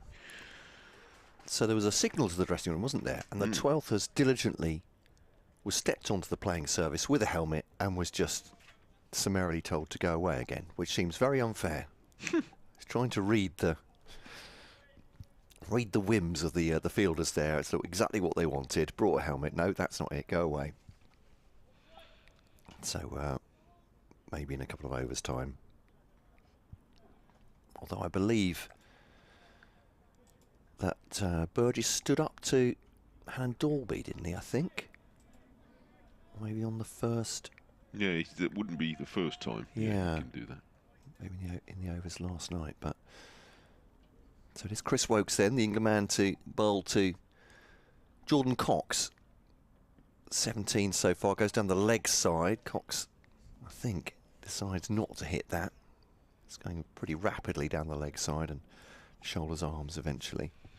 The one key change in the other games is that Lancashire have declared at 351 for 7 in their second innings, so they're asking Kent to chase, if they want to chase, 340. Is that Essex? That's Essex. Yeah, Yes, Essex at Chelmsford, that is, so they need 340 to beat Lancashire. It's a very theoretical target, that one. One leg stump again to Jordan Cox. He has put bat on that one, so just glanced it down through. Fine leg, and that's 4 for the young Kent batter. 21 he has. Compton has 41. 86 for 5. Yeah, that's the first runs of the afternoon session. Kent hoping to bat this one out and another one. That's all they've got to do against an attack that's already taken 15 of their wickets in a pretty short order. Yes, Warwickshire have bowled for 81 overs altogether in this match. I suppose it could be a factor, certainly, in the amount of bowling these bowlers are doing. I suppose getting tired, but they've had a night's break, haven't they? And a good feet up for a couple of days. So 86 for 5. There are also 5 of them. Yeah. So, you know, that wouldn't be an excuse I'd be wanting to hear later, I think, if I were the captain. Will Rhodes has done a reasonable share of bowling. Probably not as much as he could have done since he's been captain. But he's the 6th seamer in this team, which I don't remember Warwickshire having as strong an attack out as this in recent years. He's pretty handy, isn't he? As Wokes bowls to Cox. That's a lovely looking shot that's driven through the offside, and that'll be 4 runs, will it? Yeah, just slowing down towards the rope, but he'll get another 4 off the last ball of the over. So taking 8 off it, 25 for him, 90 for 5. Compton has 41. Don't think we're quite there yet. I beg your pardon. No, oh, crikey, it's 2 balls short. I thought the scoreboard had changed over. I thought it was early, obviously. Yes, it is exceptionally quick, that one. 90 for 5. Wokes took an over or 2 to get into it this morning to really hit the mark, and he did after that, but this over's been a little bit wayward by his high standards. Yeah, certainly no panic for Warwickshire's yet. That's off his pads, and that is dispatched as well to the boundary, 4 to square for 4 more from Jordan Cox. Full to Cox, who's timed that beautifully. And when you time them here, they really do go, don't they? Especially on that shorter side. So we're looking at the pavilion, from the pavilion end towards our left, and the onside for Jordan Cox. So yeah, he moves on to 29. He's going to take any runs that are available. Yeah. Obviously Warwickshire know that doesn't really matter how many runs Kent score here, within reason, obviously, but as Wokes bowls to Jordan Cox. Now edges, and he's gone! And just as I say that, an important wicket. Catch at second slip for Sam Hain. He's edged it high towards the chest, but good area for Hain, straight at him. And Jordan Cox, after repeated boundaries in that over, has gone for 29, and Kent are 94 for 6. Exactly what Warwickshire wanted just after lunch. They have struck again, and just 4 wickets now for them, between them, and a big victory here at Edgbaston. Well, took only one ball once he got into the slot to get through. It was just short of a good length, and he's not really back or forward there, Cox. Off the shoulder of the bat to second slip. A regulation Chris Wokes dismissal. And yeah, comes at the end of that over. Applause for Chris Wokes. Huddle for the Warwickshire players, and Sam Billings comes out. That's, I was going to say it's 7, but at 8 for Kent, with the night watchman already having gone. And Kent's resistance almost broken, you would say.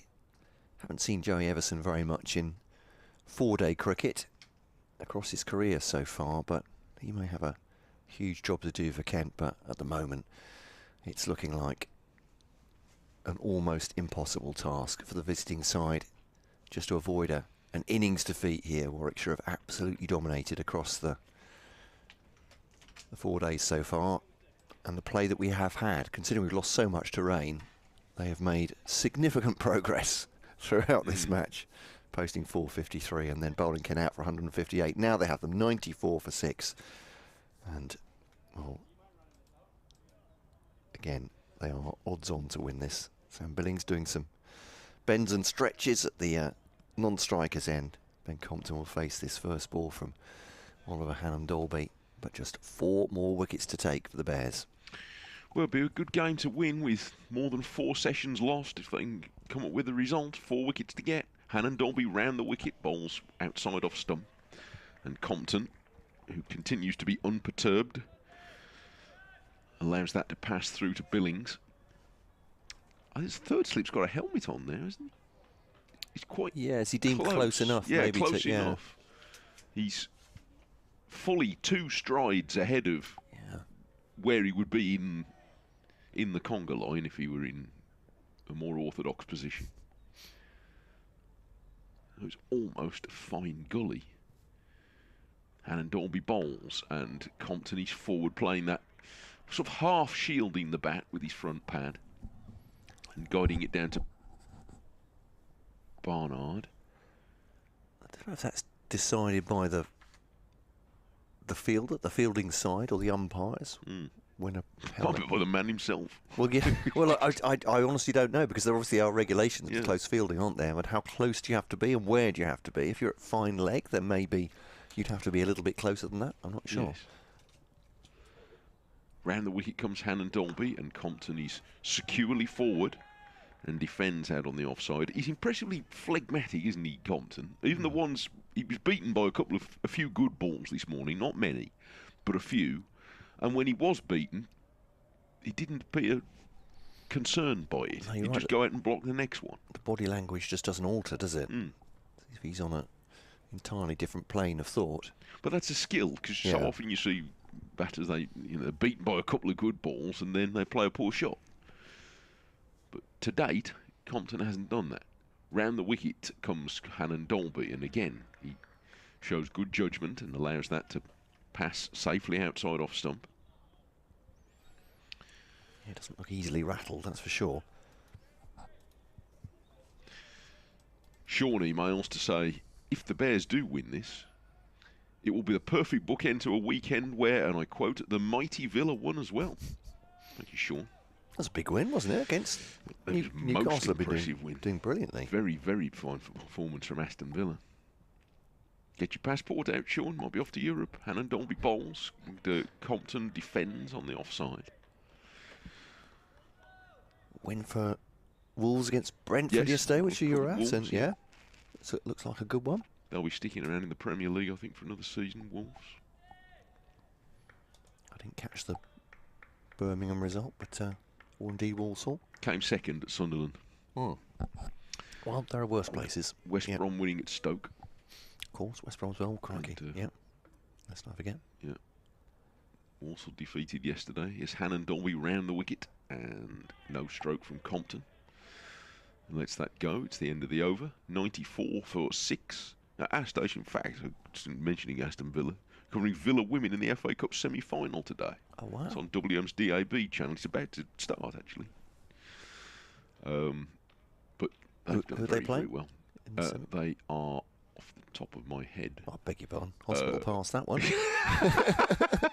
You asked me now, he's gone out of my head. But anyway, they're playing now. They're playing Chelsea. Chelsea, there we go. And it's at Bescot, at Warsaw's Bescot Stadium. It was a maiden from Hannon Dolby. So 94 for 6 it remains. Almost needless to say, Chris Wokes will continue from the Birmingham end. 3 for 32 so far for him. I think 3 boundaries he disappeared for in that over, but he very obligingly got a wicket when I said it didn't really matter how many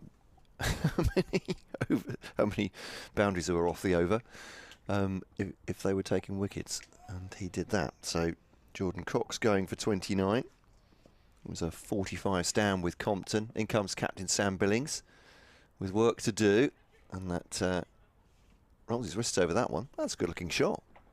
Wristy flick out through backward square, and that is 4 runs for the Kent skipper to open his account. The first ball. Well, Sam Billings hasn't made his name, and he's quite a big name, by, blocking for hours. No, that's fair to say. Which is not to say that he can't do it, and not to say that he has to do it that way. But his natural game is to attack. You're absolutely right. Yeah. He's just sort of all energy, Sam Billings, behind the stumps, as a batter as well. In constant motion. Here's Wokes then to bowl to Billings. It's behind that one. Back at the bowler. There's no run. Wokes considers, I think, using the outside of the boot to flick it up, but leaves it for Alex Davis. There's a large patch of sawdust, actually, just as Sam Billings looks, I suppose, at a wide mid-off there. Obviously an area of concern for the ground staff. They'll have a fun old time, won't they, having been patching this pitch up regularly between this fixture and the next one. Good delivery from Wokes, rising. Billings makes to take the bat away from it. I think that was very late. Looked like he played it to me through to the wicket keeper. 98 for 6 Kent.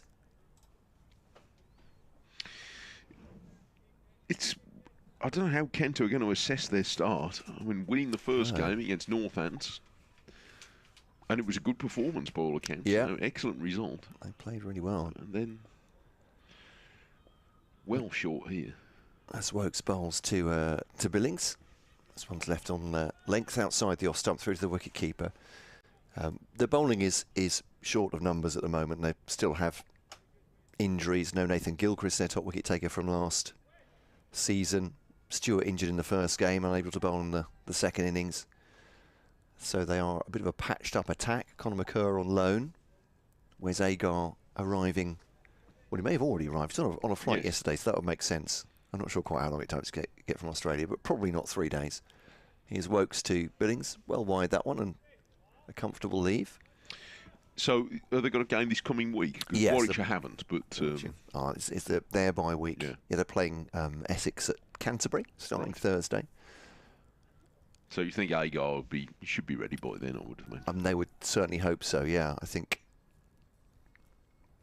But obviously Quinn got injured early in this game as well, didn't he? So there will be a question mark over whether he would then immediately play a game following. As Wokes to Billings. Defensive from the Kent skipper. 98 for 6. Billings has 4. Compton has 41. And we'll to update BBC Radio Kent listeners. So still potentially 63 overs available.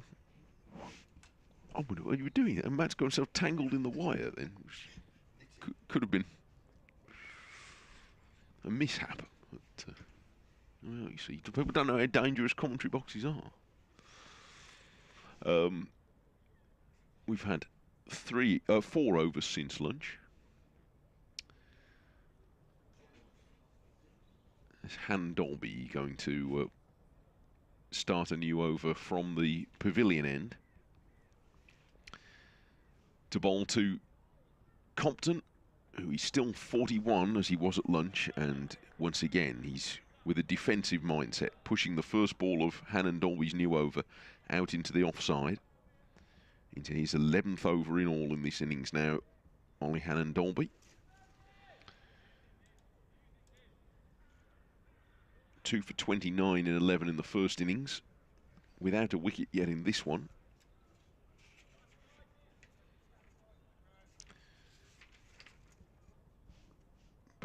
giving the batters nothing much to hit. He's pitched this one up, and Compton is pushing it firmly to Wokes at mid-on.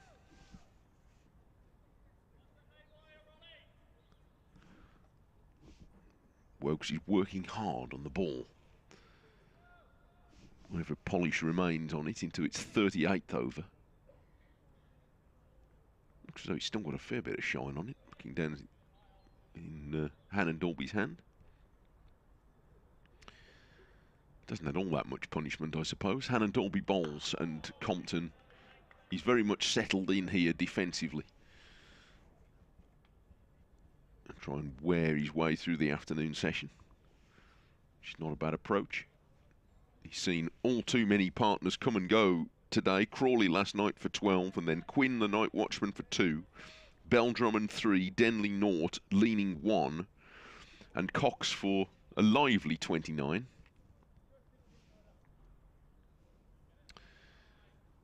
Square leg going back towards the boundary, so square leg and long leg on the rope, and Hannon Dalby is full and straight here, and Compton defending, bat and pad tightly together. Neat technique once again.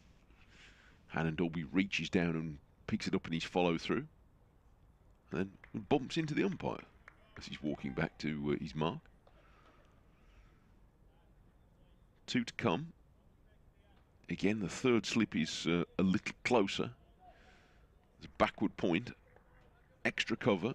Mid-off is quite wide there, Chris Rushworth. And then mid-on, deep square leg and long leg. And Hannon Dalby bowls a rare short delivery. Compton's in position early and guides it safely down into the ground and out to deep square leg for 1 run. His first run since lunch. He's 42.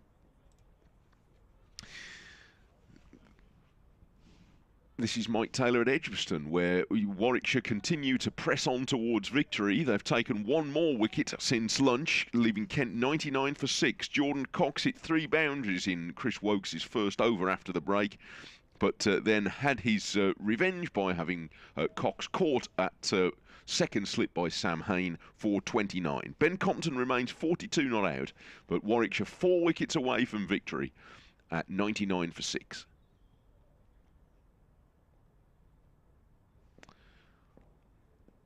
Off goes Hannon Dalby. Runs into bowl to... Oh, and he's bowled here. Billings trying to leave. And he's whether he's got it onto the stumps off the glove, but it's ended up knocking the middle stump out. 99 for 7. And with the keeper standing up to the stumps, Billings was maybe a little bit cramped for movement. But I think maybe he's just guided that off either the glove or the under edge of the bat onto the stumps. The replay perhaps will confirm exactly whether... Yeah, I'm sure he did. He went to leave, and the extra bounce looks as though it's just caught the bottom edge of the bat and straight onto the middle stump. The Kent captain is out, bowled by Hannon Dalby for 4, and it's 99 for 7. 3 wickets for Warwickshire to get, and, well, Hannon Dalby with his first success of the innings, but Billings deceived, I think, by the bounce that Hannon Dalby gets. Joey Evison coming out at number 9 to replace his captain, whose stay was all too short.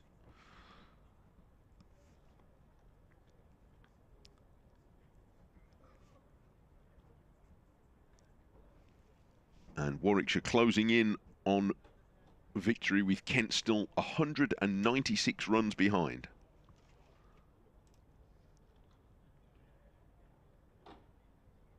At 99 for 7.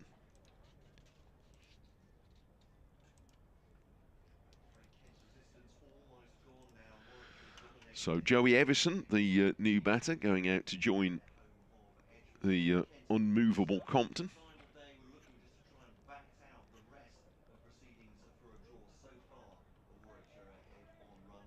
And Wokes, who has 3 wickets.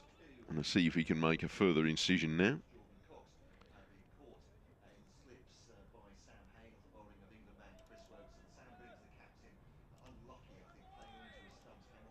3 slips he's got. It's probably the lightest skies we've seen all day so far.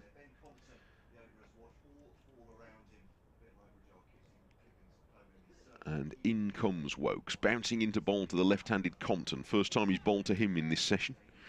And Compton, he's dabbing it into the leg side. And there's no run.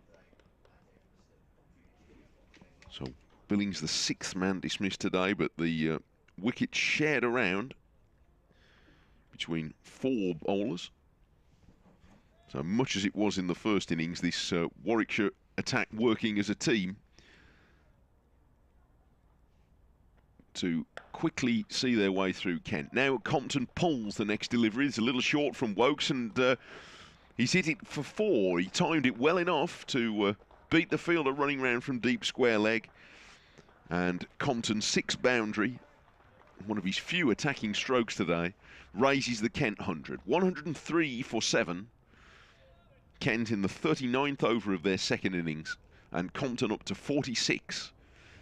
But increasingly it looks like a lone hand to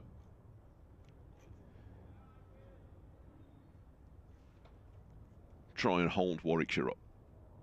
In comes Wokes now and bowls a higher short delivery which goes over the shoulder of Ben Compton. He doesn't need to be interested in that. Warwickshire have a week without a game this coming week.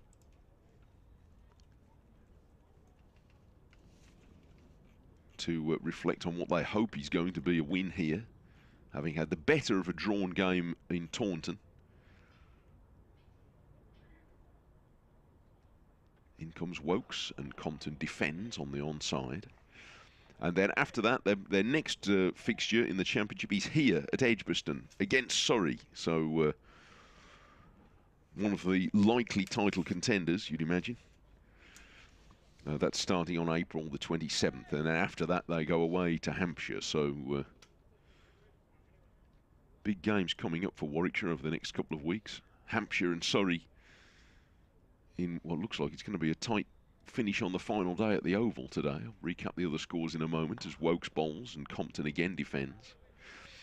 Surrey needing 243 to beat Hampshire in what has been a very close game. They're at 26 without loss, so a good start for Surrey in chase of a target of 243.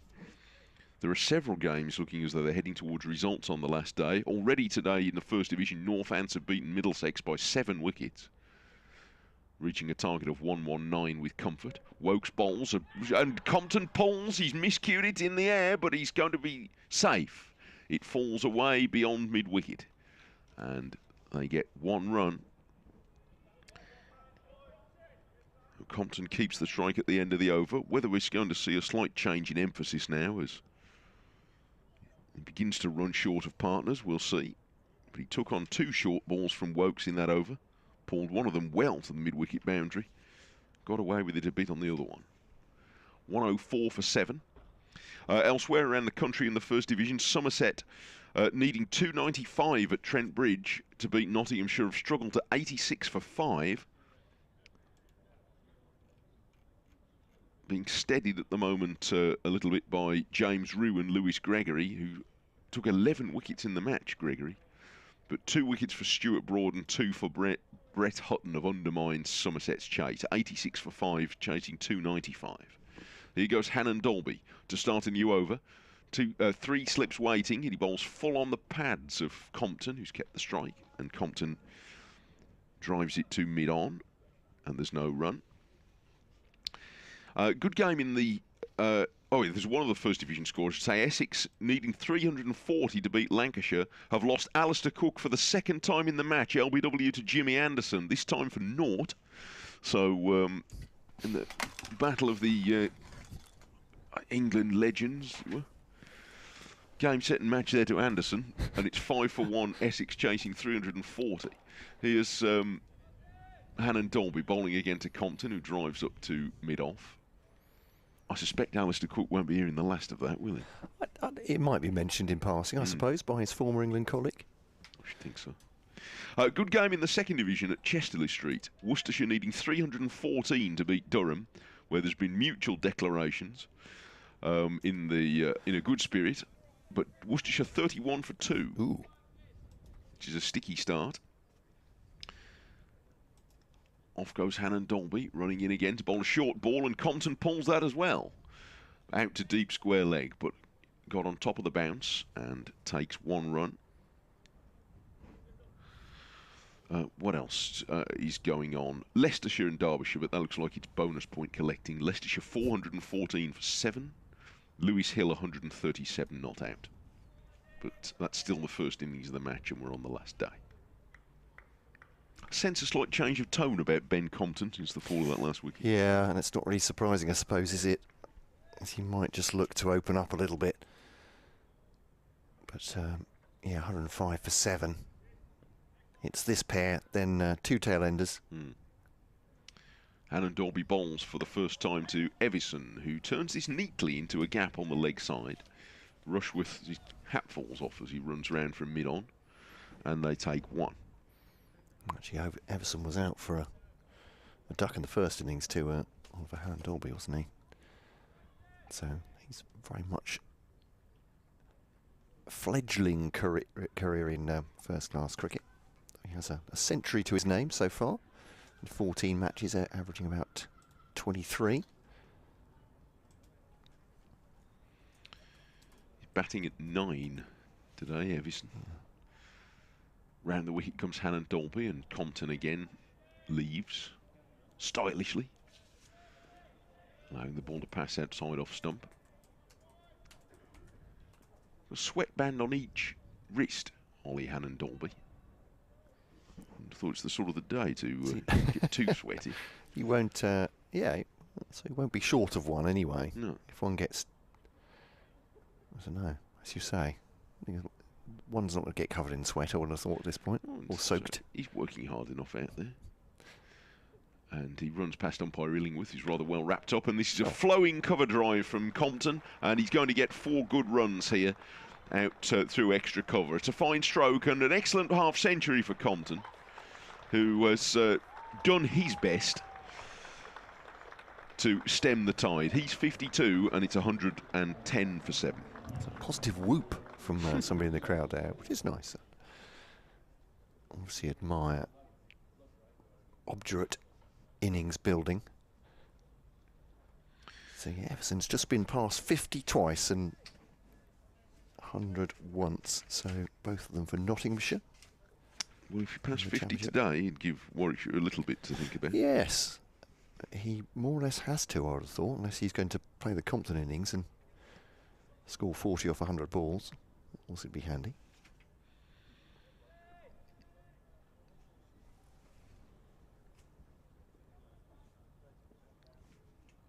As here is then Wokes to Everson, slightly over and plays and misses outside the off stump to that one. One suggests he's not going to last very long if that continues, but through to the wicketkeeper. 3 slips in. There's a point, extra cover, mid on, mid off, square leg. Compton has faced 128 balls for 50 and hit 7 of them for 4. Once again, he has stuck around a long time. Just looking how many minutes he's been out there, but it's a long stay at the crease. He's trying to carry his bat through the innings, or at least carry his bat with somebody at the moment, as Everson does get bat on that one. Back to Wokes, and there is no run. Coming up for 3 hours. Batting a little bit of it yesterday and then today. For Ben Compton, that's a mere bagatelle now. It'll be, yes. It's obviously just played himself in at this point. He's just starting to feel comfortable, perhaps. That's Wokes turns from the Birmingham end. Already 3 wickets to his credit, 3 for 41. Bowls to Everson now. Clipped off the front pad, down towards backward square, and Dolby fields on the boundary in shirt sleeves and a cap on. And a single taken, 111 for 7. Nelson on the board. It's not obviously Hannon Dolby's working up a sweat because he's bowling, but it's not tremendously warm out there. Though perhaps the mildest of the 4 days so far, not by very much. Bit of a breeze now. You can see the Warwickshire flag, the ragged staff. Is that right? Yes, the bear and ragged staff. Yeah. At the far end is billowing. Chris Wokes gets a bit of a hold before this next delivery. To Ben Compton, bouncer. Compton gets underneath it, and it goes through. You'll see it on the M40 if you go that way back. I'll sit on it. No, there's a Oh, sign sorry. of the bear and I was ragged. going to say, what do you know about the traffic? Sit on the M40. No, I'll see it on the. Sorry. Yeah. Right. See, when you get to the Warwickshire end of Warwickshire, if you will. Ah, okay. Near Warwick Services. Yeah, down that way, because it's a lengthy story. Of course, here in Birmingham, we're no longer officially in Warwickshire. Right.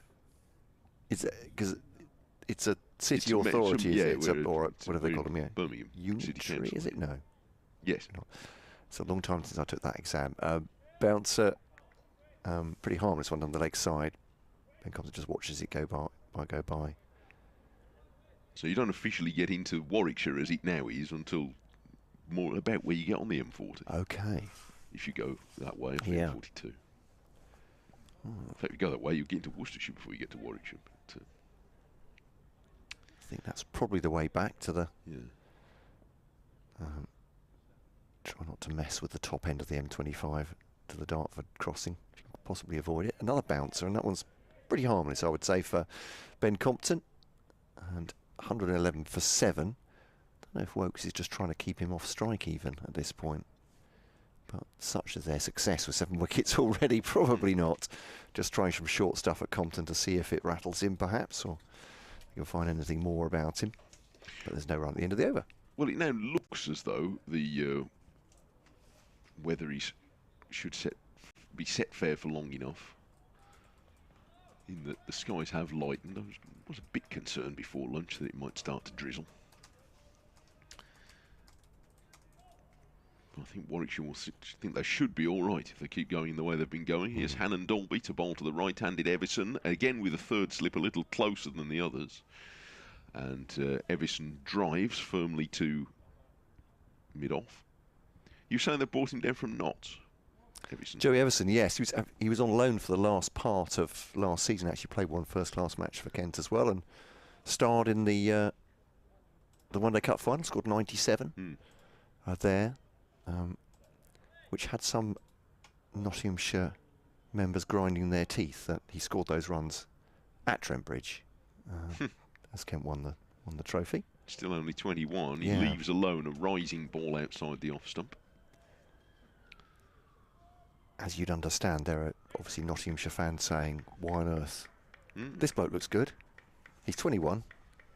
Where's he going? But, yeah. So Kent, one of those counties with obviously with lower resources, need to scout well. Yes. But actually, by and large, over the last few seasons, that has turned up. Drops Nathan Gilchrist being one of those as well, who was coming through the ranks at Somerset, but their seam attack was blocking his way. No, good pick up there. This is fuller and straighter from Hannon Dolby, and Everson drives attractively, but Hannon Dolby feels it needs follow through. It flicks the ends of his fingers, and he waits until the batsman's not looking before he wrings his hand. It was a bit sore. But yeah, looks a good prospect. There's a few good young guns in this Kent lineup. You're saying Jordan Cox is in his very early 20s as well. A combination of youth and experience, I suppose you might say, yes. Although it's not doing a tremendous amount of good in this game overall, as Warwickshire are dominating. Hannon Dolby bowls, and Everson is forward in a textbook defensive. Up to mid-off, where Wokes is still working hard on the ball. They've looked after this cricket ball into its 42nd over. Wokes is sort of wrapping it in his left hand, in amongst a bit of his jumper, and then turning it sharply as if he's trying to unscrew the top off a particularly difficult jar.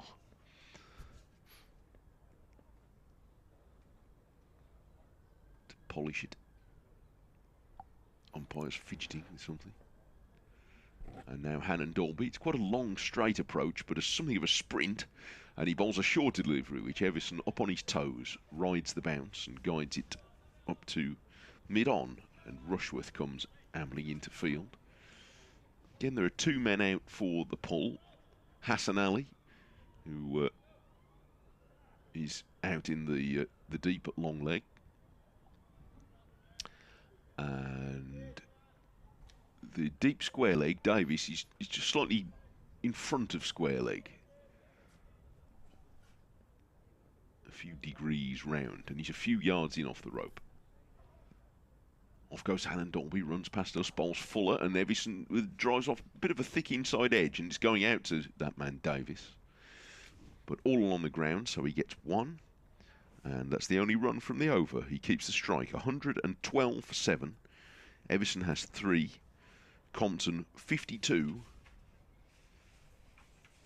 and with 58 overs left available, Warwickshire still need 3 wickets to win it. Closing in on victory here with 2 very quickly after lunch. There's a couple of overs in when Jordan Cox was caught by Sam Hain at second slip. Chest high off the bowling of Chris Wokes for 29, and Sam Billings then inadvertently turning the ball onto his stumps off the bowling of Oliver Handorby. Here is Chris Wokes looking for his 4th of the innings. Bowls to Everson. Ducks underneath that bouncer. I make that the... I think he pinged 3 back of a length to Compton at the end of the previous over, so he starts this one once again with a short ball. Plenty of chatter out there from the Warwickshire fielding unit, as you'd expect. Pretty happy. Their work so far. Wokes comes in now, bowls to Everson. Just tucks him up a little bit on his chest. He's trying to work that away into the onside, but can't get it away through square leg. Just drops at his feet. So we look up at Chris Wokes, who's retreating with 19 on his back. The foot marks, there's sort of 3 angles of attack, 3 flight paths for the bowlers coming in. And because of the moisture in the outfield, very clearly marked as they come into towards the stumps at the far end. Here's Wokes. It's the rightermost of the other flight paths. Comes in now to Everson, leaves it. Final length. It's a good length, but bounces over the stumps and a little bit wide as well, through to Michael Burgess. There's a little bit of movement in the stands. I think there's 1 or 2 maybe have retrieved a cup of coffee from the hospitality areas, or something colder maybe to toast what I think might be a Warwickshire victory here at this point. Not that much colder, I wouldn't think. Yeah. It'll cool down long enough in there. The old thermos. Yeah. Leg slips coming in.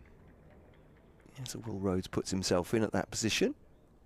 He's been moved round by Chris Wokes.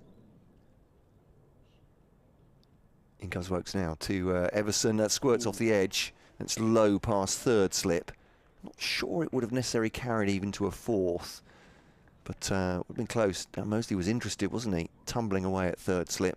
It's gone for 4. Everson gets away with that one. Thickish outside edge, high on the bat. No, I don't think it would have carried, but it was a proper nick. Yeah. Yeah, it seemed to land 2 or 3 feet in front of the curve of where the slips were. So he'd have needed one of his... the 3rd slip closer in, like Hannon Dolby has. But Wokes is a bit quicker than Hannon Dolby, so it's not such an easy option. Everson attempts to settle himself again. And this assault from Wokes. Full length delivery. Drives it up to Hassan Ali at mid-wicket. Not with immense power, but straight at the fielder. Hassan Ali is chipped in with some important wickets, getting rid of Jack Leaning. And before lunch, caught low by Rob Yates. And then 3 in the Kent first innings. He's a jack in the box of a bowler. Wokes to Everson. Goes on the drive again. This one more fluid. Very pleasant looking, but straight up to mid-off. Fielder perfectly placed. End of the over, 116 for 7 here on BBC Radio WM. BBC Coventry and Warwickshire, BBC Radio Kent, via the BBC Sport website and app. On the earpieces, not the ear pierces around the ground, as I said before. And on the club feed as well with the pictures. Welcome wherever you're listening. Great to have your company today. I imagine some Kent fans will be, I like to think, we're listening from behind the sofa at this point. Hannon Dolby's going to bowl another over with only 2 slips this time, but Mosley has now moved to a short extra cover, so they've dispensed with the 3rd slip.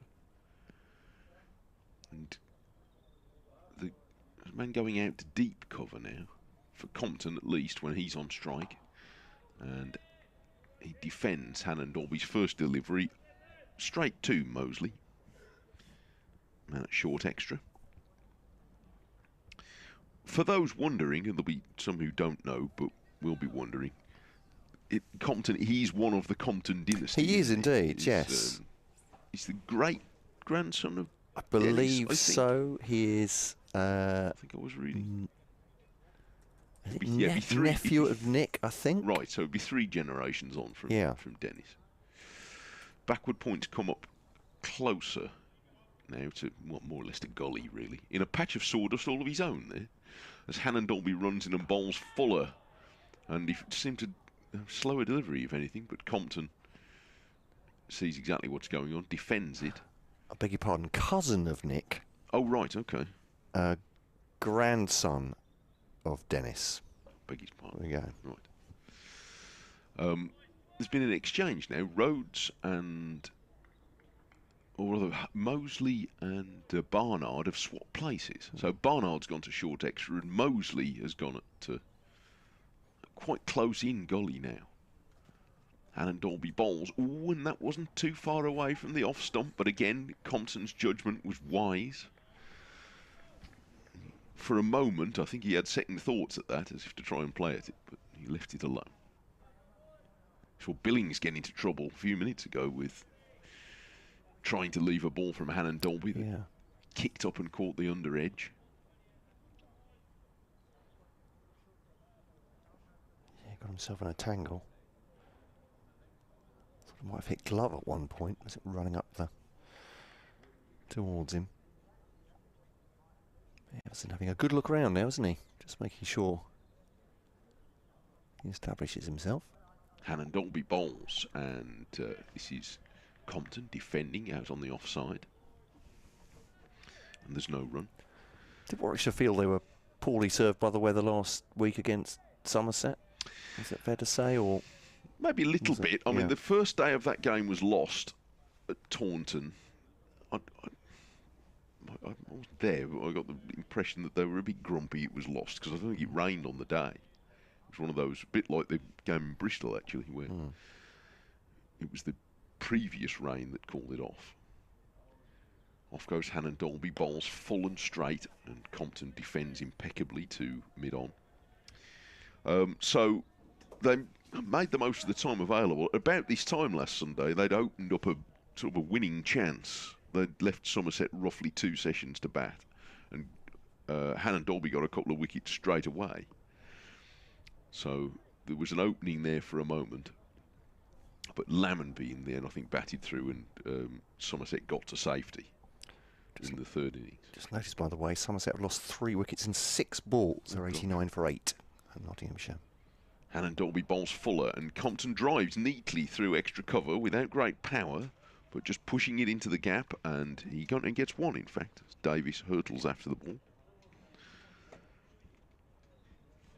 So he, again, retains the strike. He's 53, and it's 117 for 7.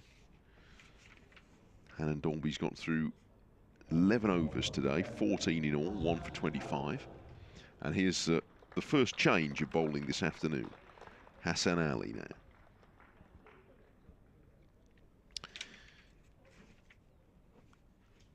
He's going to replace Wokes, who's had 5 overs since lunch. Wokes 12 overs, 3 for 46 altogether. And Hassan Ali, who bowled a slick spell this morning from the Pavilion end, he's now going to come from the Birmingham end. Wind's picked up a little bit in the last few minutes, and in comes Hassan Ali and bowls a bouncer to Compton, who's in position early. He's been that against all of the short deliveries, although he miscued one this morning. But he does get into position quickly and pulled that on the bounce all the way down to Davis at deep square leg, controlled stroke. So he's 54, 118 for 7. It's gone a little less bright. If there's a difference between darker and less bright, I wouldn't say it was dark, but it's not quite as bright as it was. But again, it's by degrees. Hassan Ali bowls, and Evison is coming forward, turning this into the leg side, straight to Mosley at mid-wicket. And there isn't a run. Slightly tempered the attacking nature of the field from this morning, but on the whole, there still can try and attack in the match circumstance. Just 2 slips now, but Rhodes has come to a leg gully. It's quite a wide-ish leg slip. Hassan Ali bowls, and Evison is taken on the pad, looking to turn that to the leg side.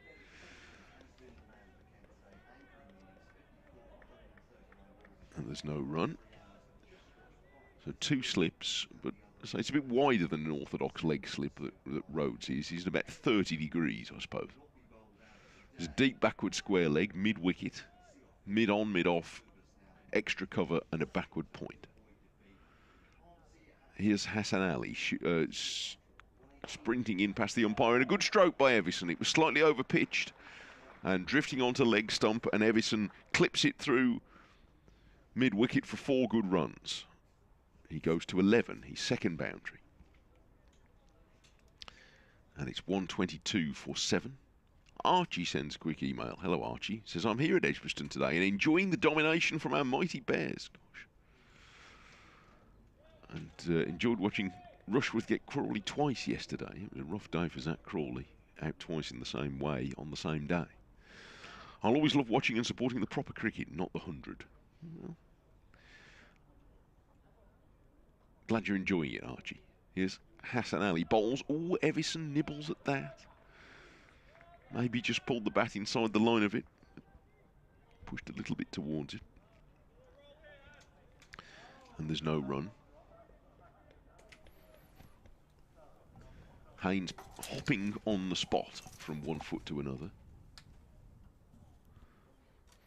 So Yates, rather, at first slip is doing that. Haynes, a slightly more languid-looking figure at second. Both made centuries in Warwickshire's first and at the moment only innings. Evison turns this wide of mid-wicket and they get 1. 123 for 7 at the end of the over. And Evison's gone up to 12. He's playing quite neatly at the moment. And Compton is 54. What was the reception in Kent to the 100? Because that's not a venue for the 100, unlike Edgbaston here. So pretty lukewarm. It's a bit of scepticism around. I mean, for those at Canterbury or the east in the county, it's a long way to the Oval. Obviously, yes. And the sort of, well, I suppose it's given lip service that Kent are part, in inverted commas, of the Oval Invincibles organisation. But no, I know what you mean. So, but yeah, for those I suppose. In the west of the county, the metropolitan Kent as well. May well be getting along to see at Surrey, but sorry, at Surrey, the Oval Invincibles. But I think even the name of that doesn't really sort of feel very inclusive, does it? No, for a southeast franchise. There's the difficulties about it, isn't it? I mean, look, it had good crowds here. Yeah, and a lot of people enjoyed it. Rushworth brought back into the attack then to bowl to Evison, steers that to point, and there's no run. I mean, the thing obviously with if you see the Oval as the closest to Kent, which I suppose it is geographically to almost all parts apart from Hove in some respects. Yes. Well, they don't have of course they don't have a 100 team, but is that the Ovals is always packed out. Yes. I mean, Surrey themselves pointed this out before the 100 was instigated. Is that you know, put T20 on there, and we'll pack it with Surrey fans, and those in the opposition, but driven up to the wide mid-off, and there is no run. So no great excitement, I would say. I mean, whether you judge whether success depends on what parameters you judge it on. You know, lots of people came to games here and enjoyed it. Yeah. I'm not saying that at all. Is it a financial success? Yeah. Well, it's not making money at the moment, but that's apparently in the But is the plan. Is it succeeding on the other parameters that were set for it, getting new people into the game? I don't suppose it'll take longer to tell, won't it? Yeah, Rushworth to Everson. Ooh, sorry, I thought he chopped that nearer to his stumps, but not quite a solid stroke. It's gone out towards square leg and fielded by Alex Davis, and there's no run. I guess that is the, as you say, that's what the 100 was supposed to be for. That was the top line, wasn't it? Yeah. Get people who are not into cricket into cricket. Yes. Grow the game. But obviously, as it continues to make financial deficits every year, there'll be people saying, was there not a more financially viable way of doing it? That's Rushworth bowls to Everson through the wicketkeeper, and there's no run. I suppose for longevity of the franchise, as you're saying, those supporters from places which are a long way from a franchise, it's very hard to engage for them to be interested. They might be interested in players that come from their locality. So, well, again, even here, you know, it's a good thing if you live in the Birmingham area. But if you live out at as it were, the far end of Warwickshire, although you could easily say, well, Warwickshire themselves play all their games in Edgbaston. So, you know, there are no easy answers to any of that. Rushworth to Everson, comes back at him through the wicketkeeper. He's left that though. Yeah, I suppose at grassroots, is that what the ECB are looking for the 100 to get youngsters into their engagement, their club teams, their village teams, basically. And presumably, it's going to take a longer time to establish whether it's succeeding on that parameter. So I think it depends what parameter you measure it on. You know, the women's game, I think, is probably measurably helped with that. Rushworth to Everson through the wicket-keeper. Michael Burgess loves that. That was the how's that shout. Chris Rushworth had already almost taken his jumper by the time the ball had come down, being tossed in the air from Burgess. So close though. Another great delivery from Rushworth. 123 for 7. Yeah, I think that's it's not arguable, is it? I think it's done fantastic things in terms of exposure for the women's game. Yeah, it's helped that certainly. But you can't really judge the counterfactuals, is it? About would it have helped on any of these parameters more than doing something else? Well, you don't know because we didn't do something else. So I don't know. It's difficult. It is a difficult debate. I'm not trying to sit on the fence, but I know that there are people who listen to this commentary who have been to the 100 and enjoyed it. Yeah, and I know that taken their kids to it and they've enjoyed it. For sure. Yeah. Look, my family have been to it and they enjoyed it, but my family have been to other cricket and enjoyed that as well. So you know. Here's Hassan Ali running into bowl, and it's down the onside, and Compton allows that to pass under his armpit as he lifts the bat safely out of the way. I think, but I know there's lots of people listening to this commentary who can't abide it for all the reasons that everybody's explained many times. So. I think most of us that love cricket, if it really does, I should say, not put it in the past tense, grow the game and get more people interested in it, that's got to be a good thing. Hassan Ali's next delivery is short and Compton pulls it, but with a degree of comfort. Away to deep square leg for 1 run, 124 for 7. I'm rather worried, big picture, certainly financially in terms of players that will come and play the 100, that the 100 is not the only game in town, is it? No. It's placed nicely in our summer, and when a lot of other countries aren't playing cricket, but the new US T20 tournament, the Caribbean Premier League, the ever-expanding IPL, for instance, means that it's going to have to compete. Yeah, you're always going to be clashing with players. something. Yeah. Hassan Ali runs in and bowls to Everson, who cuts, and is not very close to that, I don't think. It goes through to Burgess. He's a bit close to him for that. Yeah, you're always going to be clashing with something more so as new competitions come up, and the American one, as you say, is a concern. I mean, I think it's probably understandable in this day and age, dare I say, but it feels like the marketing has kind of skewed it to be a success in whatever it does, which is sometimes a bit disingenuous, I'd suggest. Hassan Ali bowls a bouncer and Edgbaston ducks underneath it. And a lot of people pointing out in Andrew Strauss's high performance review that they didn't mention that the entire of August was blanked out for a limited overs competition. And that's problematic, to put it mildly. For all the other, it seems we've ended up with wings of the game competing with one another. Yeah. Which, that can't be a good outcome. However, Hassan Ali runs in and bowls outside off stump. No stroke offered by Everson. It was a very deliberate leave. He lifted the bat carefully up and out of the way. But also we're going through a time where, as you were saying with Jordan Cox, where cricket is changing, and it's changing for young players. So, I mean, you ask the players, they love to play in the 100 because it's big crowds, exciting tournament, and they're testing their skills and developing their skills demonstrably. With players from around the world. So, yeah. Backward point's gone back towards the boundary. Hassan Ali runs in and bowls to Everson, who defends neatly. And for the last half an hour, these two have done largely a steady job. And at least for Kent, they are not rolling over. So if there is any intervention to come from the weather, then at least these this pair are going to give it every chance. Yeah, it doesn't look like it. Does it? Maybe a little bit hazy in the distance, but that's about it. I think the cloud seems fairly high. It's a bit cooler and a bit breezier. The flag has the Bear and Ragged Staff flag on top of the old press box stand. I don't know how many years ago it was the press box, but it's what it used to be called, the press box stand over there, the little two-tier one. Now, wait a minute. I've been on top of there. Here's Rushworth to, you would have been as well, I'm sure. Yes. To Compton.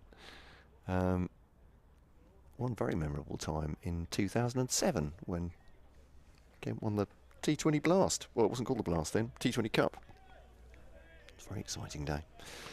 So a single taken into mid-wicket by Compton. He's on to 56, Everson has 12. As you say, they've came together in the 38th over at 99 for 7, so they put on a few runs and, well, important if Kent to have any chance of staying in this game, of drawing it. Time taken out of the game as well. Rushworth to Everson for defensive, and there's no run. You've used up 10 overs. When they were building this end, building this pavilion, they moved us for a year or two over into the little windows there, the sort of mid-level of that stand. But it's super viewing point on the top, just if you can get in for a day like today. Yeah. Especially if the pitch is on that side of the ground. It's a smashing point to watch from. As Rushworth bundles in now once again. Here at Edgbaston to Everson. Straight drive. Will he get 4 for that? He should do. Fielder's after, it's not going to stop it. Everson moves on to 16 and the total to 129 for 7. So were there commentary boxes on top of that stand before, am I right in saying, or...? The only ones I worked in were in the middle, behind those windows. I seem to remember being on top of it for some reason, but that might have just been during a break, perhaps. Up there, but yeah. So it's over there. We managed to get a point. We don't often get to cover the test matches here. We covered one test match here when Alistair Cook got his 290 odd against India. Saw it from in there. That wasn't a bad place to be. No. That was... oh, hello. Mosley's come into that very straight mid-off. Yeah. The bowler will crash into him in his follow-through if he's not careful. I was going to say, Rushworth will run past him at least. They'll be side to side. Bouncer from Rushworth. Everson gets underneath it, so was that the bluff? You put someone in on the drive, close on the offside, and then ping the bouncer in. Everson gets underneath it though. He has 16, 129 for 7. Kent here. Yeah, maybe it was during a break in the T20s, but I remember being up behind those railings watching the fair beneath us before the final back then. So it's not quite middle that, Everson. It's come off the bat backward of square on the onside. Safe though, and they'll take 2 runs. I think he was aiming more at long on at that point, but it's at the inside of the bat. That ball from Rushworth deceives him. 131 for 7. He's just challenges the edge all the time, doesn't he, Chris Rushworth? He doesn't bowl much loose stuff. Might remind, well, he's a bit quicker in pace, but a few nostalgic Kent fans about another balding, nippy medium pacer. Here's Rushworth to Everson. Drives that, take a quick run, and they are safe. That was sidearm throw, challenging the stumps at the non-strikers end. Everson was committed to that. The throw came in from Wokes, didn't hit the stumps, and they get another single. 132.47, end of the over. 1 for 21. No, sorry, the figures have gone over really quickly. Of course, it's Hassan Ali's has flowed up there, so he has 1 for 21 anyway. Everson 19, Compton 56 here. So 2 for 20 for its worth, Crushworth. And has done his usual tidy job after picking up 2 for 38 in the first innings. So I would ask you the same question about the 100 actually, because as you say, it's based here, isn't it? And if you're close enough to the city striking distance, you have your own franchise effectively. For sure, yeah, absolutely. Hassan Ali starts a new over and bowls outside Everson's off stump, and Everson was playing at that and beaten by it. Well, look, I mean, absolutely, it's on the doorstep if you happen to live around here, and if you want to be into the, look, it appeals to the people it appeals to, and it's really popular with those people. But there is an equal and opposite constituency who are never going to go with it.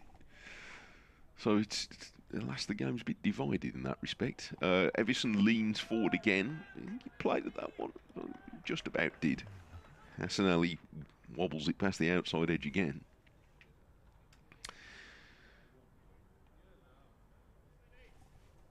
But as you say, it has been contentious. Yeah, well, it's going to carry on being, isn't it? It's not going anywhere. No, it's not in the short term. But we'll see what ramifications there are from the financial figures that were announced recently, which didn't look so great.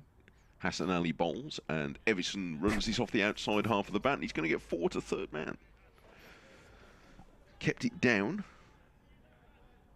so he picks up 4 there.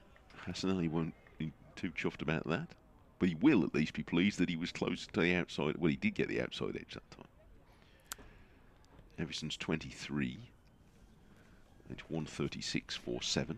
Kester on the emails on kentcricket@gmail.com from Hungary, from Budapest. Great to hear from you, one of our regulars. He said, "Dear Matt, you were not using the past tense when you said if it did. Well, you quickly tried to correct yourself. This is a conditional tense and it implies more uncertainty of the outcome. This is grammatically perfectly acceptable, no correction needed. Thank you very much."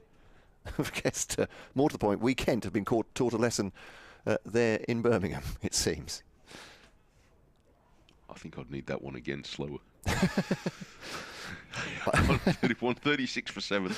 Hassan Ali runs in and bowls with 3 slips now in position. But this is glanced round the front pad down to deep backward square leg, and they take 1.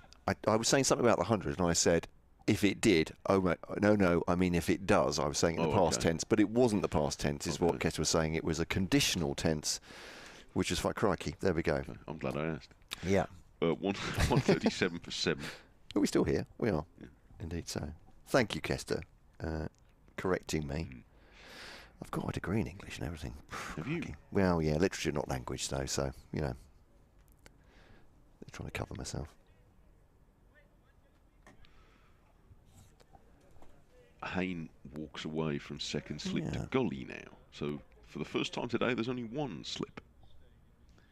Here's Hassan Ali sprinting in, bowl round the wicket to Compton, who glances in the air past the wicket keeper for 4 runs. It nudged it on its way rather than helped it. It may even have just come off the glove. But it was in the air for a moment as it passed Burgess. Compton up to 60. Well chiselled out runs. 141 for 7. He'd have been glad to see that go past Burgess. So, what Kent just make Warwickshire think a bit here for the first time. Yeah, really today. It's not exactly defensive, but they're having they're trying something different here. Will Rhodes, isn't he? Just trying to, and in comes the. Yes. The horse having bolted, Moseley comes into leg slip. Crikey, that's a very fine leg slip as well, isn't it? It is. Hassan Ali runs round the wicket, and Compton sets as if he's going to pull that, and then decides it's getting too big and too fast, and he'd be much better off not having anything to do with it. So he doesn't. And it's 141 for 7. Compton has shown very good judgment throughout this innings. As so often in this type of innings, in a way, the best strokes he's played are when he hasn't played a stroke, because there've been lots of balls where others have dangled the bat and he hasn't. I rather like that about him, I have to say. Yes. He's not afraid to be afraid, almost, you might sort to be. Conservative drive and a miss from Everson. He has committed to that, Joey Everson, and it's gone straight through to the wicket-keeper. And still the man short on the drive, Dan Moseley. At a silly-ish, maybe a frivolous mid-off. They're starting to pass Everson's outside edge quite regularly now, which is better than nicking the outside edge quite regularly. That's true. He has 24 from 41, still the best part of 51 overs available in the day as Rushworth bowls to Everson. He leaves that one there with a flourish. Ian on the emails as well. He says, oh, thank you, Ian, enjoying the commentary and the live feed from a gloriously sunny Norwich, the county of Mr. Sager's birth, he says. Hoping with great optimism for a Kent miracle, but impressed by the Warwickshire attack, he says. Loving the banter, and I'm not painting anything, by the way. Well, that's worth saying, Ian, because it seems a lot of our other emails are using this Sunday to... Was it painting miniatures, painting bathrooms? All sorts. It's all here. Of our correspondence is Rushworth to Everson defensively up to mid-on. So about to say all human life is here for a second. Well, pretty much. I think, was it Steve, the Rembrandt yeah, I think of you're Moseley? Right. He's the one painting his bathroom. Yeah, he was saying that your other half does most of the painting at your house. All of it, if I have anything to do with it. We exercise a sort of brinksmanship approach. Who blinks first? Oh, I see. The other half, as to doing any DIY whatsoever, is outside the off stump. Through to the wicket-keeper. And at some point our house will entirely fall down, I think, but neither of us... But it won't be your fault. Neither of us would have given in, and that's the important thing. Yes. There's a lot of conversations. Yeah, that room could do with those kind of things. Yes. Yeah, those windows could do with there's a sort of pregnant pause. And we move on. I think, get the experts to do it when you can afford it. That's what I do. It's Rushworth to Everson. Good to have one on hand inside the house, though, obviously. But no run off this next ball either. Somerset still surviving at Nottinghamshire. 115 for 8 now. Their theoretical target, 180 runs off. And just 2 wickets needed for Nottinghamshire there. Surrey 51 for none. They still need another 51 for none. They need another 192 runs. That feels like a stretch, even for a powerful side like Surrey. It's going to be a sprint in the last session. Yeah. Here's Rushworth to Everson. Leaves that. It's a nice bounce there, Rushworth, outside the off stump as well, through to the wicket-keeper. Once again, and there's no run. Essex were 2 down. I think last time we mentioned it. They still are 24 for 2 now. Their theoretical target even further away, 316 runs further they need. Lancashire having declared and had a dart at them to try and bowl them out. Northamptonshire beat Middlesex early today by 7 wickets into the 2nd division. Worcestershire have steadied their second innings, needing, again, theoretically another 252 runs to beat Durham after a Durham declaration. They're 62 for 2. Leicestershire have declared a 4-5-1 for 9, and that's the only completed innings they've had of that entire match against Derbyshire, so that could be a draw. It's going to be a heck of a story if it isn't. Here's Hassan Ali starting a new over down the leg side, and Compton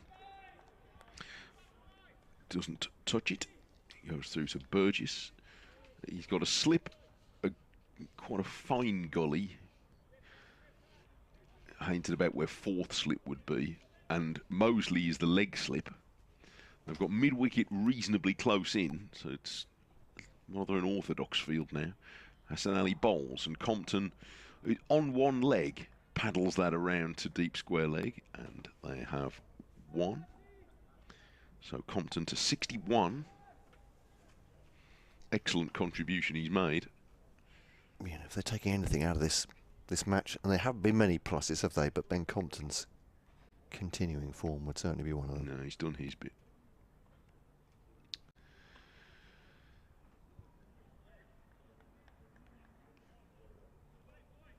Hassan Ali back at the start of his long straight approach.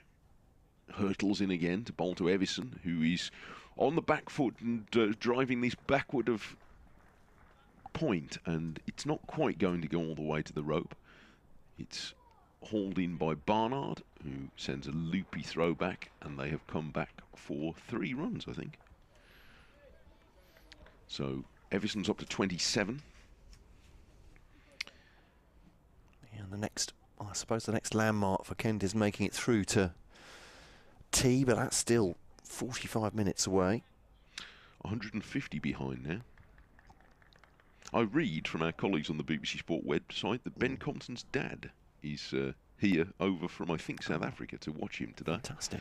And he'll be enjoying the battling qualities of his son out there as he allows another ball from Hassan Ali to slide down the leg side. He's looking for this leg side dismissal, isn't he, now? It's coming from round the wicket, Hassan Ali, and looking to spear the ball in at around hip height. So he's got a man, if he makes a sort of a flick drive to mid-wicket, he's got a man there, he's got the leg slip, and this is shorter, and Compton again, he's in position very early for the short ball, and doesn't try to hit it hard, just guides it round with the wrist roll to steer it down to the ground, and takes one to Davis at deep square leg. Yeah, some compliment to Ben Compton. I think he's the first of these batters in either innings where they've actually had to come up with a different plan, Warwickshire, to try and dismiss him. Now for the right-hander, Evison. 2 slips and a gully. Quite fine there, Mosley. In comes Hassan Ali, and Evison is forward and guides it safely on the bounce to backward point. Barnard fields. It's the end of another over. 5 scored in that one. 146 for 7. 27 to Evison. 62 to Ben Compton. And the deficit now 149.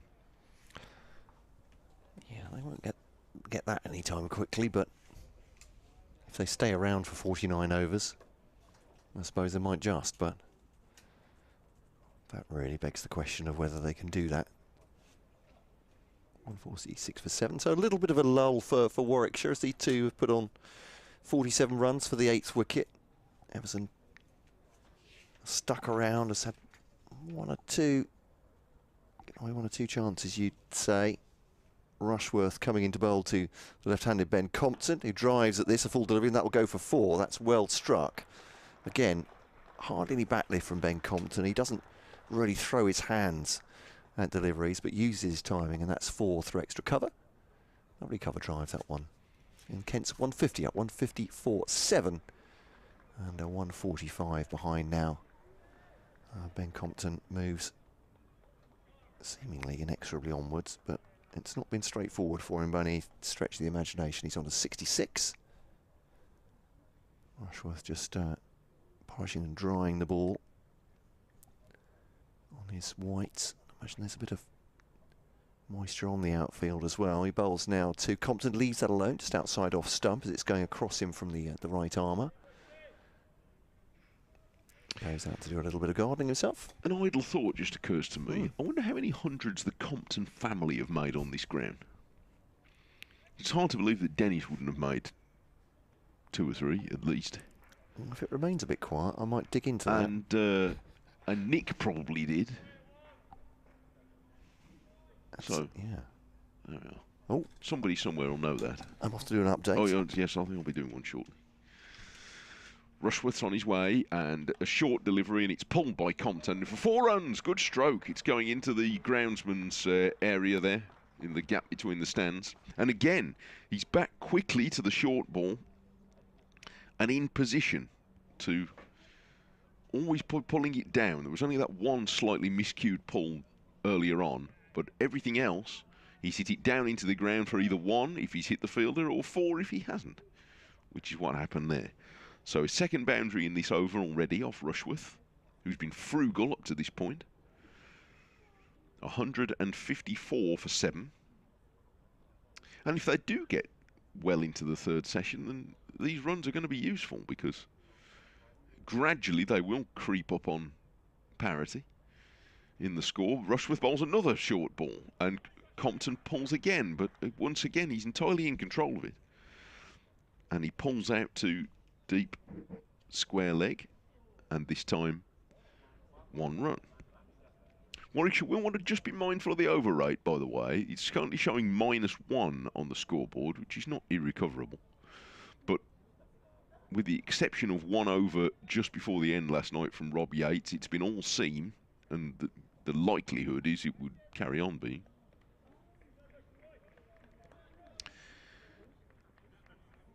Rushworth's on his way. There's a man again at that close straight mid-off, and this is it was a rising ball outside the off stump, an attempter for Evison, who wanted to try and carve that over the offside and missed it. It rises through to Burgess.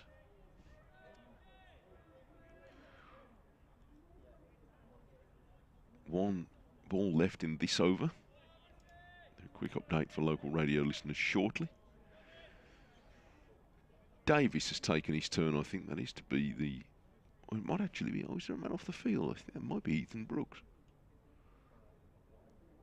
who is the substitute. So it must be somebody off the field at the moment. In goes Rushworth, runs in now and bowls to Evison, who's forward, turning this into the onside. It's fielded there by Davis. It's the end of the over. 155 for 7. 71 to Compton. And 27 to Joey Evison. And the gap is 140.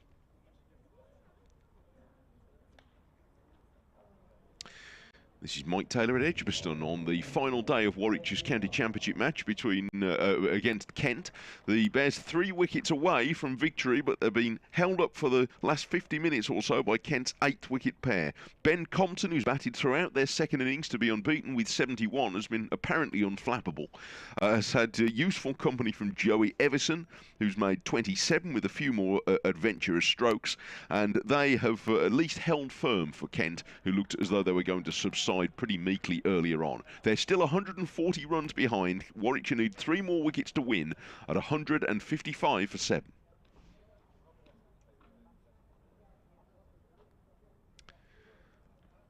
Here's the start of a new over from Ed Barnard, running into bowl from the Birmingham end, and it's full of length and driven away by Compton into the onside, and there's no run. 155 for 7.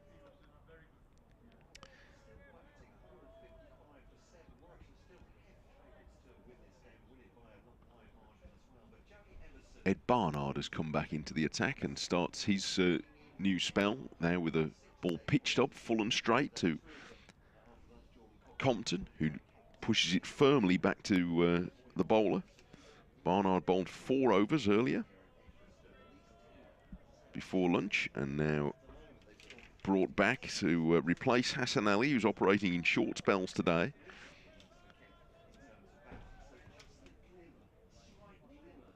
And he comes now with 2 slips waiting. Again, getting a little more overcast. Compton pushes forward, and Barnard's got his hands on his head. It came off the inside half of the bat, but was safe enough, and went all on the ground to deep square leg, where Hassan Ali does the fielding, and they have 1 run. 156 for 7. And Evison and Compton have a quick chat, working through the fielding options again. They've put in, this time Mosley has gone to mid-on that very straight position, literally almost with his foot on the cup strip. And there's also a short mid-wicket as well. So they've got 2 of them in there. Two slips are waiting. Here comes Barnard on his way and bowls to Evison, who stands up straight and defends out into the covers. And there's no run. 156 for 7. Off goes Barnard back to the start of his run. I sense a little bit more urgency about Warwickshire at the moment. Been a bit frustrated. It's been nearly an hour since we had a wicket. It's been irritating so far, hasn't it? Yeah, Barnard bowls outside off stump. For them, at least. Yeah, well, quite. And bringing the ball back a little bit, but not really until after it had gone past the bat. And Evison left it well alone. And he's shaped up pretty well here, Joey Evison. Been 1-2 scratchy strokes. He's missed a few, but he's, like Compton, he's not looked perturbed when he has missed one.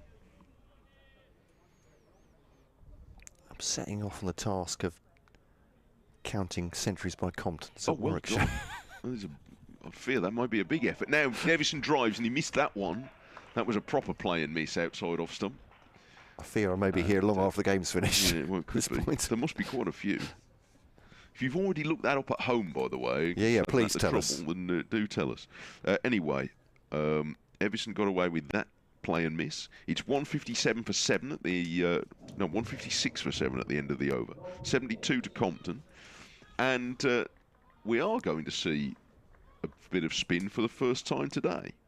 Rob Yates, who I don't think would class himself. He's a fairly self-effacing chap, Rob Yates. But I don't think he would describe himself as a senior spinner. But with Warwickshire playing an all-seam main attack, he's the man they're going to turn to. Just to try and change the pattern a bit. Sometimes that's all it takes, isn't it? You just need to break the pattern. I know we've got BBC commentary and Warwickshire still stuck in our ears at the moment, but I'll see if I can do something about that in the next few minutes. So round the wicket comes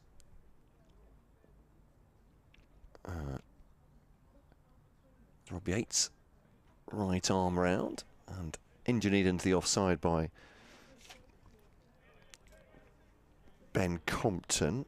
His cousin Nick scored a century in 2006. It's when he rocks on the back foot. Perhaps I do this when I'm off commentary against the with the spinner. I had an idea actually when I said that. I got an idea. I've seen Nick Compton make a century here, so I thought, well, there must be at least one. I think that was 2006, apparently. Okay. In a draw. Surprised I can remember. It's rocking on the back foot. Compton cuts that away deftly. And then Dalby goes on the long chase. He's been caught by Alex Davis.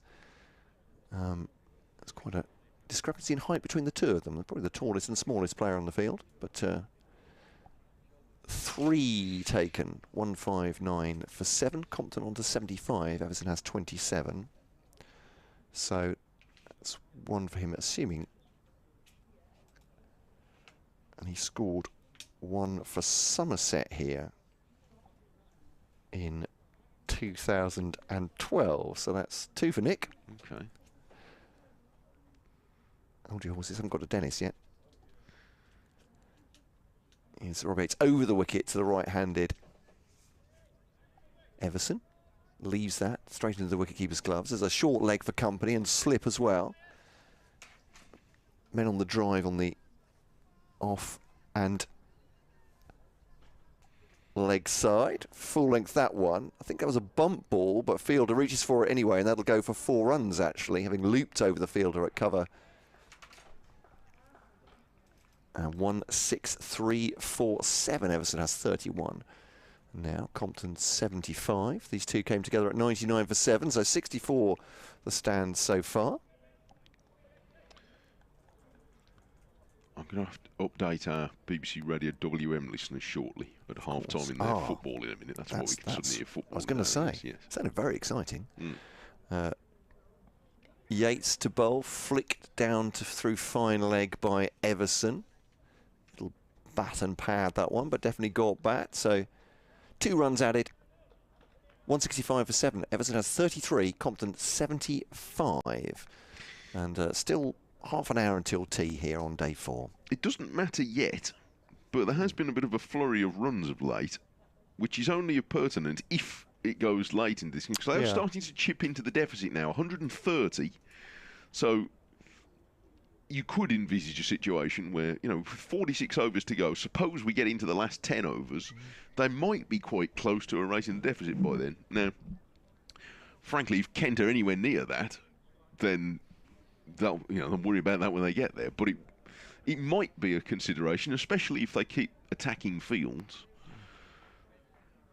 Then there might be runs to be scored, and it could yet be an issue. 165 for 7 it remains. And Ed Barnard's going to have another bowl. We'll see whether they persist with Yates, because they picked off 9 runs off him pretty easily there. Barnard starts a new over, and Compton defends out into the offside.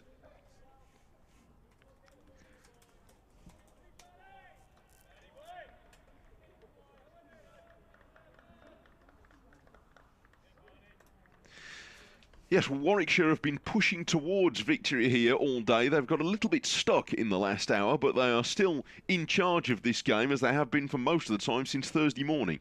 Kent, in their second innings, following on, are 165 for 7. That's still 130 runs behind. It seemed as though the end was going to come in a rush when they collapsed to 51 for 5 this morning. Wickets for Chris Wokes, Chris Rushworth and Hassan Ali. But after 2 wickets fell quickly after lunch to Wokes and Hannon Dolby, who had Sam Billings, the Kent captain, playing onto his middle stump. There hasn't been a wicket now for an hour. Ben Compton, the latest of that famous line, he's unbeaten with 75, and he's batted throughout Kent's second innings and showed excellent judgment of when to play and when not to. And he's been frustrating Warwickshire's 5-man seam attack with getting for company Joey Everson, who's unbeaten with 33. There's still plenty of time for Warwickshire to force a win. Kent are still 130 runs behind, but the Bears just a little bit frustrated at the moment with Kent 165 for 7. And here is Barnard coming round the wicket, and Compton is driving down the ground. He's timed it nicely. There'll be runs here through mid-on, probably 2 of them. Davis is hurling himself after this, and they do indeed settle with 2. So Compton to 77.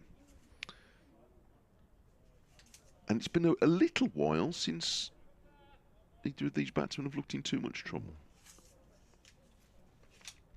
Yeah, Everson's been more flirtatious outside the off-stump, hasn't he, with 1 or 2 drives, but that's a question. Still plenty of time for Warwickshire, and runs to play with as well. Barnard round the wicket, and that starts outside off stump and moves further away, and Compton lets it go. So Nick Compton, we know. I think if established, scored 2 first-class hundreds here. Dennis Compton, have worked out, scored 2 in total against Warwickshire in his career. I've yet to find out where those occurred. Here's Barnard round the wicket, and Compton, that was a bit closer to the off stump, but again, it was well left.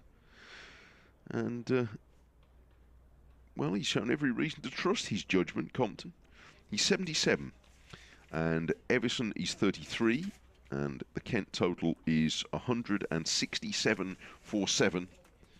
After losing Crawley for 12 last night, and then this morning, Quinn 2, Beldrummond 3, Denley 0, Leaning 1, Cox 29 and Billings 4, the last 2 who went after lunch. And, well, there's still a hope for Kent here. Yates is going to have another go.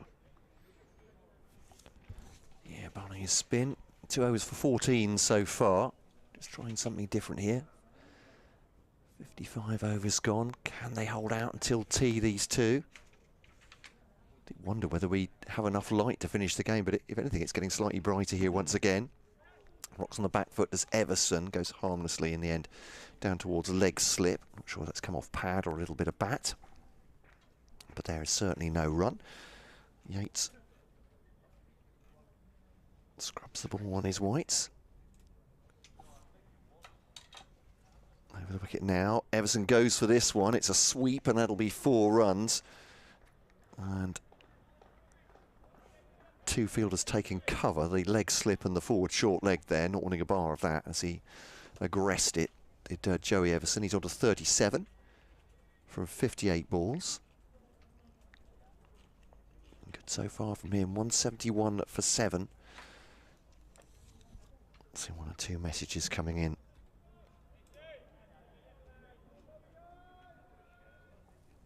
Of vague hope at the moment for Kent, but they are still a long way out here. Yates to Everson. Just deflects that into the onside. Barnard Fields at mid-wicket. More defensive. Still plenty of chat from the Warwickshire fielders. Trying to keep the momentum going here. Again, it's this is more of a glance than a sweep, I'd suggest, down to long leg, and Everson gets off strike, and there's another single to his name. 38 for him, 77 for Compton, and that'll help level up the over rate for Warwickshire. But I've noticed their seamers bowled at more or less even pace. It's been level throughout the game, which is quite good going, isn't it? Yeah, they've not Kent have struggled to do too that. long. Yes. Yeah, Kent were way behind the rate on the first day. Yates, the spin takes it away from the left-handed Compton through to Burgess with the glove standing up to the stumps. 2 slips in and a short leg as well. Final ball of Yates' 3rd over here. Compton just dead bats out into the offside, and that's the end of the over. 172 for 7. Still 44 remaining. Well, this is a good stand, but Warwickshire know 1 wicket here, and they are almost there, into the tail. But a spy tells me that there is a dot or 2 of moisture in the air. Yeah, I mean, it feels like a deluge. They should come off. Well, quite. That's interesting. But there's no flurry of running for cover. That would be the sure sign. But I don't say they've been nervous, Warwickshire, because it does look quite high cloud. It doesn't look as though there's any significant rain to come. But you wouldn't want to be chancing it, having done so much hard work to get into a winning position. You want to get the job finished. Now, Sam Hayne's got a sort of big padding underneath his trousers, that sort of like the over-the-top shin guards that the close fielders wear. And he was at 2nd slip. He's now come to short extra cover as new over from Barnard starts with only 1 slip. And he bowls a bouncer, which Everson is having nothing to do with. So you can measure how Warwickshire are feeling by the way the field has gone from attacking orthodox to orthodox, if you like. And now it's going not quite as funky as Kent tried to get on Thursday with trying to stop Sam Hayne, not that it worked. But certainly it's becoming more unusual. And this is carved in the air down to 3rd man, but it's safe. Everson went after that. It was rising outside the off stump. I suppose he figured as long as he got a decent amount of bat on it, the odds were in his favour, and he gets 4 runs. He's 42. Yeah, expansive from Everson. It's giving Warwickshire something new to think about. Well, he's all right as long as he doesn't just feather it. Yeah. If he misses it completely, he's probably all right. If he gets a big nick, he's almost certainly all right because it's going to fly. Now he pushes forward and defends the next ball out to short mid-on. So Yates is at slip, and then there is a backward point. There's short extra cover on the drive. There's a more normal extra cover. There's a mid-off, and then one of the straight, silly mid-on fielders, such that the non-striker's got to run outside him. There's a normal mid-on, mid-wicket, and deep backward square leg. And in comes Barnard, close to the stumps, and Everson defends, standing up straight, out into the offside. Not being hurried, Joey Everson. couple of the younger players have got stuck in here, haven't they? Cox hung around for an hour. Yeah. We did a bit more than hang around. Now, Burgett's gone to get a helmet. He's going to stand up to the stumps. We've got a collection of helmets behind the wicketkeeper, and Burgess has put one of them on. And he's going to stand outside the line of off-stump, the wicketkeeper, and watch Barnard with 2 to come in this over. And Everson cuts for 4 runs. Good stroke. Hits it hard square on the offside between 2 fielders. So his second boundary in this over. He's gone to 46. And it's 180 for 7. 115 behind now. Funny game cricket, isn't it? Yeah, well, this is it. It's live sport for you. Not quite over. Yeah. This is it. It's like a drama without a script. Barnard tries again. And he beats Everson, who's pushing forward without great conviction there, and just sort of hanging the bat, and he'd be glad he didn't touch that. So 2 boundaries in the over. 180 for 7. 34 runs in the last 6 overs for Kent. Have not just brightened the tone of their scorecard up, but we've reached a point now where if they did bat for 43 overs or anywhere near, they probably would be in front. Yeah. So, which is only an issue if it happens, if you know what I mean. But and if they get that far. At the very end of the game, it could be. You could imagine a situation where they're not, say, 9 wickets down, 15 minutes to go, and right on the cusp of whether they need to make Warwickshire bat again or not. Oh, that's making my eyes water. Yates continues round the wicket with the off spin. Still 2 slips and a short leg. Men on the drive and the mid wicket and cover as well. Defends the first one away. And Yates looking for this breakthrough for Warwickshire. Compton naturally goes away from the left hand of the off spin. Punching that up to Chris Wokes at a wide mid off. Wokes has been off for a short time, I think. No considerable length of time, I don't believe, but has just come back onto the field. Or for a comfort break or maybe a bit of a stretch. Here's Yates given some room. Is Compton outside the off stump, and he back foot drives it through the offside for 4 runs, and Compton goes on to 81. His grandfather Dennis didn't score a century here. There we are. No. 2 centuries for Middlesex at home to Warwickshire. The first one he was out to one William Eric Hollis. I don't know if he's somebody you know about, but.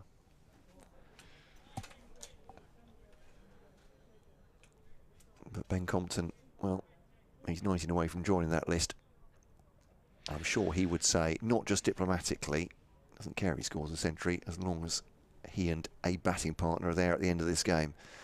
This one's a little bit back of a length, and again, it's given Compton room. They'll come back for a comfortable second. Barnard runs out after it, but Compton moves on to 83, and the score on to 186 for 7. I mean, they'll have, if you're looking way ahead, this is probably ridiculous, but they'll have a few overs with a new ball as well, won't they? It's not ridiculous. It's only 22 overs away now. If it comes to that. It's not at all ridiculous. So Warwickshire still have all sorts of ammunition as Yates bowls to Compton. That's a block from the Kent opener. But that'll give them some impetus going towards that, I'd imagine, as well. A new ball to take 3 wickets with. Surely they'd be optimistic of that. As Yates bowls to Compton. Well, it's a Yorker length delivery, it turns out. It's jammed into the ground by Compton, who's looking to drive that through the offside again. Looks at the toe end of his bat. It's done him proud so far. End of the over. Everson 46, Compton 83. Everton 4 short of his first half century for Kent. And only his 3rd time going that way in first-class cricket in his young career. As the over ends.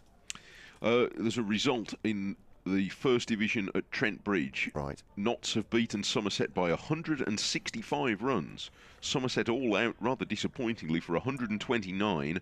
5 wickets there for Dane Patterson, who mopped up the lower order very efficiently. So Somerset well beaten by Notts at Trent Bridge. There's Everson driving first ball of a new over from Barnard off the inside edge into the leg side. Again, the wicketkeeper is standing up to the stumps. That seemed to just restrict Everson a little bit. Ball at the end of the last over. How Yates, the slip, who's very fine, can see anything with Burgess, the wicketkeeper, standing where he is. He's standing right outside the line of the stumps on the offside, Burgess. In comes Barnard, and Everson defends out on the offside. It's not far off a long stop there, is it? Because No. it takes the edge. It's going to have to go over Burgess's head or past his ear, isn't it, to get to... I'm sure there's sense in that, but... He really won't see it. I mean, the angle we're at makes it look slightly harder, but we're looking over Yates' shoulder, if you like, and then looking straight over Burgess' shoulder as well. And for that matter, over the shoulder of the silly mid-on fielder. Here's Owen Everson's pushing forward at that. One from Barnard, and he's beaten on the outside edge. He has played and missed quite a lot, Joey Everson. Yeah. But the point is he's missed. That's this thing. Hasn't That's it? right. There's plenty in the pavilion who would have liked to have played and missed the ball that they got out to as well. 186 for 7. 109 the difference now. In goes Barnard, and he hits Everson on the pad, trying to turn that to the leg side, and he hurriedly turns round, not sure where the ball's gone, and retakes his ground. It's the first time he's looked hurried up for a little while, Joey Everson.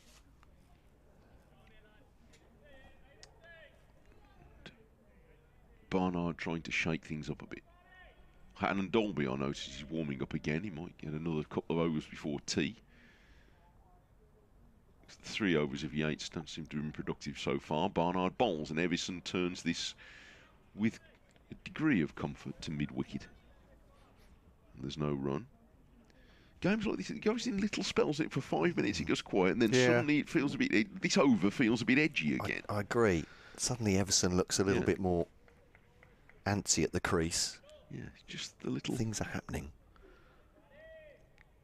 Little gentle breezes in a big game. Sense a slight change in it here. In comes Barnard, bowls to the right-handed Everson, who's forward, guiding this out to extra cover, and Davis fields, end of a maiden.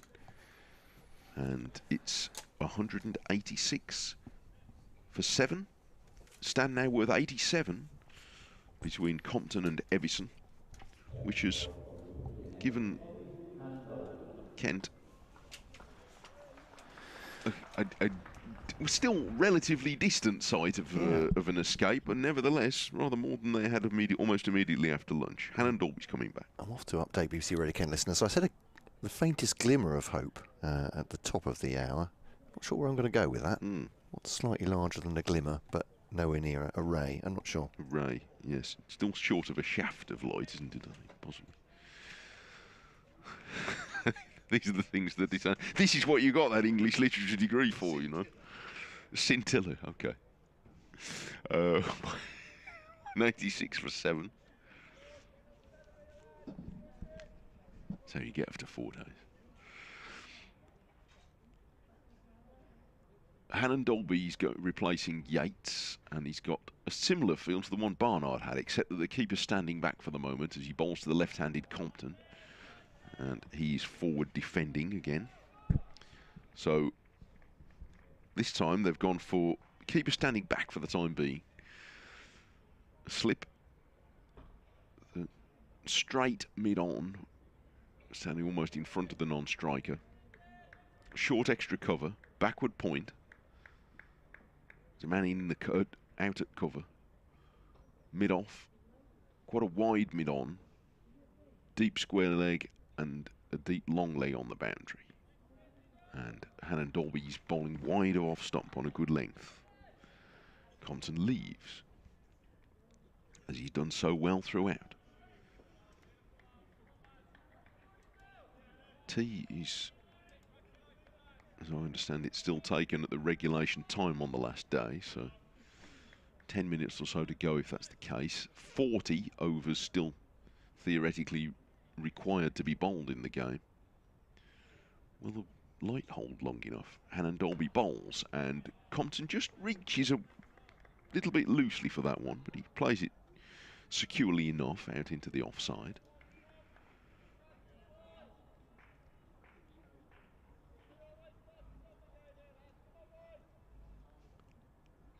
.83 Compton has made, but more importantly, he's been there throughout the day. He was 15 at the overnight.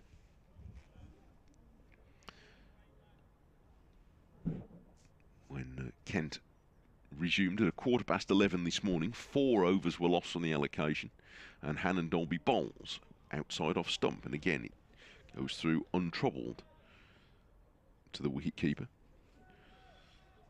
At lunch, those 4 overs didn't look as though there'd be an issue. Maybe they still won't. The deep square leg is coming up. If it were a one-day match, he'd be coming up into the circle.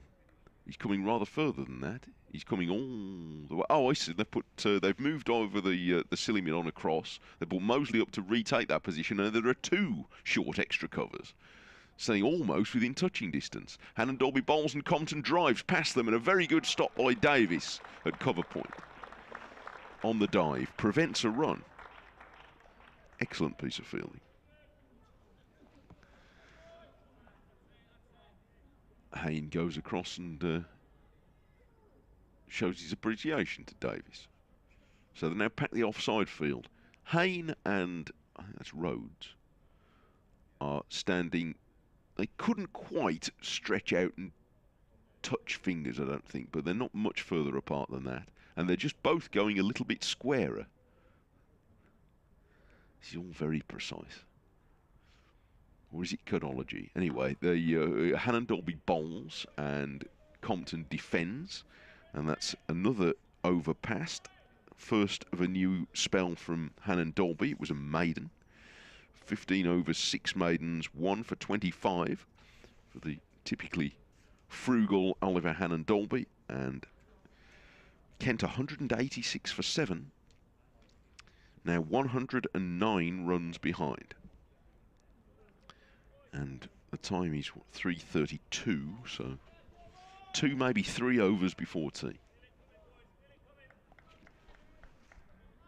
Are still available, and here comes Ed Barnard to start a new over. And Everson drives down the ground, and this could be 50. It's going all the way up to the rope, and it's very well timed, and it is a half century for Joey Everson in 72 balls.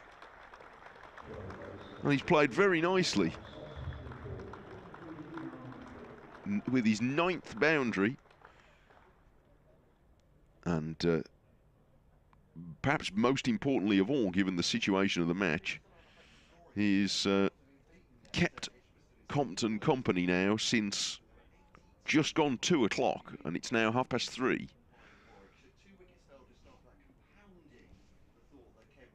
Fine stroke to bring it up, and now he's got to concentrate again, and he pushes forward and misses here as that wasn't very far from the off stump. So there's been a few moments, arguably, of fortune.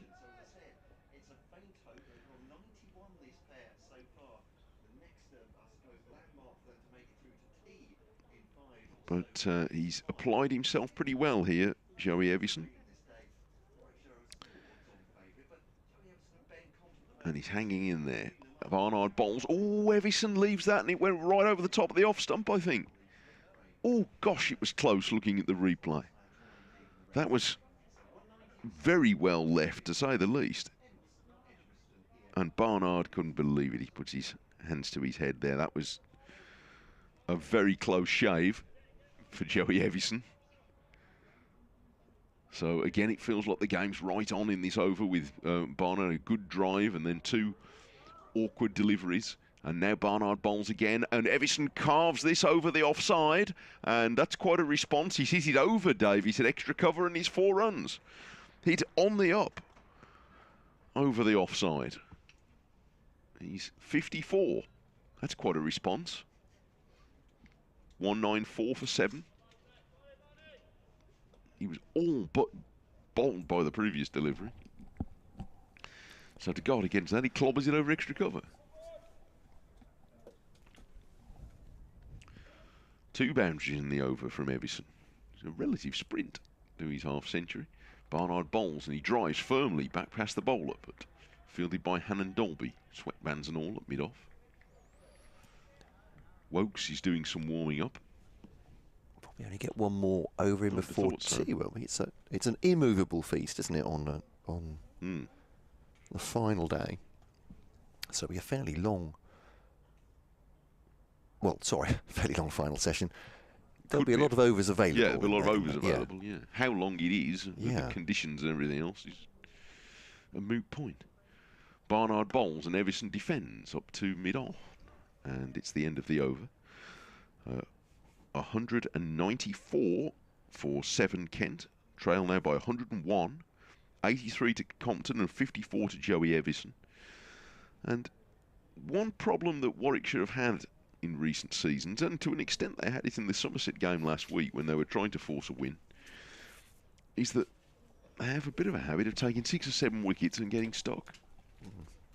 It's a little bit what's happening. It didn't happen yesterday, but it is happening here at the moment.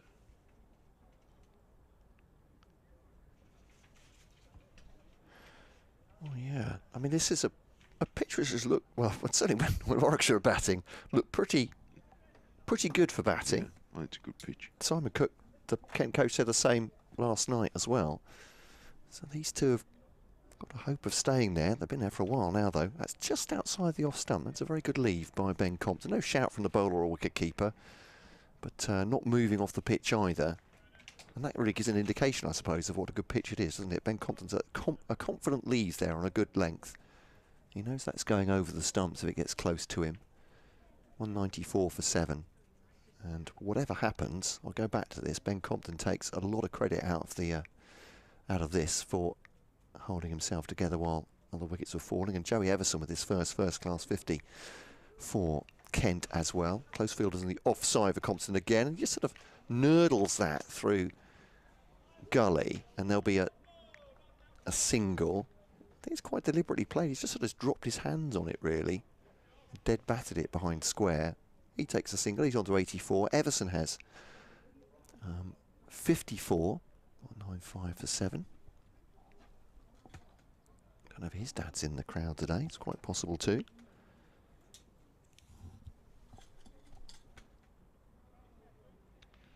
Well, now there's a bit of a conference. Yeah. I haven't had too many conferences on the field so far, Warwickshire. Maybe I'm imagining it, but I sense a little bit of anxiety. Is that going too far? Just a bit of urgency about Warwickshire at the moment. Yeah, I think that'll be it. But they wouldn't want to go another hour and a half without taking a wicket. No, that's fair to say. 2 slips now. As Hannon Dolby comes in and bowls to Everson. It's a good take from Michael, which I'm full of admiration for a wicketkeeper that can stand up to someone like Hannon Dolby. He's not exactly doubling it down, is he? That one rises off a length. Burgess takes it ear level. Very smartly with the gloves.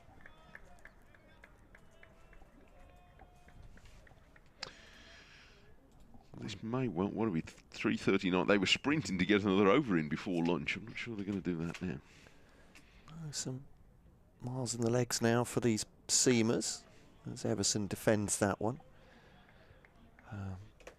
Again, they've had rests at good times, really, though, haven't they? And as you said, there's 5 of them, so it's not as if we didn't get going until 1:30. I didn't time exactly when the Kent innings started yesterday, but they didn't bowl many overs in that, did they? No, so it was about 2:30. Yeah. Since say 2:30 yesterday, Wokes has bowled 23 overs, Rushworth 21, and Hannon Dolby's in his 27th at the moment. Right. Hassan Ali has bowled 18. That's Hannon Dolby bowls now to Everson. Keeper up, 2 slips in. This one's taken again head high by Michael Burgess. And again, that angle for Rob Yates, it's very fine behind the wicket keeper. He's just chatting to Sam Hain here. Well, all I would say about Yates is that he looked as though he got his eye in on Thursday. He evidently did this morning to take those 2 catches. That's true enough. So he can be the judge. He may only need 1,000th of a second to react anyway. Yes. he's got a good eye. Slight change in the field. I think this is good from Will Rhodes, just to make Joey Everson think. 2 men on the drive on the onside, 1 on the offside, 2 slips in, keeper standing up.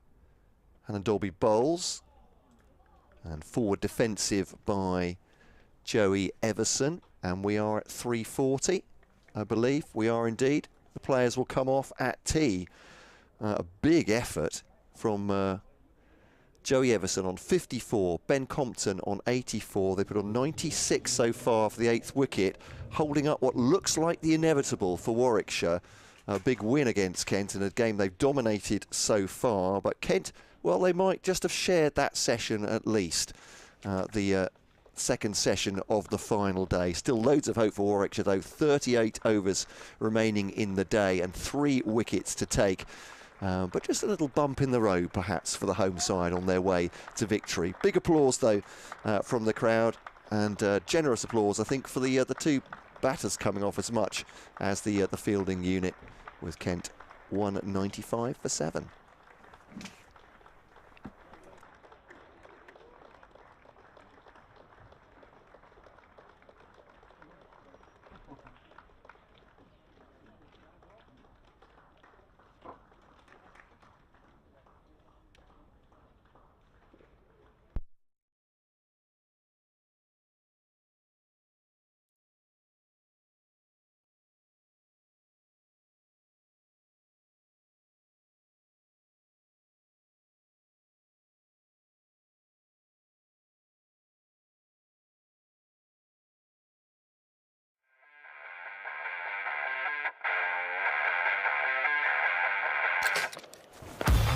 Edged to carry. Innings first ball for Amiss. Shouts a catch, there's no one there.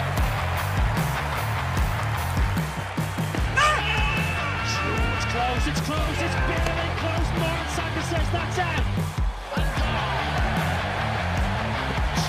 Brilliant victory for the Birmingham Bears.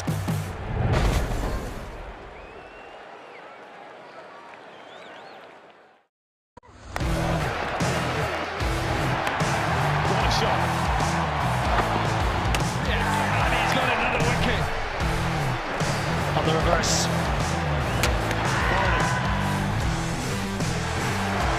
More drama here at Edgbaston.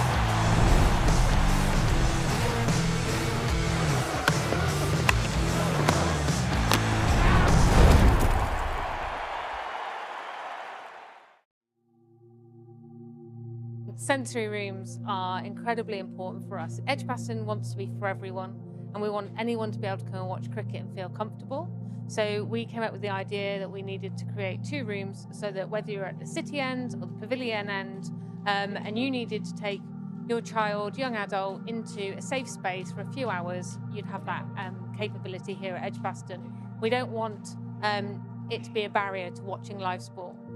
I think before sensory rooms, we struggled, if we're honest. If we had a 2020 match, for instance, which is a few hours, that's a long time, especially for Stanley to not get overwhelmed or overstimulated, and not having a break or somewhere to go or somewhere to make it easier to get through them tough times is hard. So I think I know that Lindsay's boys and Celia can have a place to come, a safe space. Their times can be manageable now at the cricket, and we can last a lot longer. And they're my biggest supporters. So yeah, it's really good now. It's made a good change in our lives. Well, it was just all the time. It was just all too like overwhelming. Like the noise, because it's soundproof. Like there's it's no more noise anymore. I wanted to watch it, but like the crowd was really like overwhelming, and like the speakers. But in here, it's just really not. We love to pave the way, so we've got other grounds coming to take pictures. Understanding how we do it, how we operate it is really key, and the ECB are doing a bit of a case study on us as well. To have this space does help, and I think it's something that if I can help spread that and an acceptance and awareness, and that's a good thing for all of us to do, really.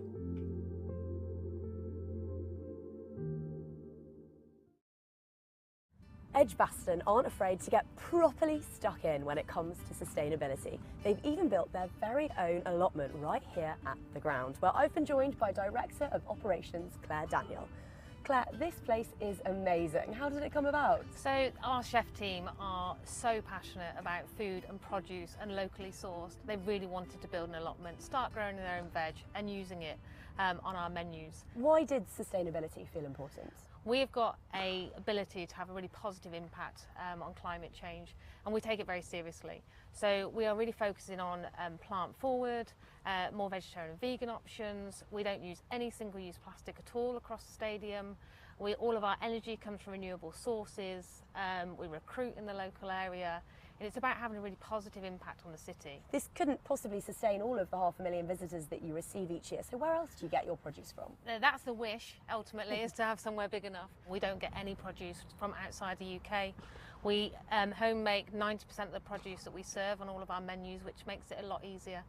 And we use kind of locally sourced traders and vendors. We also work closely with Fordhall Farm. They help us within our retail catering, and they've been an excellent partner of ours. Fordhall is one of the first organic farms in the country.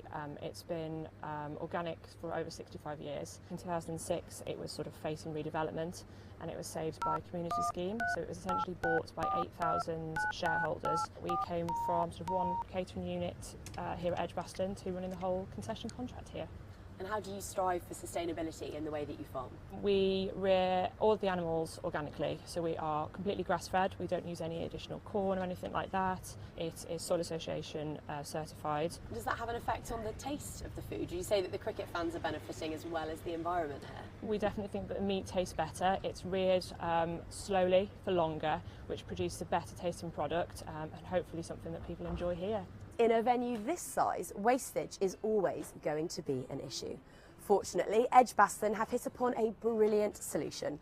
Local food redistribution charity, Let's Feed Brum. Let's Feed Brum started about 7-8 years ago, and we go out every single day of the week, including 2 breakfasts, to feed the homeless, really acting as befrienders who help to bridge the gap between people on the streets and the services. The food is a huge part of that. You know, that is absolutely our way to connect with people and provide exactly what they need whilst having those important conversations. Edgbaston have been absolutely incredible. They've really pioneered this community spirit. They always provide us with their surplus food, because then we can go out that very night or that morning, hand that food out to people who need it most. You know, sometimes we might see 80 to 100 people in one session. Just being able to use what otherwise would be food waste, but actually putting that to a great home is incredible. Do you think that other venues should be taking note? 100% of the venues should get on board. We've spent a really long time working with environmental health, working with experts. Anything we need to do to make sure that food is not being thrown away unnecessarily and actually is being literally put in the hands of people who need it most. So I would encourage any venue to reach out to a charity like Let's Feed Brum to understand actually how can they work together to help the community.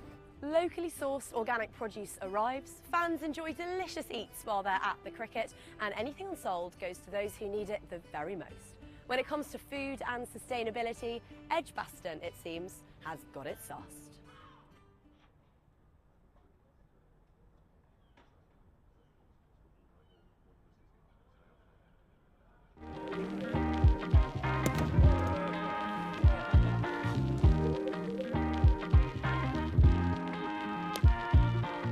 Warwickshire Access is the team that's made up and represents Warwickshire of guys with either a physical disability or learning difficulties. Its name's really aptly chosen in that it provides access to cricket that perhaps otherwise these guys wouldn't get. So that's what it does, and that's what it says on the tin. 10 years ago, I started playing for England disability side. I've got mild autism and learning disabilities. And my coordination at the time was very poor when I first started playing cricket.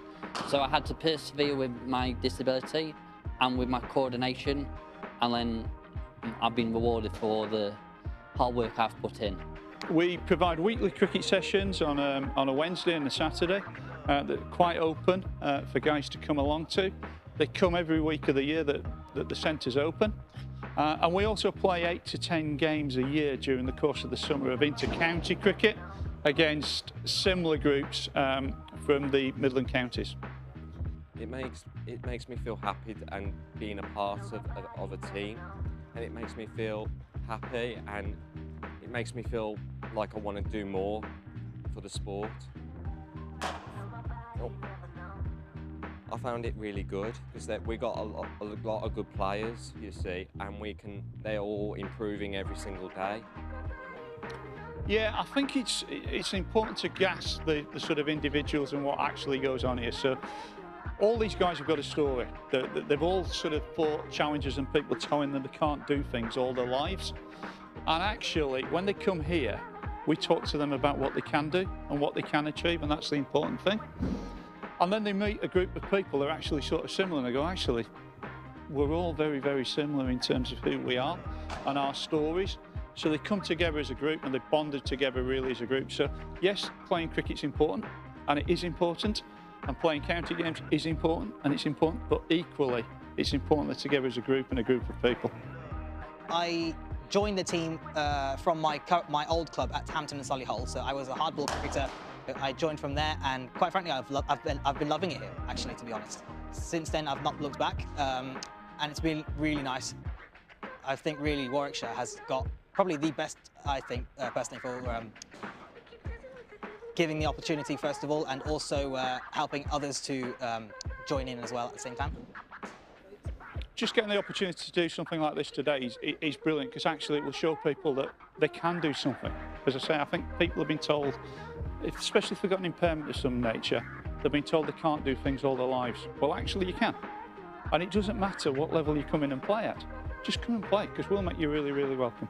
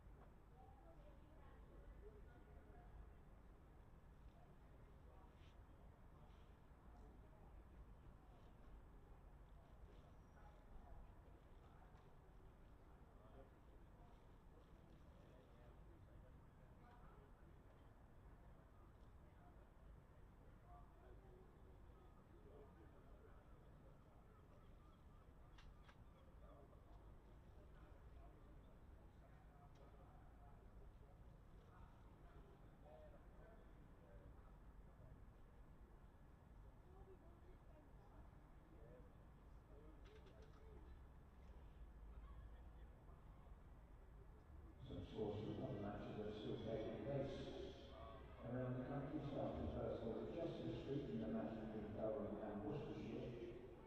Durham 425 for 9 declared and 254 for 4 declared. Worcestershire 366 for 5 declared and 101 for 5. Worcestershire require a further 213 runs from 39 overs. At Chelmsford, a match between Essex and Lancashire. Lancashire 207 and 351 for 7 declared. Essex 219 and 16 for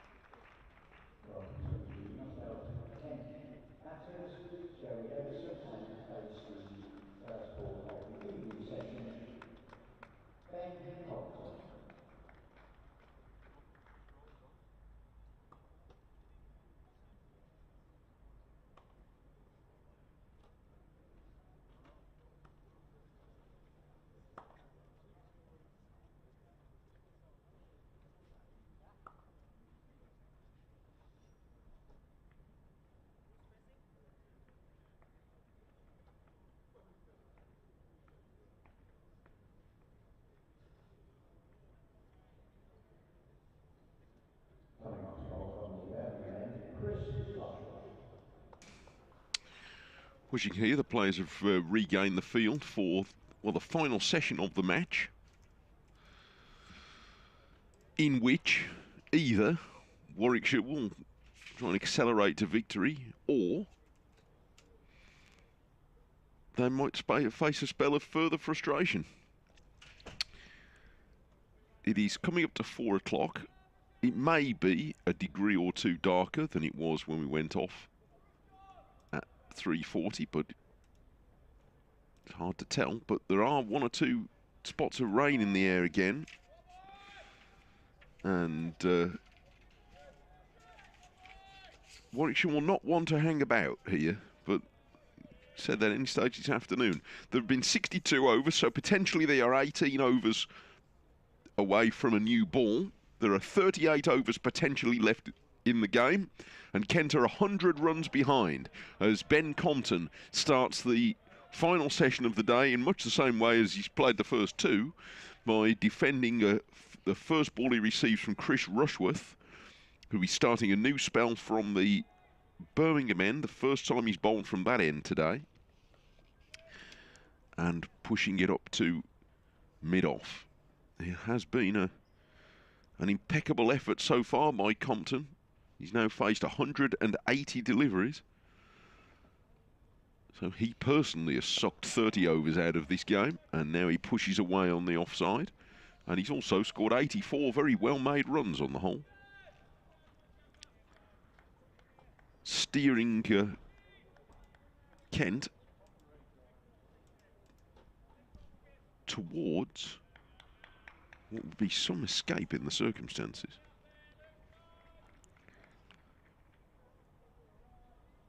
But a quick wicket might change it. 2 slips are waiting. Evison at the non-striker's end, he's 54 not out. And back goes Compton, and he square drives for 4.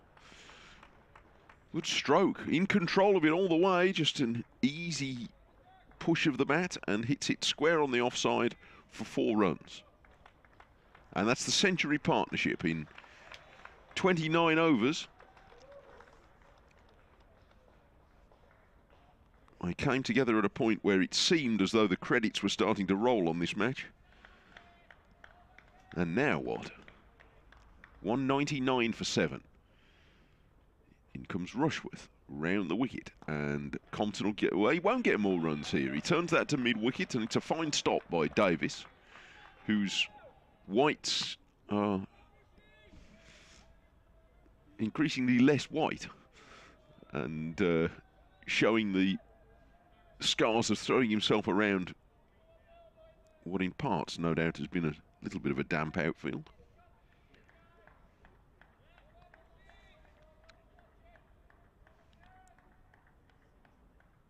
Burgess puts on the helmet, and he's going to stand up to the stumps. I think it's the first time we've seen him stand up to the stumps to Chris Rushworth. He stood up to a couple of the other seam bowlers. Oh, and that's edged and caught by Yates. And they've finally dislodged Compton in the first over after tea. Compton, who's been so well disciplined and been such a good judge of which balls to play and which balls to leave, just nibbled the ball from Rushworth outside the line of off stump, and it was well claimed by Yates. Burgess standing up to the stumps was maybe slightly in his line of vision, as we discussed before tea, but it went straight in at a good height for catching Yates' 3rd catch, and Compton is out. Finally dismissed for 88, a splendid effort, but he is perhaps crucially dislodged by Chris Rushworth after a stand of 100. He's out in the first over after tea, 199 for 8. And Warwickshire now potentially only 2 wickets away. 96 runs still the difference. I'll do an update for our BBC local radio listeners in the next few moments while we wait for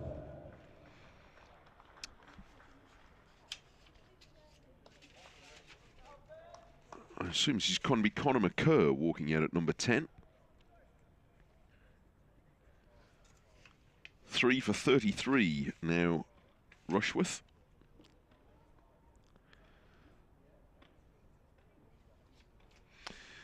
And this is Mike Taylor at Edgbaston, where Warwickshire are trying to beat the weather and the clock to force a win against Kent on the final day of the county championship match. Have just struck what might be a very significant blow. In the first over after the tea interval, they've finally dismissed Ben Compton, the opening bat who's been there all day and had made a splendid 88, made very few mistakes, but edged a delivery from Chris Rushworth to Rob Yates at slip. Yates' third catch, and he's out in the first over after tea, and they're claiming a wicket of Conor McCurr straight away, but that's turned down by the umpire. So Warwickshire need 2 more wickets to win. There's potentially a couple of hours cricket left, 37 overs still available if the weather will hold, with Kent in their second innings, 96 runs behind at 199 for 8.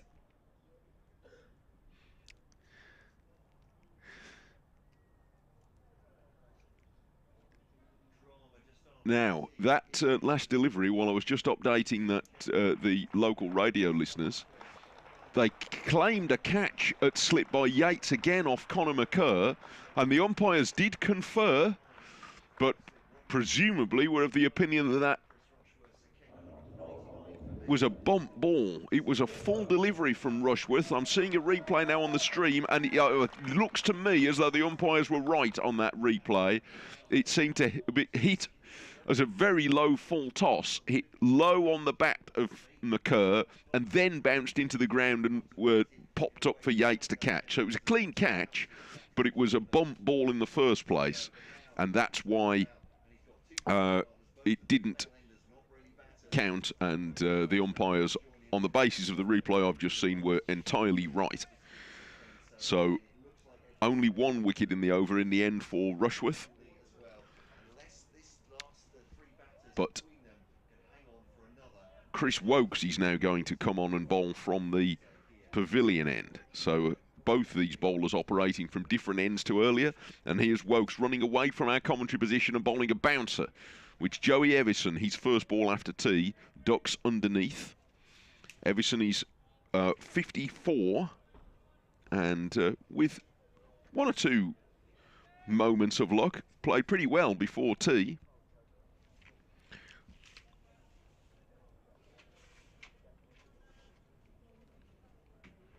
Missed the good balls and hit the bad ones, which is not a bad method. 2 slips and a leg slip and a short leg, and here's Wokes bowling another short delivery, and Evison's not going for that. There are 2 men out on the hook in case he does fancy it, although they're a very long way from the bat, so he'd have to get a big piece of it to trouble deep square leg. But maybe they think he will. Oh, drama then, just after tea. Just saying on the update exactly what Ken didn't want. They want it to be dull as ditch water for the last session, but the breakthrough comes. In every sense. Wokes, this is about hip height, and Evison's going to get runs here. Turned it off his hip to deep square leg, in fact just 1. I think the umpires were right looking at the replay on the shout against McCurr. I think that looks exactly, it was a bump ball off the bottom of the bat and then into the ground. It sort of arrived as a very low full toss. That's 200 for Kent, by the way, with that single. 200 for 8. I certainly would have gone up for that if I'd been on the Warwickshire side. Crikey, close enough. A little bit of rain in the air. In fact, it has been just gently drizzling, I think, for a few minutes, hasn't it? But the light's good. Staying on here. Yeah, the light's okay for the moment. We were talking whether Yates would be able to take a catch, whether he'd see it if the keeper was standing up to the stumps. Evidently he did. 3 slips and a short leg weight as he bowls to McCurr. Wokes bowls to McCurr, who goes to force this off the back foot and misses. The 90-5 is the margin between the teams at the moment.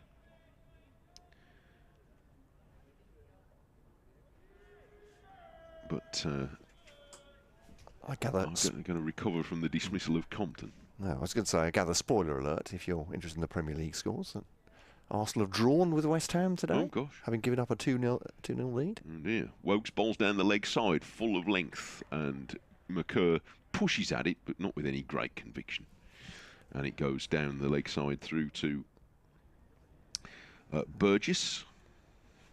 The other games around the country. I see Worcestershire are 5 down at Durham now. The victory target is really out of their reach, so they need to protect their wickets after a sporting declaration by Durham. I'm not sure how sporting it was, but certainly a declaration in a high-scoring match. Yeah, Worcestershire declared behind yesterday to set that up. That pitch had moved away from McCurr, but he was not interested. So it's the end of the over, 200 for 8. Yeah, Worcester opened up that game by declaring, I think, 5 wickets down, 60-odd behind yesterday, because they'd lost a bit of time. But it doesn't look as though it's going to do them any good. No, indeed not. Otherwise, we know Nottinghamshire have beaten Somerset. Surrey 110 for 1. Need another 133 in the final session. I suppose that's... Well, no, you'd need to get on with it, wouldn't you? Yeah, But if they get all the overs in, it's about 4 and over. But yeah. Don't know what the light will be like. Which is just about the limit, I think, probably for county cricket these days. Maybe not. Maybe not. In a short chase, you could do more, but it depends on the light, doesn't it? You might not get all those overs. Rushworth bowling to Everson. Forward defensive into the offside. And there's no run. Essex 61 for 3 at Lancashire. Again, the victory target is way out of their reach. So they're protecting their final 7 wickets. Jimmy Anderson has prevailed over Alistair Cook twice in that match. Twice out on WW. Yeah. And we can mention that Leicestershire and Derbyshire are playing at Leicester. That is a draw. Well, it's not a draw. But Derbyshire in their first innings are 68 for 2. And Leicestershire declared at 4-5-1 for 9. I wonder why they declared just after 450. Who can guess? But they have done. We'll bank some points. I can't tell whether, looking out from here, I can't tell whether I can see some flecks of rain or not. But nobody's moving in the crowd, so it can't be that much. No, it was, I think, as we came out for tea, just a light drizzle. But here's Rushworth towards Everson and turns that into the onside up towards mid-on, and there's no run. I don't know, forgive me saying so, but I don't know whether our Coventry and Warwickshire studio can hear us, but if you can possibly take Q away from us, that'll be enormously helpful. Thank you. 200 for 8. I don't know whether you want Everson to change the way he's been playing. He's played quite nicely on the whole, but that's a tough one, isn't it? He just has to play as Rushworth to Everson, bat and pad or just pad? I think just pad, but deflecting away on the offside. Height might have been an issue there. Can't tell if it's hit him straight on anyway. But it was a pretty quickly stifled appeal. They gave it a go. Umpire Inningworth not interested at the far end. 200 for 8 then. Warwickshire closing in. 3 for 33. Rushworth's been excellent and taken, lest we forget, some very important wickets indeed. Crawley and Bell Drummond in this innings. Compton just after tea. And the first 2 to 4 yesterday for Kent. Everson guides that down to third man for a single. That'll leave McCurr possibility of facing 2 balls at the end of this over.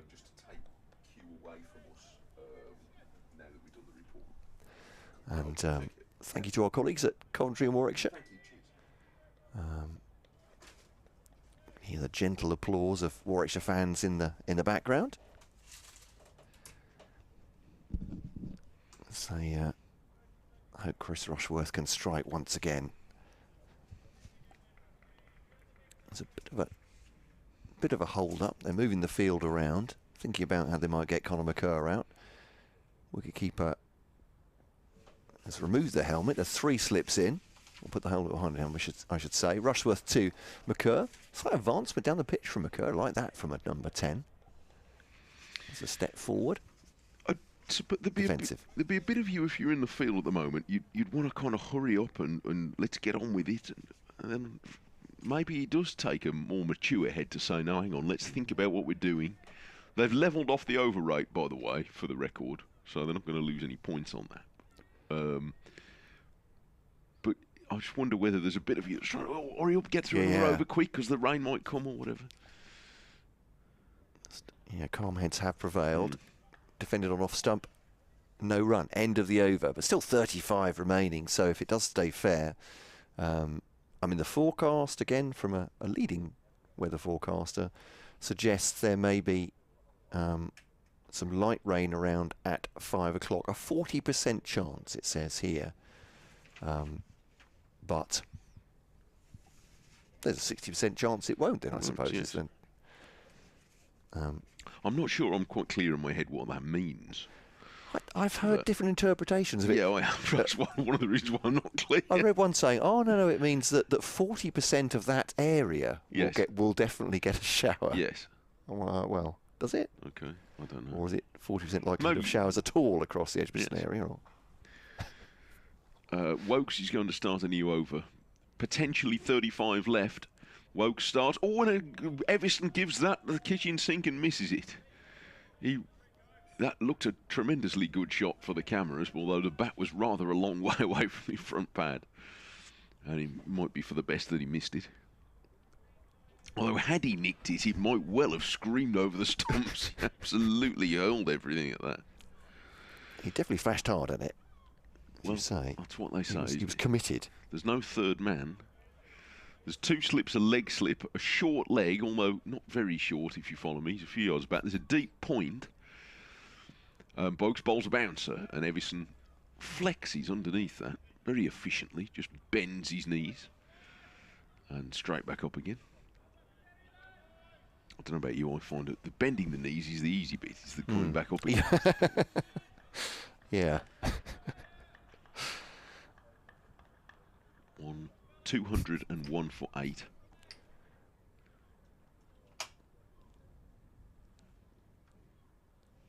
Off goes Wokes, bounding in, and goes through a full-length delivery, fired in towards the base and middle stump, and Everson's there. He defends back up the pitch.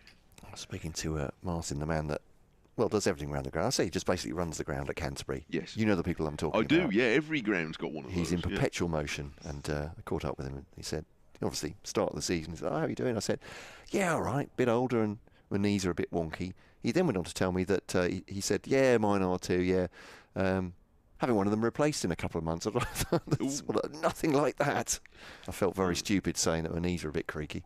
Wokes bends his back and makes this rise outside the off stump, but it's wide enough for Everson not to go near it. Wokes has 3 wickets in this second innings, so does Rushworth. And Warwickshire only need 2 more to force what would be a comprehensive victory in terms of the scores. But time's ticking away from them. This is fire down the leg side, and Everson plays across the line of that. Doesn't touch it. Be looking for a single, I suppose, at the end of this over to try and protect Conor McCurr from an over from the far end. Yeah, McCurr batted well enough, didn't he? He did, yeah. That's true. He got 14, didn't he, in the first innings? I think it was. He held out 7 overs or so with his batting partner Matt Quinn. Off goes Wokes, and this is clipped by. He's clipped it past the leg slip for 4 runs. Well, in its way, that was quite a bold stroke because the leg slip's there, but he guided it wide of him and away down to fine leg for 4. So 4 good runs for Everson. He's 60, and it's 205 for 8 at the end of the over. And now Rushworth, presumably, he's going to get a chance to bowl a new over at McCurr. I don't know if matters consider. Well, firstly, that McCurr's no mug with the bat, but also they're 34 overs out here. Is he going to be able to protect 1 or 2 tail enders, Joey Everson, for all that time? 205 for 8. Well, certainly he's not getting the opportunity to this time. The 4 added to his score, he's on to 60. It's his 2nd highest score in the first-class cricket, Joey Everson, in a fledgling career so far. Rushworth seemingly flying into McCurr now. 3 slips in behind him. McCurr just a glance down to Hassan Ali down at fine leg, and it's all very procedural to get Joe Everson back on strike. So 206 for 8. 3 for 35 Rushworth so far. You'd have quite liked to have bottomed more than 1 ball at McCurr. Yeah. I know when they do the analysts, and certainly when you're looking for players to sign, value of wickets, and or to select for international cricket, isn't it? Value of wickets is as important as how many wickets you take. And Rushworth to Everson, no ball. I do wonder in situations like this where Kent could say, "Don't worry." I often wonder whether it's like, well, we're trying to hold out here. Yeah, you can have that one. That's fine. Yes. Well, especially as they've taken a single off it, which has brought McCurr crikey, back on the that's true. strike, nudged it through the leg side. Could have just held there, yeah. Yeah. But I was thinking in terms of value for wickets. You know, Rushworth's 2 at the beginning of getting rid of Crawley and Compton at the beginning of the first innings. He's done an important job. Then getting rid of Crawley last night. Bell Drummond, Compton again just after tea as he bowls to McCurr. Classic forward defensive up to mid-off. Well, without looking at the stats, I mean, Rushworth has always taken a lot of top-order wickets. At Durham, I mean, an outstanding record for Durham over the long term, not just 1 or 2 seasons. You know, I mean, if you were money-balling it, as the the book and the film goes, you'd think his stats would pile up very nicely indeed. Well, Warwickshire have made the signing, obviously. And Rushworth now to McCurr, Yorker. McCurr blocks it out. I know there'll be those who say, well, you know, often helpful conditions up in Durham, which is true, but I bet it's one of those things that's probably not quite as true as we think it is. But nevertheless, it doesn't matter where he's bowled. 600 first-class wickets at 22. That's a long-term performance of high level. Played in a championship-winning team at Durham, of course, with Graham Onions in that attack. He bowls now to Conor McCurr, and again defends it. It was a full-length delivery up to mid-on. But yeah, certainly if he was, obviously his age counts against him in terms of international recognition, but imagine if he was 25, even in Division 2, had taken 50, 60 wickets at 22, people will be looking at him, wouldn't they? You've got to be doing something right to take that many wickets over that long a period. You know, you might have one season where everything goes right. You might even have 2, but you don't take 600 wickets where you're doing something wrong. Not these days. He's certainly proving it here, and bowls to Conor McCurr now, driven by McCurr, and that will go away into the offside. Could be 4. They're striving to stop it, but Davies won't get there in time. McCurr gets his first boundary, goes on to 5 from 11, and 213 for 8. He'll face the final delivery of the 67th over, 33 remaining after this one. At 20 past 4 on the final day. Whatever else Alex Davies does in the field, you can't deny that whenever he's got a ball to chase, he chases it like the hounds of hell are after. He really does, doesn't he? He does. He sets an extremely good example doing that. We'll see his chest sort of bulging with the effort of it. He's absolutely flying after it. You're right. It's Rushworth to McCurr, playing a miss outside the off stump, and McCurr just has a look down at the ground after that. Just, as your parents might say, he's just thinking about what he's done there. End of the over, 213 for 8. We're not angry, we're disappointed in you, Connor, or something like that. No, not disappointed at all. He's held out so far. Yeah, well, every over that ticks by just potentially raises Warwickshire's blood pressure a little bit. 2-1-3 for 8. So the difference at the moment is 82, which is not yet relevant. But may conceivably become relevant. Yeah, they need to have 13 overs of T20 blast type thrash and then declare before the new ball's available. Well, that's a method. Wokes bowls a new over, a bouncer, and Everson flexes underneath that. The board was showing 33 remaining at the start of this over. It's already 20 past 4. And again, it's hard to see. It's like looking at the sort of, you know, monochrome paint chart. Make it my business not to look at any paint chart, but Wokes bowls again to Everson, who defends back up the pitch. But it's hard to be sure. Speaking of paint, Steve, the Moseley Caravaggio. Hello, Steve. Has finished the bathroom. Oh, good man. Top man, Steve. Well done. Now watching with a beer. Well played, too. I dare say you've earned it.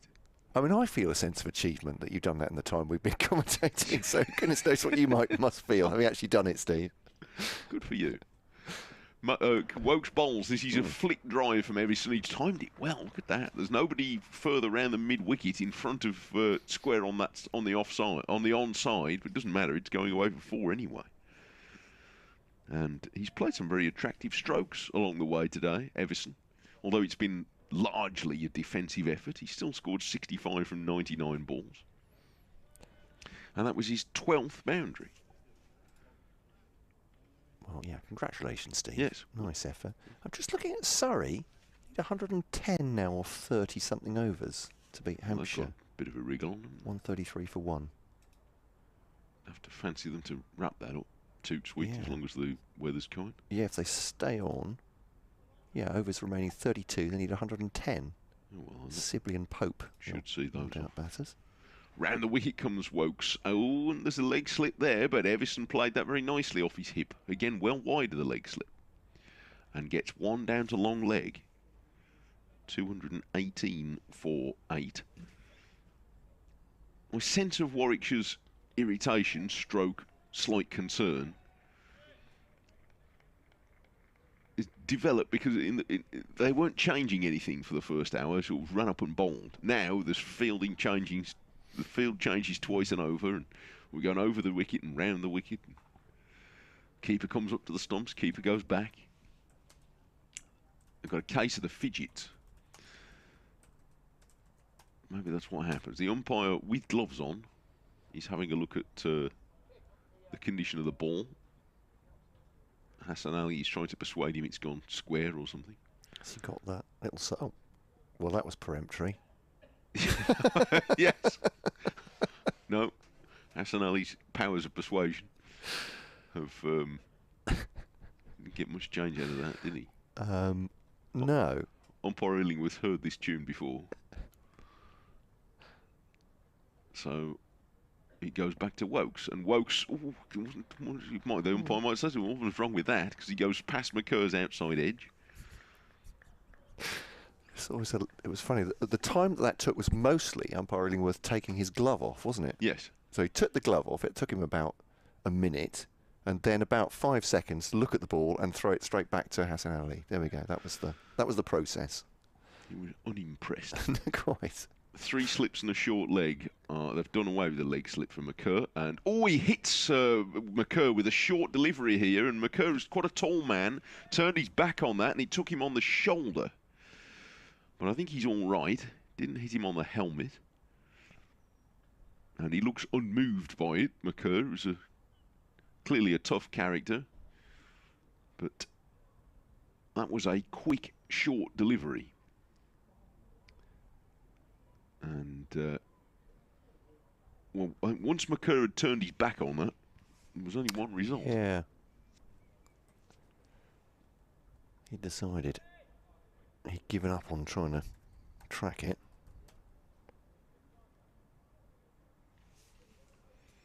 And another over ticks past.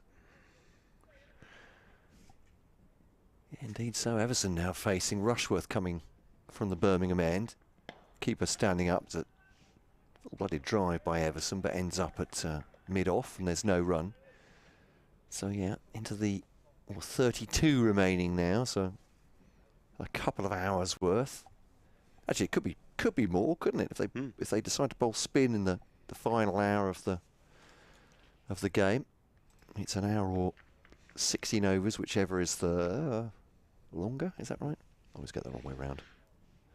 But I know the sense of it. Here's Rushworth then to Everson. Everson playing a miss. Again, he's gone for that expansive drive through long off. This time ends up in the gloves of Burgess. He's beaten. He's ridden that though, Everson, to be fair. He's driven a lot, hasn't he? But we're in one of those delicious situations where if somebody said how long's the game going to go on for, it's literally either 2 minutes or 2 hours. Yeah. Or any point in between. I was saying to you earlier, our producer asked me at the beginning of the day, so how long are you going to be at the cricket? Well, That's an interesting How question. long is a piece of Yeah. string? I could describe to you the scenarios, but we'd still be here at 6 o'clock. Here is Rushworth too. Everson runs it down to the third man. If you don't understand cricket, it doesn't seem logical, does it? Well, football ends. Well, it'll be about 90 minutes, give or take. Some extra 2:19 for 8, but that's the wonder of the game we love, I think. It's at least part of it. It's mystery.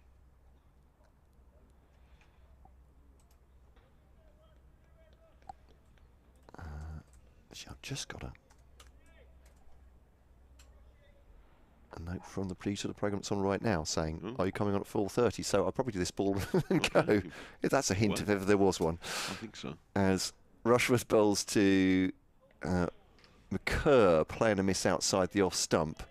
Rushworth gives him a little look, nothing more than that, and goes back to his mark. Yes. Rushworth is challenging here. McCurr. It's quite a test. Two experienced bowlers, Wokes, an international. Rushworth, arguably as good a bowler as there is in the country who hasn't played international cricket. And here he is, coming in to bowl to McCurr, and that's just a fraction wider, and it's well left by McCurr. And as Compton demonstrated for a large part of the day, judgment in leaving the ball is just as important to Kent as judgment in hitting the ball. All the more so now. There's a man gone out to deep square leg here. And Long's leg is out as well. Rushworth comes into bowl to McCurr, who is back in the crease, just pushing into almost into his body against a delivery from a little back of a length. It's the end of the over. 219 for 8, 67 for Everson, 5 to McCurr, and Rushworth's now through 16 overs. He's taken 3 for 43, and there's going to be a change at the pavilion end. Wokes has had 3 overs since tea, and he's going to give way to Hassan Ali. So one international bowler replaces another.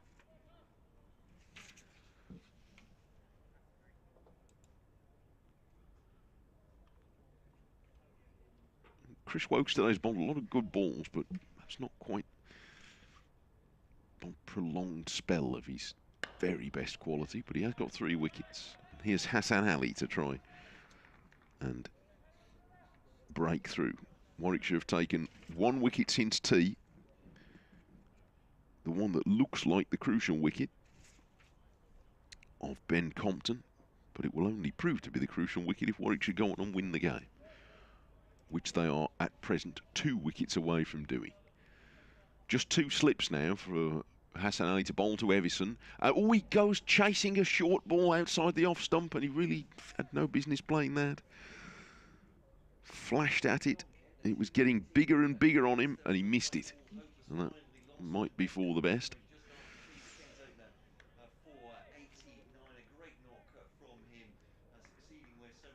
So back goes Hassan Ali to try again. It was quick and rising, that, and it ended up into something of a flail outside off stump from Everson. Try and control. Oh, that's a good stroke and an excellent cover drive, and it beats Wokes' dive running across from mid-off, and it's 4 runs. So that's a fine response from Everson, who has proved himself equal to every challenge so far. And every time he's been beaten, he's come back and played a good shot. Kept out the next good ball. 223 for 8. With 71 now to Everton. In goes Hassan Ali. And he's driving again, this time through the onside. And there's going to be runs here as Rushworth goes back from mid-on, and they should get 2. In fact, they get 3.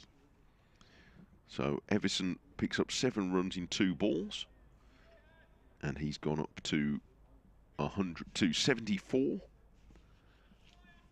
And he's left 2 balls here for McCurr against Hassan Ali.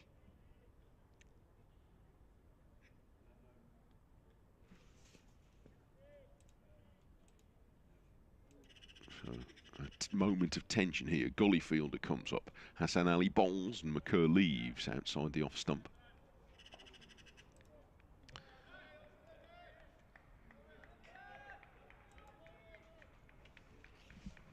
Goes for a prod of the pitch, a few yards in front of him.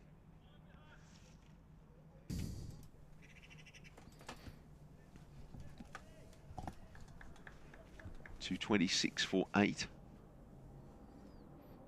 Here's Hassan Ali again, and McCurr plays that neatly, turning it into the leg side, so remains reasonably unhurried at the moment, Conor McCurr, apart from that one ball that struck him on the shoulder.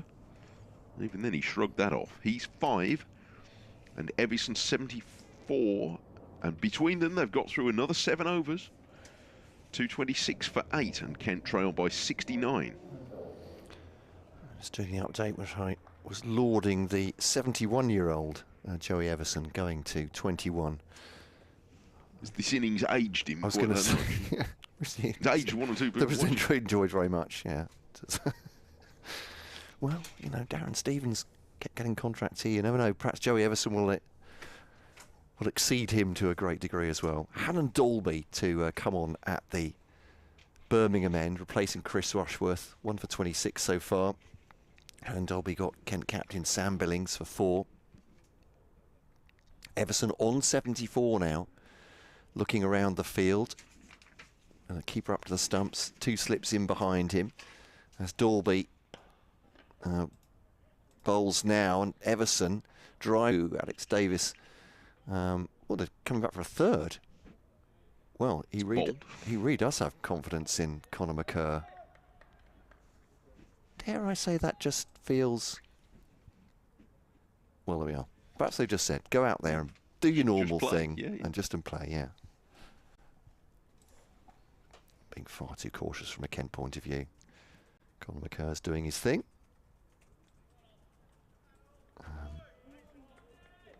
It's like on the radar, there are some showers sort of skirting around Birmingham, so we won't necessarily get one at 5 if Kent fans are looking at the radar and hoping. It's by no means certain. McCurr cuts that away. Half stopped, I think, by Barnard, but they're going to come back for 2. He's running the second fairly hard, so absolute confidence in Conor McCurr, who moves on to 9. That's a pleasant enough shot as well, cut through the offside. Given a bit of width. Yeah, and McCurr's given no evidence to suggest really he stood up to it okay.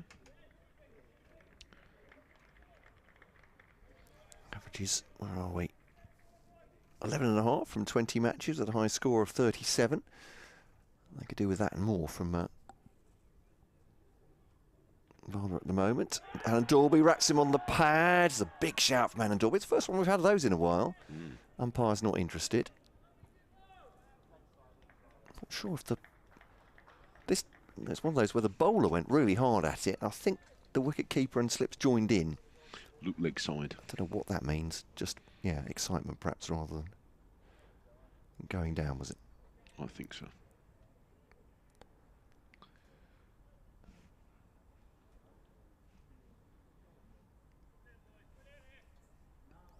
Just seeing the stat, not sure this is right. 17 wickets in 85 overs, only 2 in the last 50 for Warwickshire. I was going to say, make that 3 if it's if McCurr had been discomforted by that one, but he runs it up to mid-on, and that's a single. But that is the nature of cricket, and this is a decent batting wicket. Certainly Everson and Compton showed that. McCurr showing confidence too. 2 balls to come with the 71st over. 29 remaining after this one. 2-3-2 for 8. Yeah, 3 wickets in the last 50 overs, as it so happens. But oh, it's 3. But, so but the gist of it is right. Yeah, they got through 1.5 innings very quickly. Dalby took a bit of pace off that one to Joey Everson, and he just nudges it out into the offside, and there's no run. It's a point. There's Barnard there. The point is entirely valid, isn't it? It's about, you know, they've been got through Kent halfway through the second time, and it looked like it was going to be a stroll. Yeah. But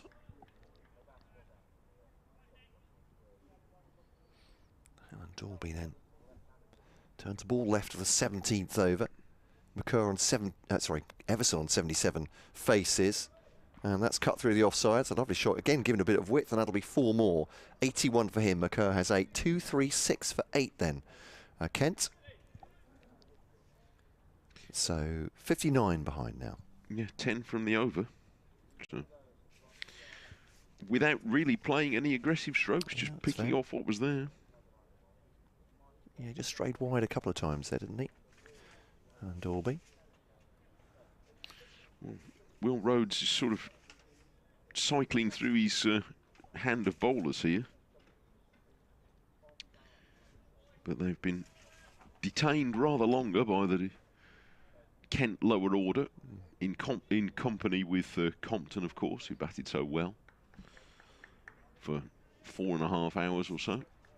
For his 88.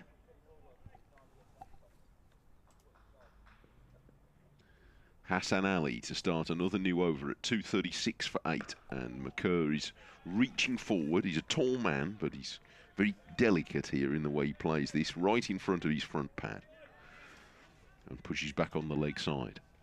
Another good pitch here at Edgbaston. It's still playing pretty well into the 4th day. Obviously, we had a day where it was covered up, but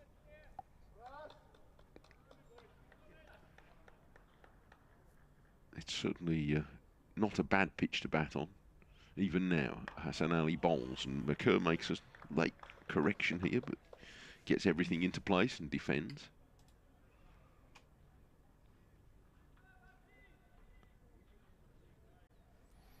Sorry, already eating up the runs against Hampshire now. I don't think they're going to be very far away again. They're Warwickshire's next opponents in their next game here in 2 weeks' time. Well, a week on Thursday now. Should be a corker, that one. Be a good one. And then Warwickshire go to Hampshire after that. Here's Hassan Ali with a short delivery, and McCurr ducks under that. He got down quick smart there, having already worn one from Chris Wokes. Yeah, he got down pretty early, McCurr, to that, didn't he? He's not having a bar of it. Well, he'd be, apart from Hannon Dalby, I reckon he'd be the tallest player on either team, Conor McCurr. Yeah. And he got out of the way there, sharpish. Because Hassan Ali is pretty swift, and here he is again, running into bowl, and McCurr drives, an elegant drive here, down on one knee. Didn't quite nail it, but he gets one up to Chris Wokes at mid-off. It looked great. And McCurr is 9.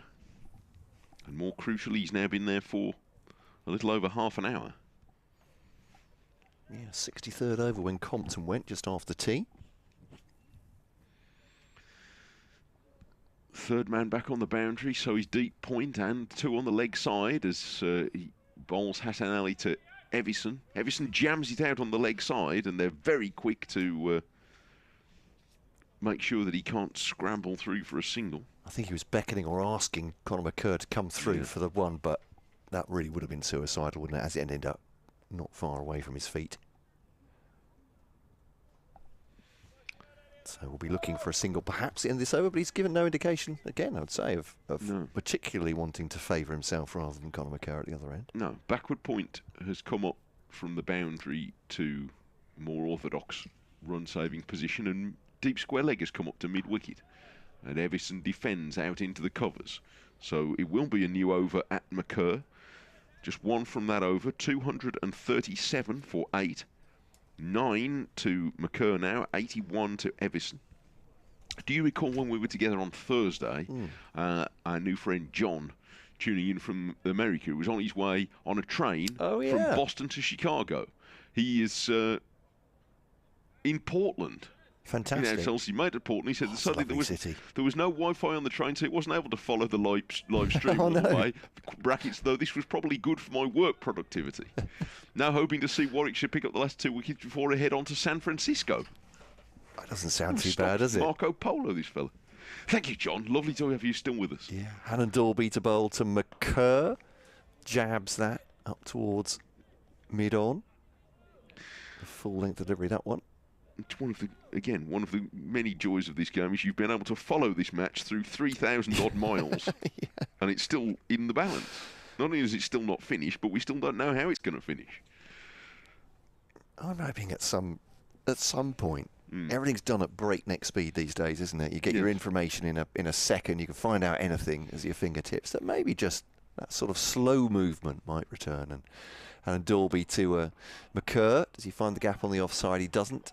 Tumbling stop by Alex Davies, who once again is just after everything like a terrier in the field, isn't he? Just throwing himself around, running like a sprinter, unleashed, and every ball towards the boundary. Sets such a good tone in the field. It does. Yeah, compare yourself to him. You're not doing badly, are you, I think? 237 for 8. Everton had 81. McCurr coming in at number 10. Has 9. Warwickshire need 2 wickets to win this one. And gently played up to mid-on by Conor McCurr. The new ball's available in 7 overs time. And should Kent still be batting, I'd imagine Warwickshire will take it pretty smartly. Hard to believe they won't.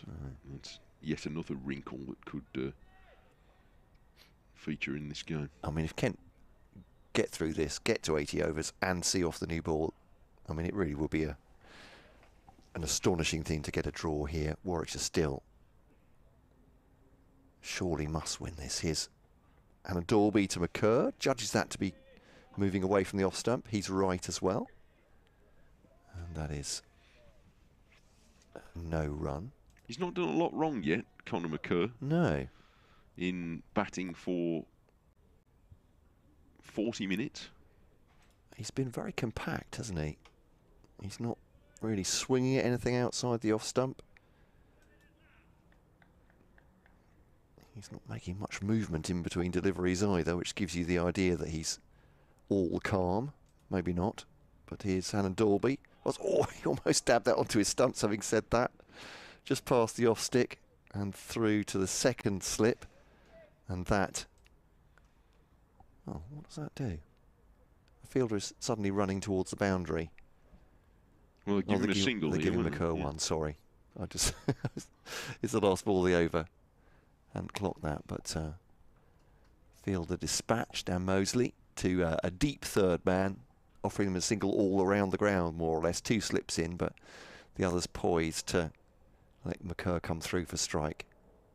And Dalby then, last ball of this over for him to McCurr, drives it up to mid-on very substantially. End of the over, 2-3-7 for 8. Kent still going then, Everson 81, McCurr has 9. Warwickshire needing 2 wickets in probably 27 overs remaining, unless we're hit by any rain. Although, I think even if it does come, it's going to be of the very light variety. So it may be they'll stay on anyway. Maybe. The light's okay. The floodlights haven't been used as yet, so all the indications are Warwickshire will get these 27 overs if they need them to try and bowl Kent out. Hassan Ali is next up, and here he is. Keeping the game moving, bowls to the right-handed Everson and beats him, and Everson's cross with himself there for just hanging the bat out at that. It was an unusually disorganised stroke from a player who's gone so well in this innings, but he was reaching well away from his body there. His feet didn't move, the bat jabbed out, and he's a bit cross with himself. But he'll have to be composed for the next delivery. Compton showed the way in doing that. They're happy to give him a single almost all over the place. There are 4 men back on the boundary. Hassan Ali bowls, and he's going to get the single. So miscues an on drive a bit, but it takes it away from Rushworth at mid-on. And they don't refuse the run. They haven't refused any runs so far.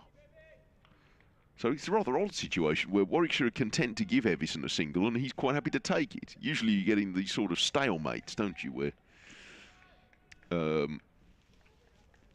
they want to give a bat a single so they can bowl at the tail ender, and he refuses, and you end up nudging the ball into gaps and nobody does anything. But Everson's quite happy to take the runs. 2:38 for 8. Hassan Ali bowls to McCurr, who writes an awkward delivery rising towards his ribs and nudges it down on the leg side and gets 1. And to be fair to Colin McCurr, he's given every reason to his partner why he can be trusted. He's 10 now. And so back go long leg and mid-wicket and backward point and third man to the boundary. So they're quite happy to allow Joey Evison to take a single in any of those places if he wants to. And he drives down to mid-off, and he will. Oh, and they had a bit of a disagreement there, and Wokes is going to throw at the striker's end, but McCurr, who doesn't take all that many strides to get from one end to the other, has made it after a bit of a hesitation. So he's got 2 balls left to go in this over, so the field comes up. Mid-wicket comes up. Third man has come up to almost third slip, of sort of a fine gullery. He's just moving around now. Backward point has come up to save 1. Just the long leg has stayed on the boundary, and Hassan Ali bowls, and McCurr defends quite comfortably. On the offside, the pitch is still playing well. And the Kent lower order have... and now they're all going back out to the boundary, because now they do want to give McCurr a single. It would surprise me a little bit. I mean, he could turn it down. He could turn it down. It's not. He's not forced to take it. If it gets to the point boundary, yes, he doesn't have to run, does he? No. In goes Hassan Ali and bowls to it. Oh, a Yorker and a good Yorker as well, and McCurr played it well.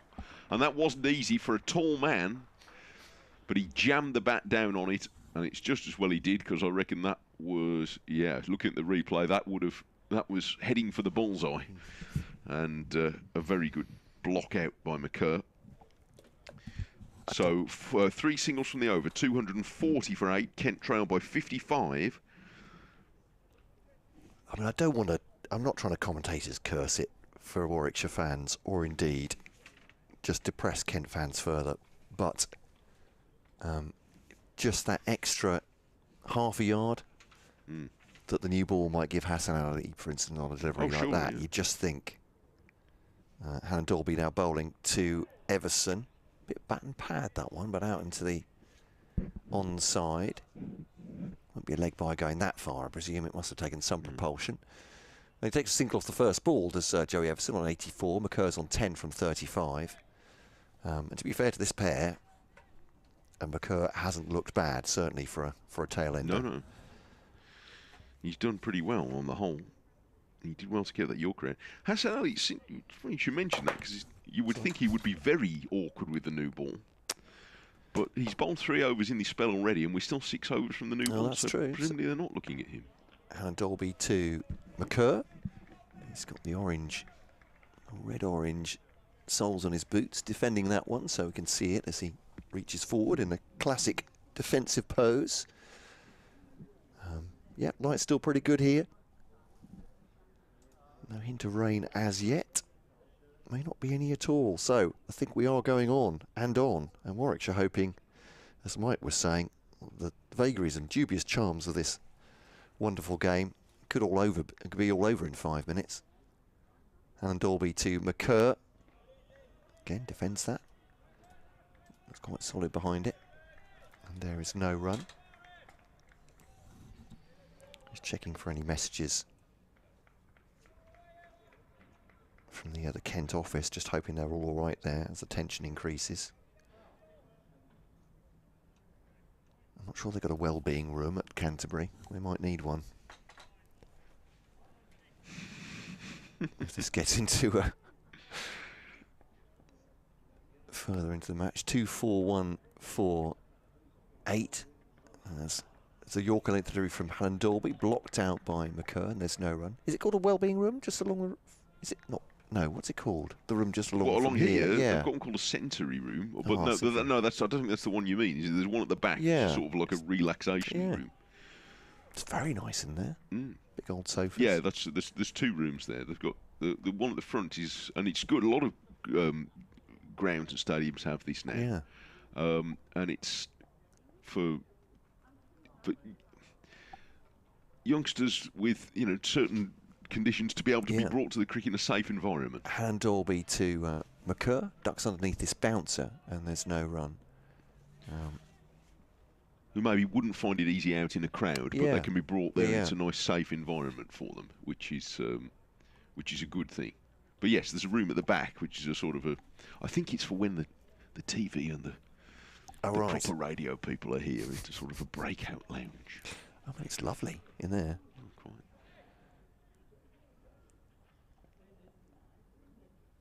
You're going to decompress in there if it gets tense. I think I'm past that now, to be honest. It's Alan Dolby to McCurr.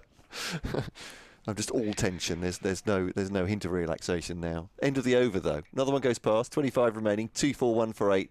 Kent have at least made a better fist of their second innings than they did of their first. So if there's one thing there, if there's something there the supporters can take from it, as I said before, certainly the performances of Ben Compton with 89,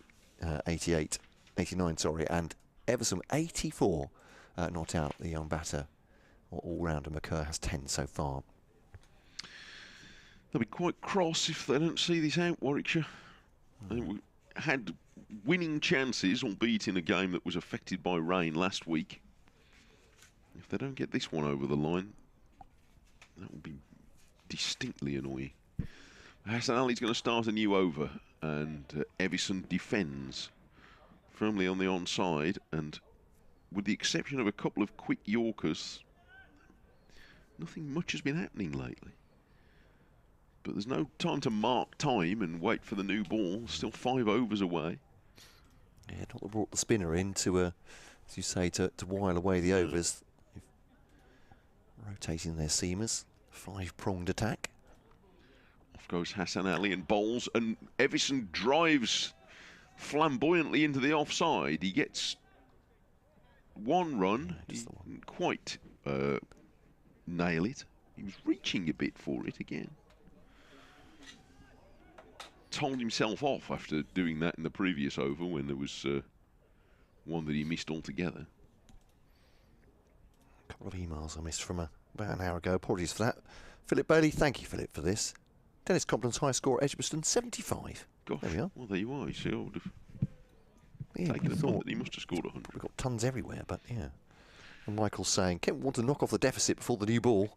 That was an hour ago, to be fair. Yes. Or more than an hour ago. Bit of a stretch now. It's not going to happen now. But yeah, I take your point. I think I made the point at the time. That would have been.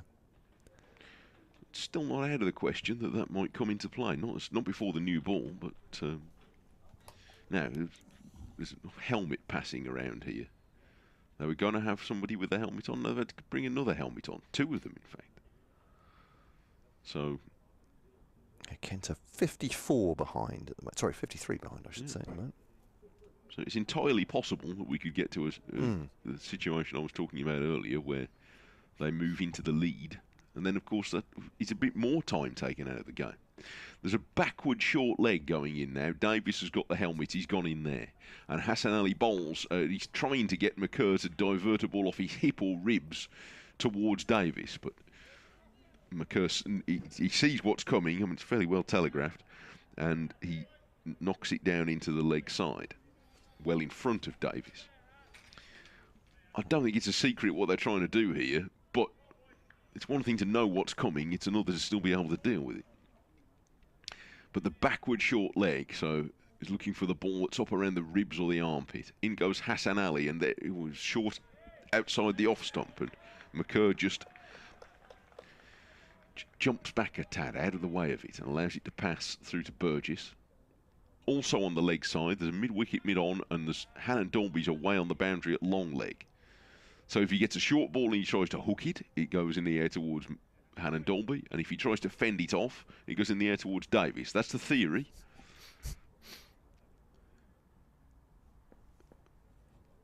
Davis steps back a pace. In goes Hannon Dolby, bowls a short ball, and McCurr takes option 3 and ducks underneath it. Oh. Friend George DeBell from the Cricketers saying, Ben Compton, who I think he says is the highest first-class batting average of anyone who has ever been eligible to play for England, has just gone for an admirable 88. This is an hour ago, of course. That's 12 short of a century in 6 consecutive games. He's, yeah, It's not all about stats cricket, but it's not bad. It's not a bad indication, though, isn't No. it? If you're doing that, then that would have been quite an achievement. Hassan Ali bowls, and he pitches this up, and McCurr inside edges it into his pad. Hassan Ali appeals anyway, although I think I saw the inside edge from here. Yeah, I heard it too. But he shouted anyway at umpire Illingworth, and it's the end of the over. We said Ben Compton wasn't very demonstrative with his body language. McCurr seems to have taken that to a different level. He's just slammed it into his own foot. Yes. Not flinched. And then, well, all around him were shouting and etc. He's barely moved a muscle. He's holding his bat in one hand and just slowly moving towards the far end. He took that one on his shoulder from Wokes that would have had me running for cover. Quite. But he didn't bat an eyelid, or not appear to from here. Absolutely phlegmatic. 2-4-2 for 8 then. As Everson faces Barnard, changing of bowling at the end. The other end, he's thrown everything at that again as Joey Everson, and not timed it up to mid-on. It's got there pretty quickly for a ball that he's mistimed and hit, I think, on the toe of the bat, but he's not afraid to go for it either. Everson 85 from 119 balls. 2-4-2 for 8 Kent.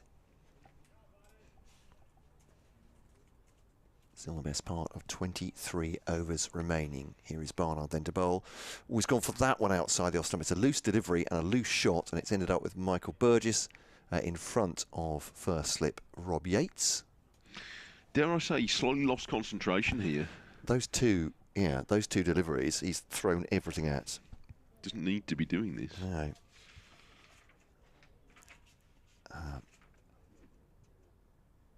I mean, that was a very comfortable leave, it felt like to me. It was he's gone looking for that one. And here is Barnard playing a miss from Everson when he might add that one too. This is the most uncomfortable over he's had for a little while. Yeah. Slight worries for Everson there. And I need to spring off and do another update for BBC Radio Kent. May possibly be. Glad to say we're still doing them. Yes, well, quite. 2 slips in position, but Barnard has something in this over. Has thrown a switch in Everson, it would seem. Here he comes and runs into bowl to Everson, who cuts hard into a big gap on the offside. And it's gone out to, I think that's Ethan Brooks, the substitute fielder, who's on again. And they get 1. So Everson's gone to 86. And 243 for 8.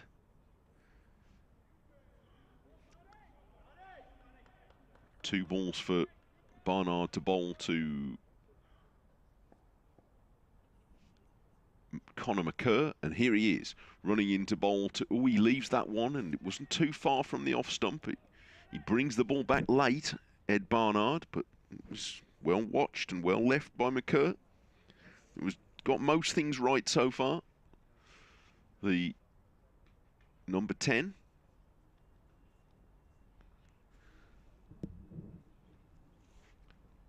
This is over number 77, so the 3 more overs before the new ball becomes available. In comes Barnard, sprinting in from the Birmingham end, full of length, and McCurr just edges forward, guides it up to mid-on. It's the end of another over, 243 for 8. Kent, 52 runs behind, 86 to Everson, and 10 to Connor McCurr, and they have stayed together now for 14 overs. They've added 44 runs, and they've taken Kent that much closer to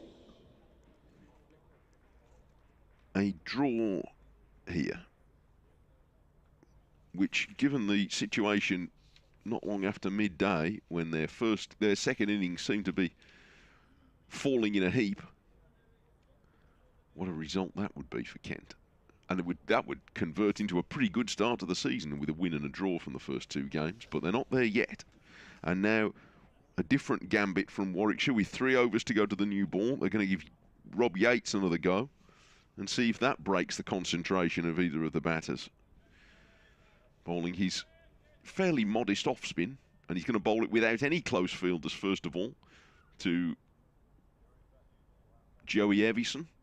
And here he is, and Evison comes forward and defends on the leg side. I'm going to update our BBC local radio listeners in just a few moments.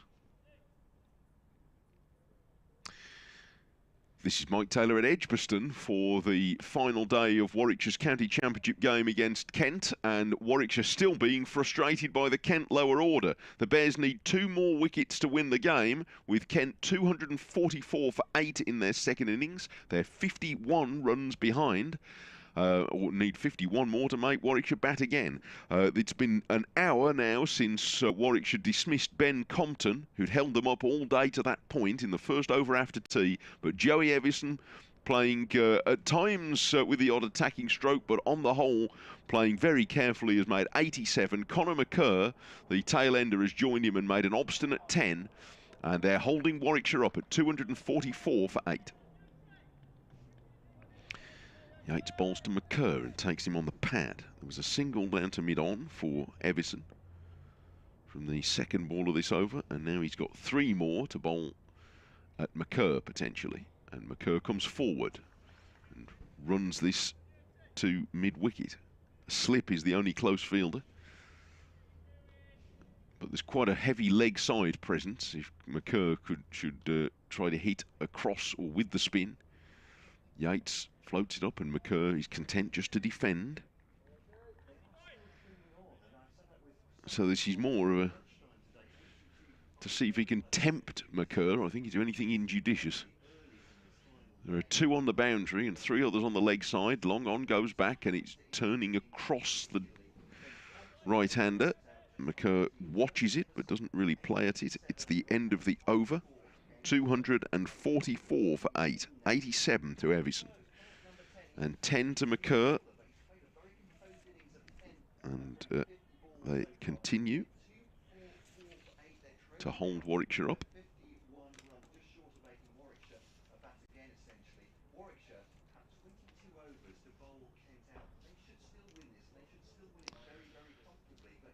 Okay, here Matt doing the updates for BBC Radio Kent. And I think Warwickshire should still win it. I'm sure they think so too. Neat push forward out on the offside by Evison. He takes a run from the first ball of Barnard's new over.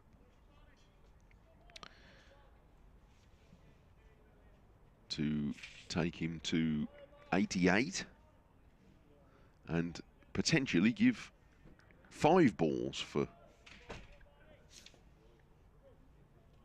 Barnard to McCurr, which is another real show of faith, and it's a bouncer. And it doesn't bother McCurr very much. It's fading down the leg side. So it doesn't have anything to do with that.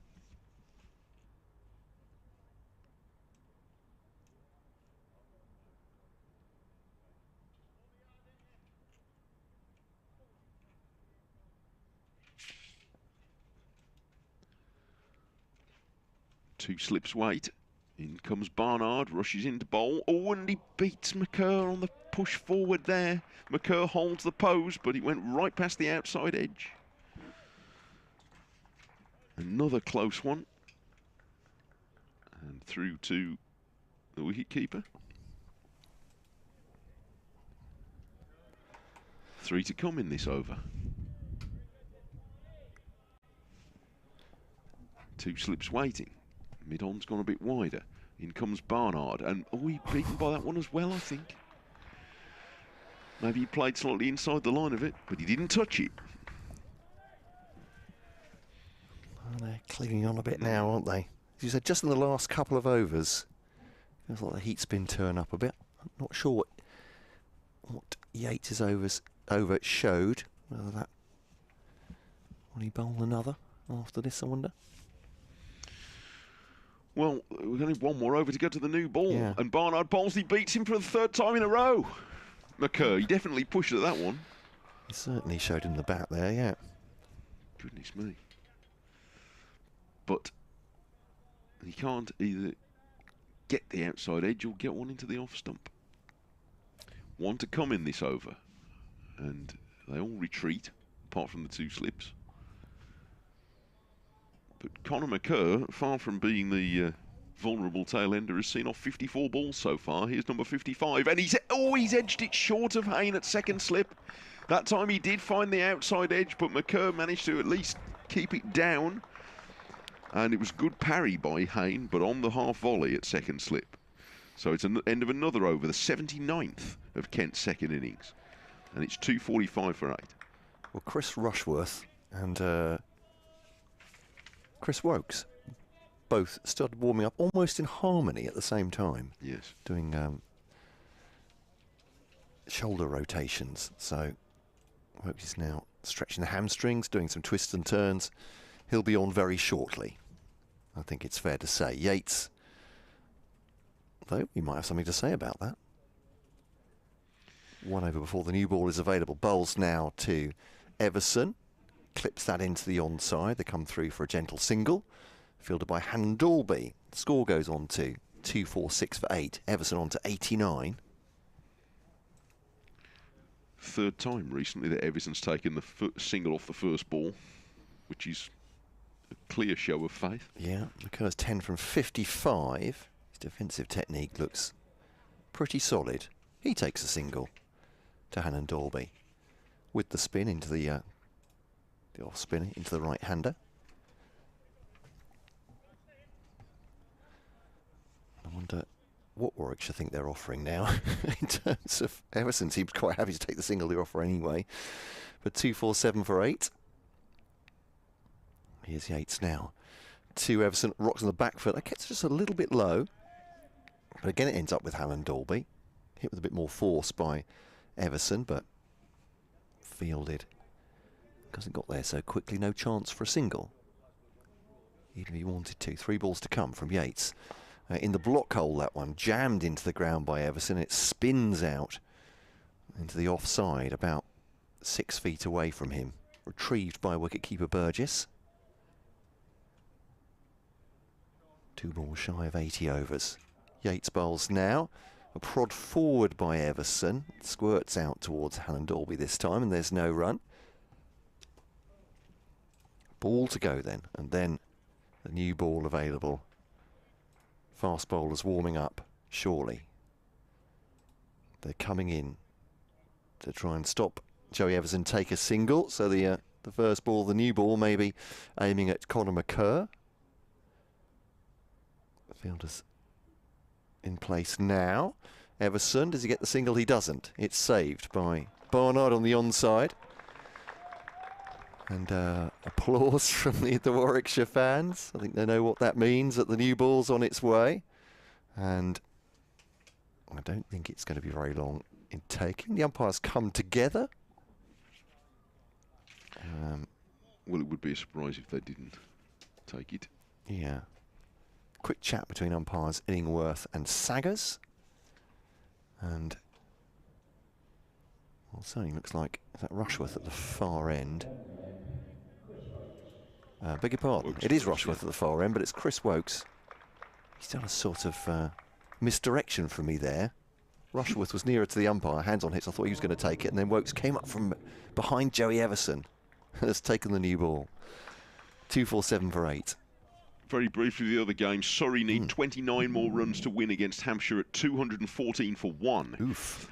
Essex 101 for 4, having been set 340 by Lancashire. Notts beat Somerset by 165 runs. Northants beat Middlesex by 7 wickets. They were the other Division 1 results. Chesterley Street, Worcestershire 158 for 7, needing 156 more technically against Durham. And Derbyshire 130 for 2 after Leicester declared at 451 for 9. And Chris Wokes is going to take the new ball. He's going to bowl to the tail ender. I'm looking away. I didn't see the signal for the new ball, but I can't believe this isn't it. I think it was given to. Okay. Well, anyway, it is Wokes with 3 slips, and he bowls outside the off stump. I mean, it's just possible they might be warming up. Yeah. You might warm up a couple of deliveries with it, but essentially we're into the new ball spell, aren't we now, one way or the other? Chris Rushworth is continuing to warm up with the shoulder rotations like he's doing a butterfly stroke. on dry land. I was just going through his bowling action. Here's Wokes.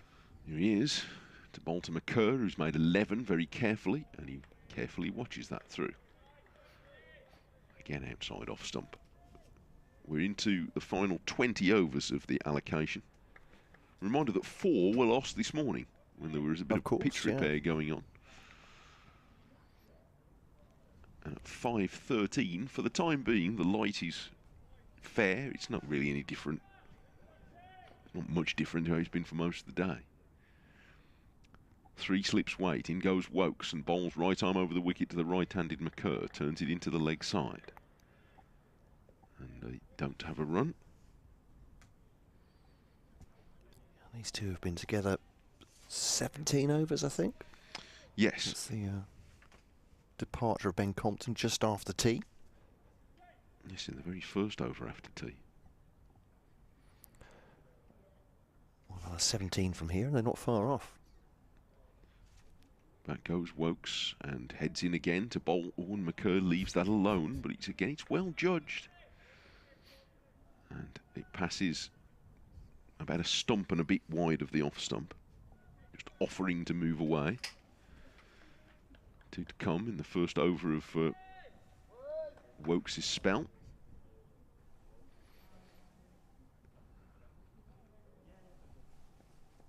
Yates at first slip. He's already taken 3 catches there today. Hayne at second. Mosley is at third.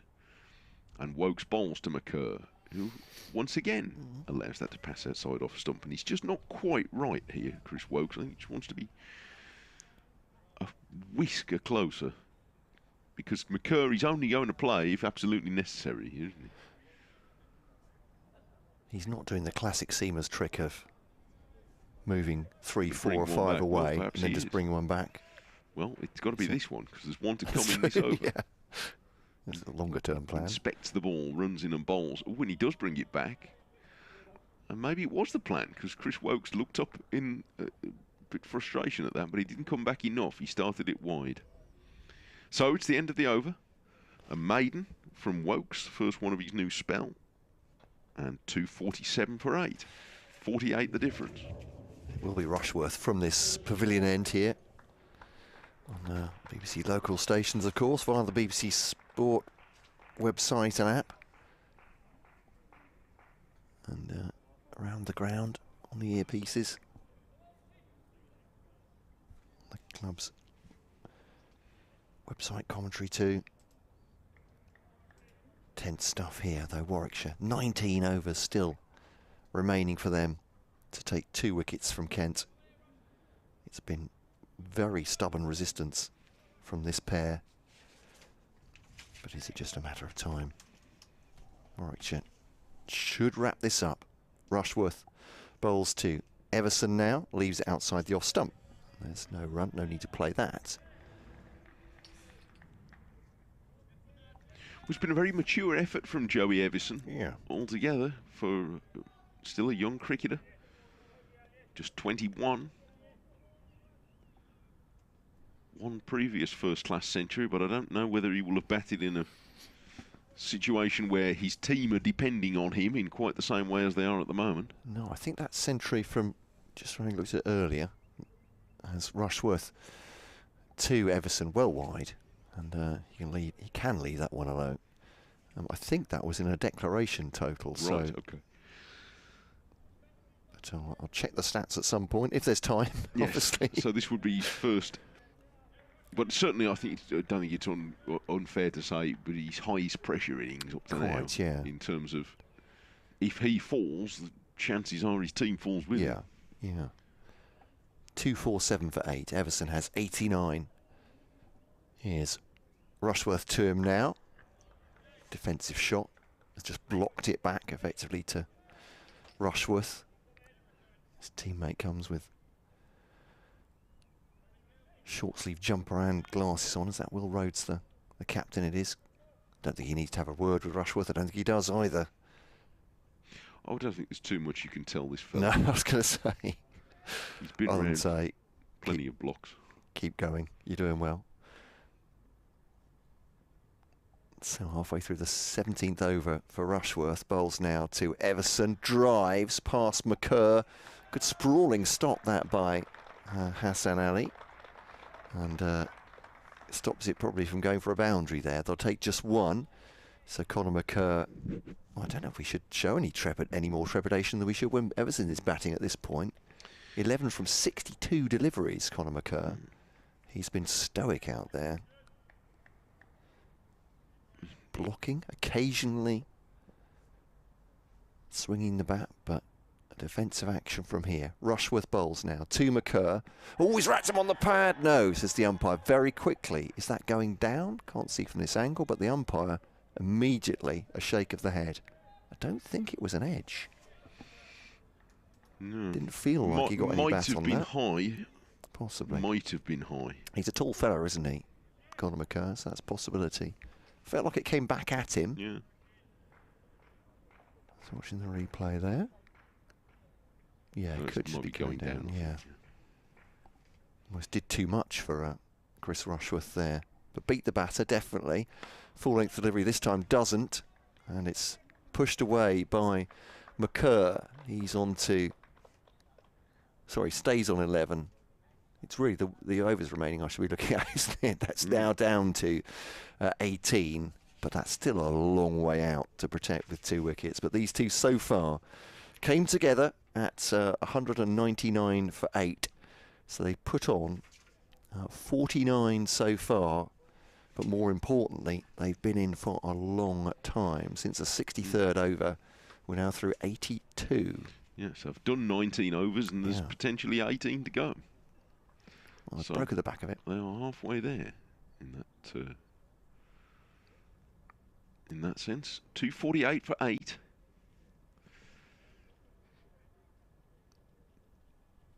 Another hour or so to try and see off for Kent. And plenty of bowling in this Warwickshire side.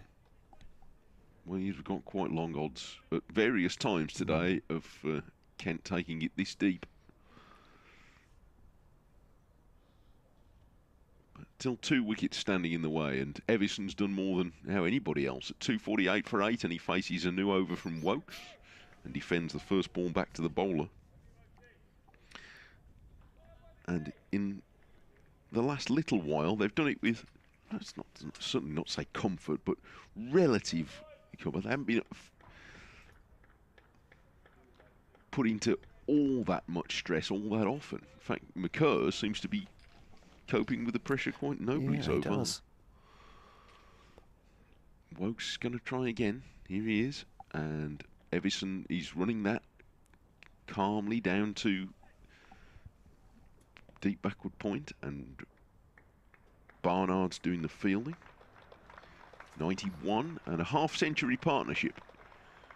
And the crucial figure there is the slightly smaller one on the scoreboard from 118 balls, 20 overs give or take, that they've taken out of the game.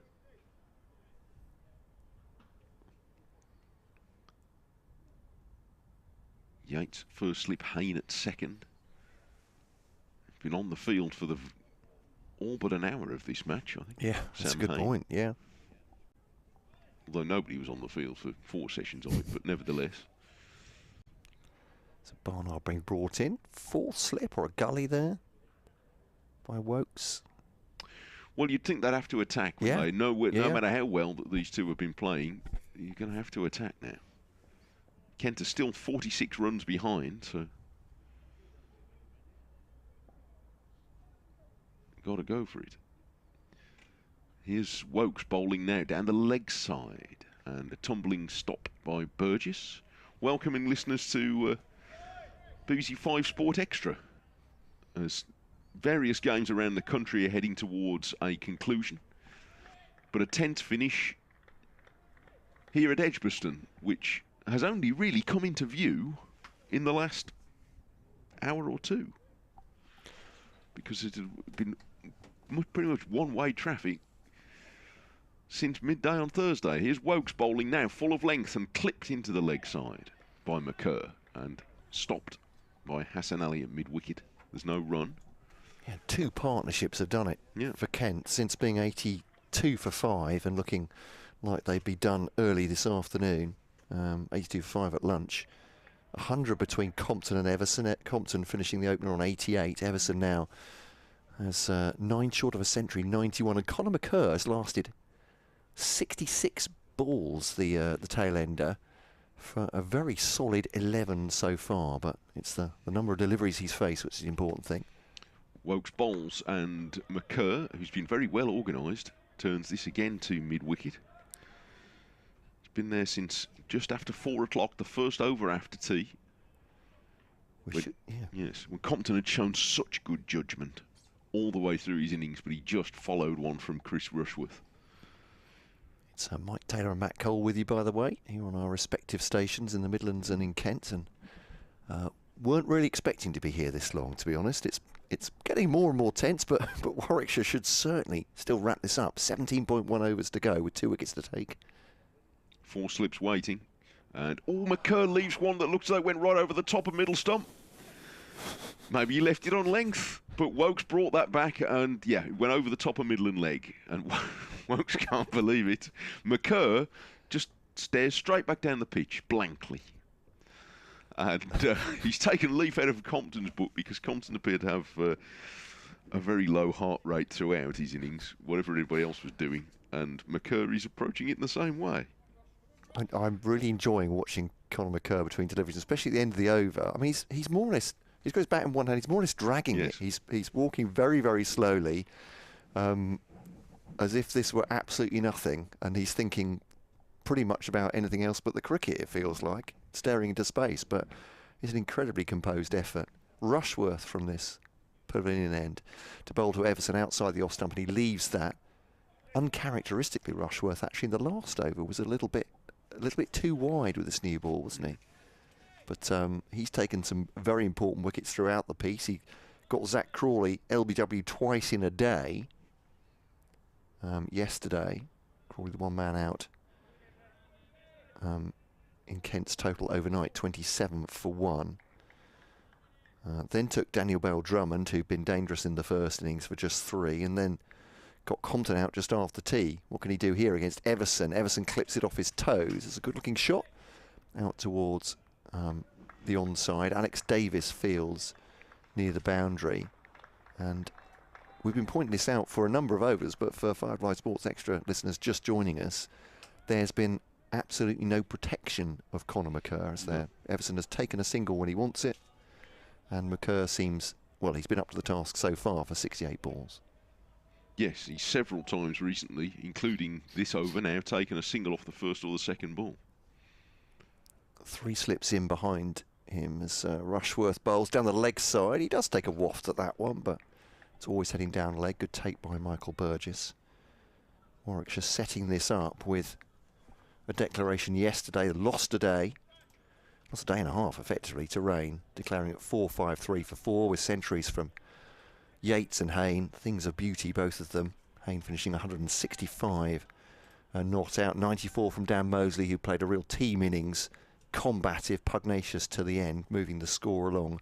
Kent bowled out for 158 and now 250 for 8. Rushworth to McCurr, played that late across his front pad and will come back for 2. There was a cry of anguish. I think that came from Will Rhodes at mid-on, the Warwickshire captain. They feel like they're getting close with this new ball, which is a couple of balls shy of 4 overs old. There's been 1 or 2 cries of anguish in the last little while. Certainly, the sort of run up to tea, you could sense Warwickshire starting to get a little bit agitated. Yeah, I think gentle concern, certainly. Don't want to get on with it here. Rushworth to McCurr, and that goes on the leg side as well. That's a fantastic take from Michael Burgess. They're asking for a strangle. Conor McCurr didn't get a bat on it, so nothing of the sort, but fantastic work from Burgess down the leg side. Sounds like a good crowd, and I say that because we are high in the pavilion stand, and there are people beneath us who are making a lot of noise, but we can't see them. Then a smattering of supporters. This is a big ground, isn't it? So it's always a bit deceptive to how many people are actually in, but people who haven't moved at the far end, certainly all the way through the day. Rushworth to McCurr, jams the bat down on that one, and that will be the end of the over. And now it's 16 remaining. We're into the final hour then, is that right? That's the way it works. Yeah. So from 5:27, it's 16 overs or an hour, whichever is the longer. So if they can get through more overs in the final hour, they can have them, Warwickshire. Yeah. But 16 it'll certainly be. A reminder that, yes, there's the umpire Saggers just signalling exactly that, I think. Tapping his, well, he would be tapping his watch if you could see, because he's got white gloves on, Yeah. umpire Ingleworth has got black gloves on. Is this some kind of protocol, or is it just they're just very stylish? I'm not sure. Just to say. Just slightly warmer than they would be otherwise, is really the point. We lost 4 overs this morning. This was the only game today that started late, of those that did start, of course. Never got on at all in Bristol. Wokes to bowl, 3 for 57 so far, and goes for a Yorker, slightly slower if anything, to Evison. But he had position to get time to get into position and defend it, back up the pitch to Chris Wokes. And it's still 252 for 8. Kent, who were 27 for 1 overnight and lost in short order in the first 45 minutes of play. Quinn 2, Beldrummond 3, Denley 0 and Leaning 1. They were 51 for 5 at that point. Wokes bowls, and it discomforts Avison a bit here. He turns it off his hip into the leg side, but there's no danger, there's no fielder there, and Wokes comes to pick it up himself. And a stand of 43 took them past lunch. Jordan Cox made an enterprising 29, very nearly ran himself out at one point, and played a few extravagant strokes. Sam Billings out almost immediately, played on to Hannon Dalby for 4, that was 99 for 7. Now Wokes running in to bowl again, goes wider of the crease, and Evison draws the bat, I think, inside the line of that. Didn't really play at it. And it's gone through to Burgess. A stand of 100 in 27 overs between Evison and Ben Compton. Who batted faultlessly for 88 until the 5th ball after tea. He nicked it to Rob Yates, his 3rd good catch of the day at first slip. And that was the last success for Warwickshire. 5:30 and still 2 wickets to get. Wokes bowls. Oh, and Evison's on the walk here and missed that one. And that was a loose stroke. He was groping for it a bit, but didn't touch it.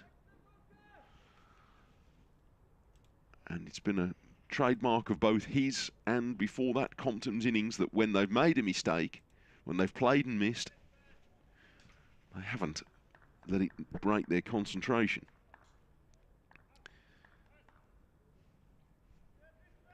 Evison really needs that now. Deep square leg is coming up to what would be the edge of the circle if this were a one-day game. So there's only now 3rd man back deep. 3 slips wait. Wokes bowls and Evison places his front foot and then lifts the bat out of the way of a ball outside off stump. He's not tempted.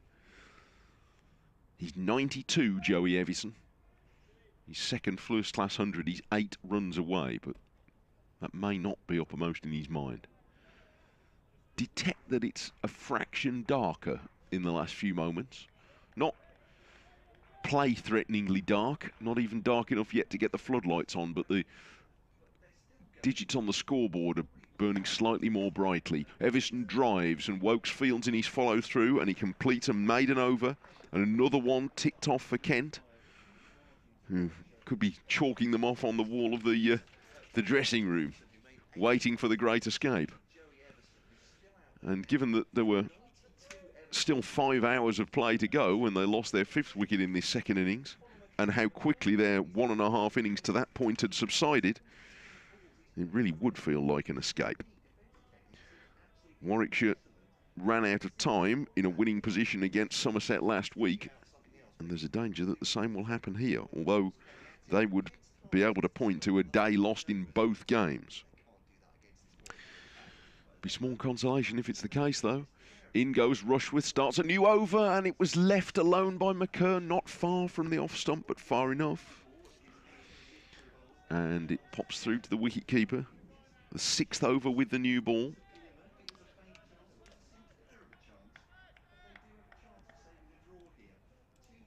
(2-5-2 for 8. McCurr has 13. That's off telling listeners to Radio Kent that it's only a fraction of a chance for Kent to save the game. Maybe more than that, certainly more than it was at 12 o'clock. And yet we could be only 2 balls from a conclusion. Who knows? Rushworth bowls. Oh, and how was that? It took him high up on the pad. And McCurr, he's quite a tall man. So he doesn't move umpire Illingworth. That's the second appeal for LBW he's had against McCurr in the last few minutes. They all liked it.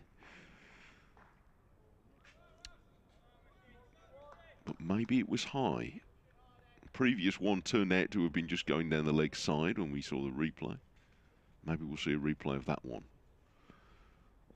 on the video stream. But in the meantime, Rushworth, with no time to waste, he's on his way. Floodlights are starting to come on now. And this is edged for 4, wide of third slip. It went low, and it's run away to the boundary. At least he kept it down there, Conor McCurr, although he was reaching for it a bit. Needn't necessarily have played it. But he gets 4 runs, and he is second boundary. Not that he'll be counting all that much. 256 for 8. Kent are 39 runs behind, and the floodlights are sort of on at half power at the moment, so about half of the bulbs are lit.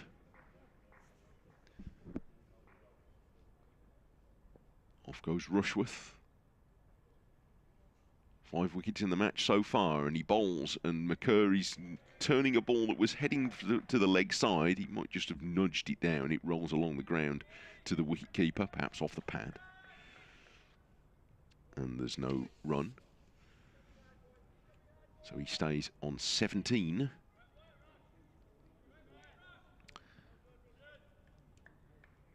Seeing a replay now of the LBW shout earlier in this over.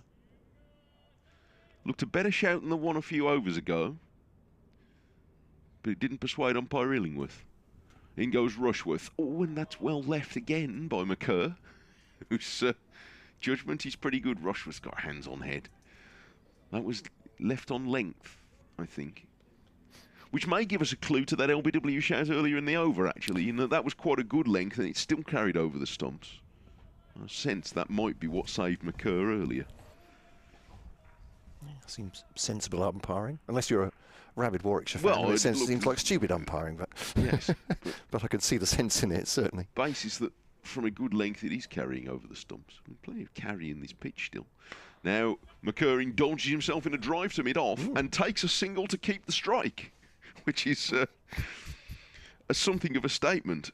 And as Matt was saying a few moments ago, at no stage in this partnership, which has now occupied 23 overs, has Edgbaston showed the slightest inclination to protect McCurr, even though he's been given every opportunity to do so by Warwickshire withdrawing the field. Anyway, so McCurr's taking it into his own hands. He's kept the strike, and it is 257 for 8, and McCurr is 18 and Edgbaston 92. Obviously, again, another one of the vagaries of cricket is this a fantastic stand between these two, but a couple of quick wickets, and Warwickshire will take the victory that they've been almost inevitably seeming to take in almost from this morning. This one's left by McCurr, just outside off stump. Good bounce again. Taking it over the line of the stumps, or the height of them. 257 for 8. Chris Wokes, the England man, has 3 for 57 so far. He got rid of the night watchman Quinn this morning. Bowled him. Denley in the slips. So that's defended off his chest by McCurr. The rising delivery. Maybe not his chest, midriff more like. And Jordan Cox just after lunch for 29. Now the jitters are occurring in the Kent office. I did wonder how long it would be, Mike. Just getting the messages frantic from the Kent press corps. They've had a bit of a hotline to you, haven't they? They can't, can they? There's the sort of meter of it. Everyone's biting their nails. As indeed so, yes. And I have to say, I'm preaching to the choir here, but I've been immensely helpful during these 4 days. So thank you very much for that. Here's Wokes then to McCurr. defending that one on off stump, and there's no run. I'm being congratulated from some quarters for doing the reverse psychology by going on the radio updates and saying Kent should still lose this game. Oh, I see. Because they should. Yes. They should have lost it some time ago. Well, it looks as though they were going to. Yes, quite. Warwickshire should still win, but yeah, the lucky rabbit's feet are out at in the county of Kent right now. 2-5-7 for 8. Woke still striving for this breakthrough against McCurr. That's a great delivery, rising. McCurr ended up with his bat in front of him, out of the line of the ball. But I'm not sure quite how much he played at that. That was a delicious rising delivery again, wasn't it, from Wokes? Yes, but again it carried over the top of the stumps, and the new ball he's carrying through, which, as I say, may be the thing that saved McCurr in that LBW in the previous over, which was pretty straight. Wokes to McCurr, goes on the drive there. He hasn't quite timed that, and I think was Davis trying to throw it out the back of his hand towards the stumps. He ended up throwing it further towards the boundary, and they have taken a single, although that, well, I don't know, maybe that is... Was it a deliberate tactic, with McCurr taking a single with a ball to go of the over? Who knows? Quite happy to keep the strike. Yeah, he doesn't seem to be worried about that. 19, but from 83 balls. Everson has 92 of 144. That's Wokes to Everson. Whisker outside the outside edge, through to the wicket keeper, and there is no run. And 2-5-8 for 8. There may be Warwickshire fans, and I'm sure there are plenty in this ground wondering how on earth one of those deliveries, particularly from Chris Wokes, hasn't connected with an edge as yet, but Kent are surviving. 2-5-8 for 8. They have put quite a few past Joey Everson's outside edge in the course of this 92, but he's missed the good ones and hit the bad ones, which, as a method, has got him through to this. Got him through this far. It's a good habit to have. Yeah, the light is not all that great at the moment. No. Rushworth's on his way away from us to start a new over, and a bit of an inside edge into the pad from McCurr. That's a sort of double-edged sword, isn't it? Because, was that right? Was it two sides of the same, two different sides of the same coin? But that will make it more difficult for batting. Yes. Kent was saying yesterday it's tricky under the lights here, but also the jeopardy, the possibility that the umpires might bring them off for light, which obviously would be a disaster for Warwickshire at this stage. They'd love those 4 overs back. Yeah. In the 15 minutes that we were late. Anyway, Rushworth bowls, and McCurr turns this away from his front pad and away into the leg side. There's no run. If, and for those listening in the Kent office, I underline if, because I don't want to fall foul of that. But if they end up with a win and a draw from the first 2 games, then that would represent a very tidy start. Yes, that would. I mean, this would be... I think even though it was a really good win against Northamptonshire last week, I think this would be something quite special, wouldn't it? Be quite a tunnel out. Yeah. Rushworth beats McCurr on the forward. What do you reckon? McCurr might even have just sort of played inside the line of that. It was curving away towards the keeper. Just very quickly, the other games, because most of them are now finished, all the other Division 1 games, except the one at Chelmsford, where Essex are 1, 2, 3 for 4, needing 340 nominally against Lancashire, but they can't be very far from getting a draw there. But Surrey have beaten Hampshire by 9 wickets, galloping to a target of 243 in quick time with an Ollie Pope century. Here's Rushworth again, and he hits McCurr high up on the thigh pad. Pope 122 not out from 102 balls. So they strode to victory. Dom Sibley kept him company. So Surrey beat Hampshire by 9 wickets. Notts beat Somerset earlier this afternoon by 165 runs at Trent Bridge. Lewis Gregory 11 wickets, but on the losing side. It's a bit rough.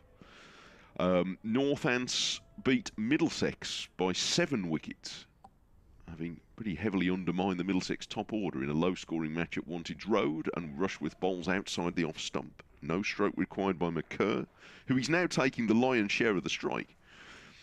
In the second division, Worcestershire 1 wicket away from defeat. Durham needing 1 more to win in a game of 3 declarations. But Worcestershire 180 for 9 there, so that's a tight one as well. Derbyshire 168 for 4 in the bonus point accumulator at Grace Road. And here is Rushworth with 1 to come in this his 20th over. And he bowls, and McCurr is going to get a single. He keeps the strike again. He goes off the inside edge down to long leg. They take 1. It is noticeably darker now than it was 5 minutes ago. And McCurr, who's taken 17 balls out of the last 18, the tail ender, is going to keep the strike again for the start of a new over. He's 20 not out. And Evison is 92, and it's 259 for 8. Kent are 36 runs behind, but they are, I would suggest, appreciably closer to safety than they were a few minutes ago, and closer than the 12 overs remaining might suggest. Yeah, light's not good now. That might be an issue, certainly for Kent batting against this new ball. But no light meter readings taken by the umpires, so they haven't come together to discuss that at all. Wokes to McCurr. Down the leg side, I think it's rattled the pad as it's gone through there, so it'll be 4 more, and they'll all be leg bys.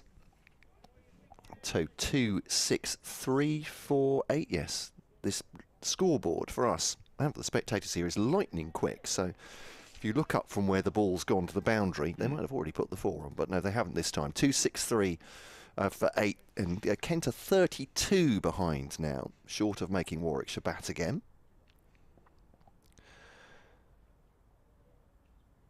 And Wokes then bowls to McCurr. Fends at that one, does he? And he's played inside the line again. That's what you can say about Conor McCurr. A bit like Joey Everson is. He's played inside the line a few times, but it feels more judgment than luck every time he does it. And there's no great shout from the Warwickshire fielders either. No, I don't think he played at that. He's got his bat tucked in. He's shown rather better judgment than it might be expected of a number 10. Yeah, I'd agree. Wokes to McCurr now. He drives that one with some venom, but really well stopped by Barnard, who's almost knocked off his feet by it, all the way along the ground. 2, 6, 3 for 8. That was quite a wide one to go chasing, having said what I've just said. He's, yeah. But otherwise, studiously avoided anything on a length to let it bounce over the stumps, and occasionally for the Yorker length has managed to get the bat down. What can Wokes do here, though? Outside the off stump, slower delivery as well, and you could see there was just a little movement forward by Conor McCurr there, thinking about taking it on, and then this time keeping his powder dry, not swinging at it. Dot ball, 2 to come of the 89th over, 11 to go after this. But as we keep saying, it could be all over in this over. Just 2 wickets for Warwickshire to take. As Wokes bowls to McCurr down the leg side. He just watches it go down there, taken by Burgess, who gets a hand on it. There's applause from members of the crowd, probably for the take from Burgess, I'd imagine, because there wasn't much else to admire about that delivery. Conor McCurr started the week at Surrey, didn't he? He did indeed, yes, yeah, on a 2-match loan for Kent to cover injuries to their seamers. As Wokes bowls to McCurr outside the off stump, and that's the end of the over. 11 to come. It's a very good point, well made. In that, particularly, I don't think would have expected at the beginning of the week to be standing here at Edgbaston, being a star with the bat. I wouldn't have thought.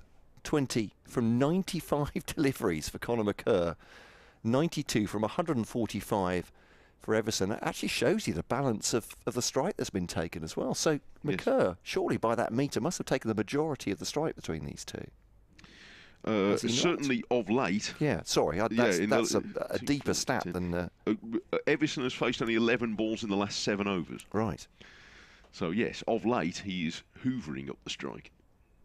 But not at the moment. Everson's 92, and Rushworth's going to start a new over to him, and Everson defends, and he's going to take a single off the first ball, as if to underline the point. And he's going to stand at the non-striker's end. unbeaten on 93. Wow. He's already been in the 90s for half an hour, but he's hardly faced a ball in that time.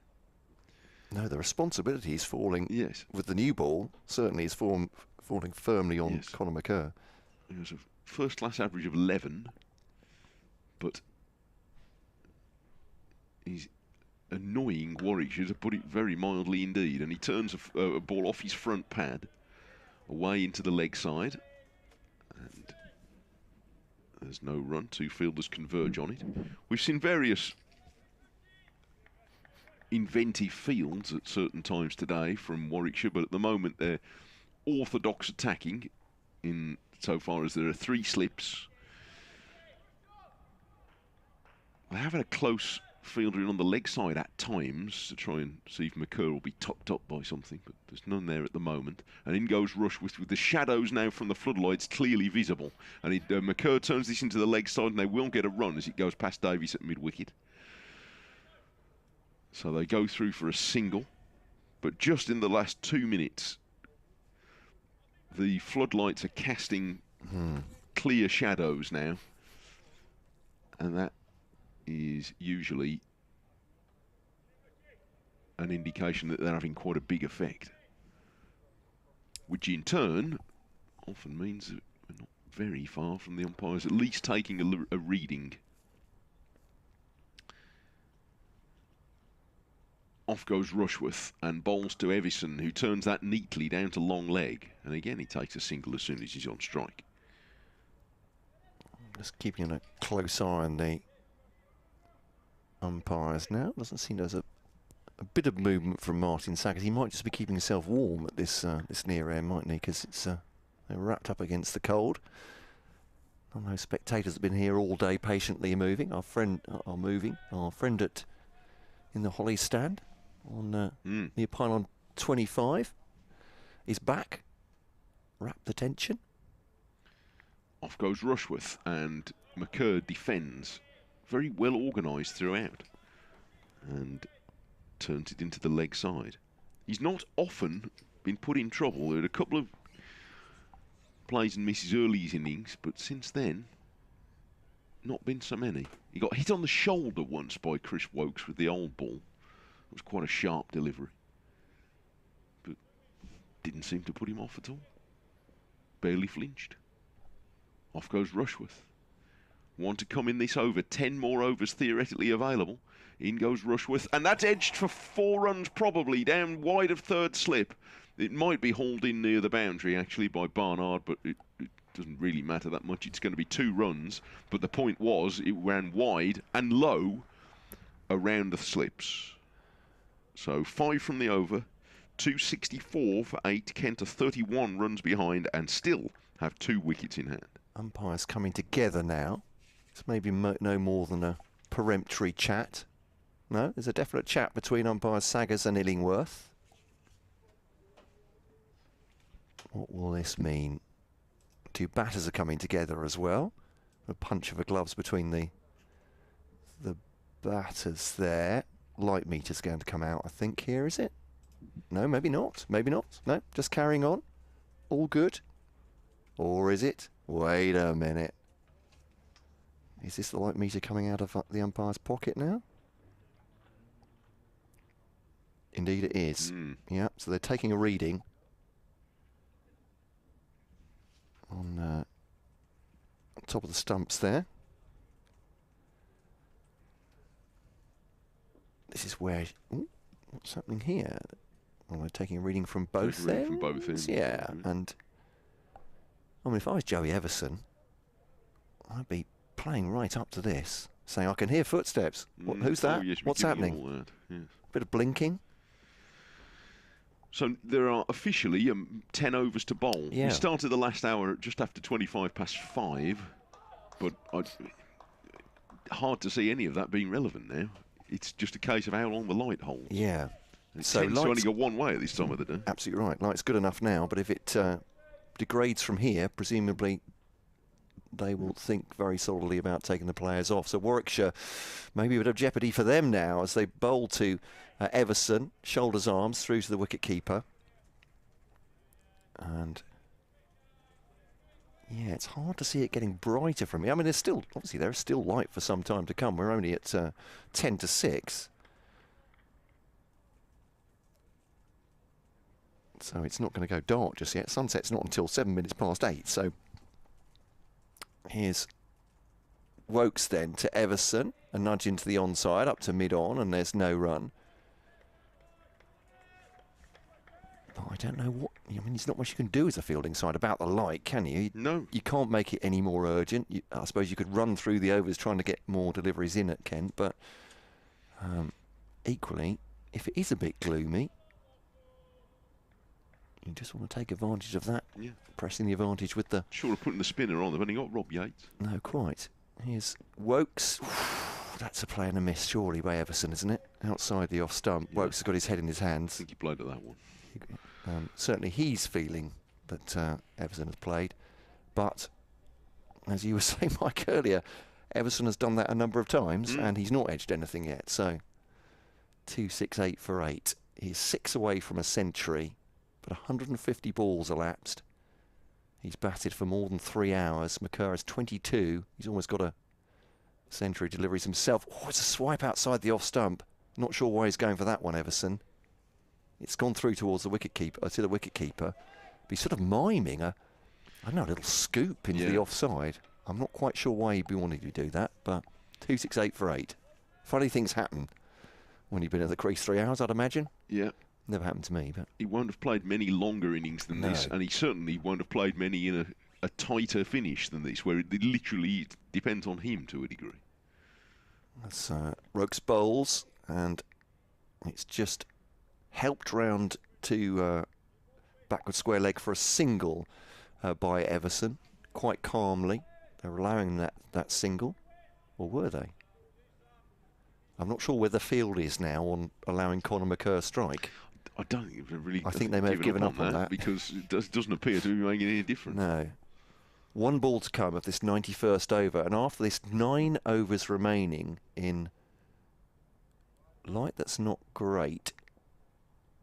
I thought I saw a spot of rain there, but maybe not. Maybe that's just wishful thinking from a Kent supporter's point of view. Wokes to McCurr, leaves that. It's outside the off stump. It's harmless as far as he's concerned. And Wokes will go and take his jumper. And 9 to come here on BBC stations in the West Midlands. Coventry and Warwickshire. Kent. 5 Live Sports Extra. On earpieces, I keep saying that, earpieces around the ground and on the club stream as well. I hope you're enjoying this. A tense finish, maybe slightly less enjoyable for Warwickshire fans. Lunchtime, you're thinking, we're celebrating a win by 3 o'clock. Hassan Ali comes into the attack. First time with the newish ball for him. He can make things happen. Joey Everson to face on 95. He's bowled only 11 overs so far today, and none yet with this new ball, as Matt says. Conor McCurr's now faced 100 deliveries, and I wonder if he's ever done that before. Very seldom, I should think. Hassan Ali bowls quicker outside the off stump to Everson, who plays no stroke. And it's not easy to judge from here, but I think it is getting gradually darker by the over.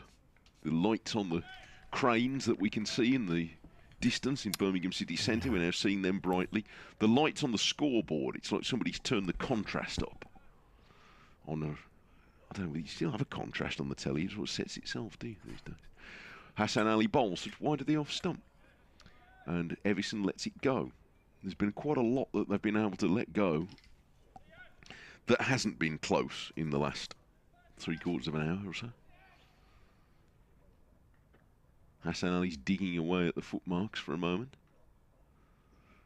We lost 15 minutes at the start of the day when they peeled the covers back at 10:15, and then suddenly it looked as though we were going to be ready to play, and then they almost excavated the crease out at the one end completely. Hassan Ali bowls, that's again outside the off stump, and Everson's only required to plant his foot and raise his bat out of the way, which he does.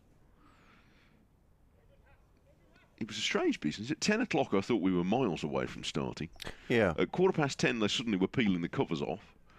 And then about 20 to 11 at the Birmingham end, one of the ground staff came out and they appeared to take quite a large amount of earth out and replace it with whatever filling substance they replace it with. And that meant a slightly later start. Everson drives, and Hassan Ali can't stop it in his follow-through. It goes up to mid-off, and there's no run. And they're trying to move quick smart now between the deliveries. So Warwickshire, Hassan Ali's walking briskly back to the start of his mark. His first home game as a Warwickshire player. They've got him until the end of July. And they'll be turning to him at moments like this to try and win him a match. He comes in and bowls, and Everson drives for 4 runs backward of point. Came off a thickish outside edge, but it's away to the unguarded boundary, and Everson goes to 99. And he would take an iron will of concentration not to be at least slightly have your heart rate jump at noticing that. He has made a first-class century previously, but not for his new county. And it would be a marvellous achievement if he does, and in so doing, takes his side to a draw. Off goes Hassan Ali, and Everson is beaten. I think he groped at that one. And it's the end of another over. That was a good ball from Hassan Ali that pitched just outside the off stump and left Everson a fraction. 273 for 8. Essex against Lancashire is drawn, by the way, so this is the only Division 1 game still in progress. Essex at 128 for 4 drew with Lancashire. The target was 340. So the only other championship games still in progress are in Division 2, where Durham are still 1 wicket short of beating Worcestershire, who are 184 for 9, and Leicestershire and Derbyshire are playing out time, having lost such a lot of time in that game. And here, Warwickshire are still, as they have been since 4 past 4, 2 wickets away from winning the game. Oliver Hannon-Dalby from the Birmingham end then. The increasing, well, I say gloomy skies, but the floodlights on. 4 slips in behind Conor McCurr. This one gets big on him quickly, and he does withdraw the bat from it, at least latterly, through the wicketkeeper, and there's no run. Getting some good bounce. I don't know what the nerves like are in the Kent dressing room at this point, and maybe even the Warwickshire dressing room. With 7 overs to go after this one. These two coming together in the 63rd over. So at the end of this, it'll be 30 overs they've been together. There's Dalby. Oh, it's caught brilliantly! Well, that won't be an issue because he's thick-edged it to Will Rhodes at 4th slip, and that is a fabulous catch by the Warwickshire captain. And Conor McCurr's long vigil has ended at 102 balls. A fantastic effort for Kent. It may now be in a losing cause, but he has managed to keep his head for all that time, for 23 runs. Michael Hogan will come out as last man, and Warwickshire might just be there or on the tiptoeing towards victory. 273 for 9 late on the final day here at Edgbaston. Well, I think Conor McCurr might have to be dragged from the field, but it took a mighty catch to dislodge him. That's the second one he's taken at 4 slip today, Will Rhodes, but it was going away from him when he hauled that in. What a grab. Yeah. Now, Michael Hogan... moving, wasn't it? Yeah, it was. He was quick. A second wicket for Hannon-Dalby. Michael Hogan at 41 has seen a few things in his career. Yes. But he won't have been put in this situation all that many times, I shouldn't think. No, I think that's fair to say. And it would be a test of nerve for, well, a young player like Everson, or for, dare I say, a more senior man, such as Michael Hogan, who's got 4 balls potentially to face in this over in light that you wouldn't really want to come out and bat in. No, I think umpire Saggers is taking another reading at the far end. Well, that would be dramatic if he suddenly said we have to come off, wouldn't it? Everton's taken all his gear off at the non-striker's end. He's taken his gloves and that off. But if I were Oliver Hannon-Dalby, I wouldn't be wanting to hang about here. Just in case. So there are 4 to come in this over. We're now 2 minutes after 6. They got shuffling the field to face the number 11. 4 slips. A gully and an extra cover and a backward point, and in comes Hannon Dolby. And Hogan, he's hit on the pad, but it looked by a Yorker. It was a good one, but it's gone off his boot, and for 4 leg buys. It might have been down the leg side. And I'm not all that sure how much Michael Hogan knew about that. He may have hit him before he knew anything about it. Goodness me. That was a rapid toe crusher. Yeah. From Hannon Dolby. May well have disturbed his toes. Well, it certainly got his attention, but I think it was missing the leg stump. And it certainly was after it hit him on the foot. 3 to come in this over. Hannon Dolby bowls, and Hogan drives for 4. Square drives handsomely. And now here's one of, I assume it's one of the Warwickshire ground staff running round the boundary into the spare space to throw the ball back.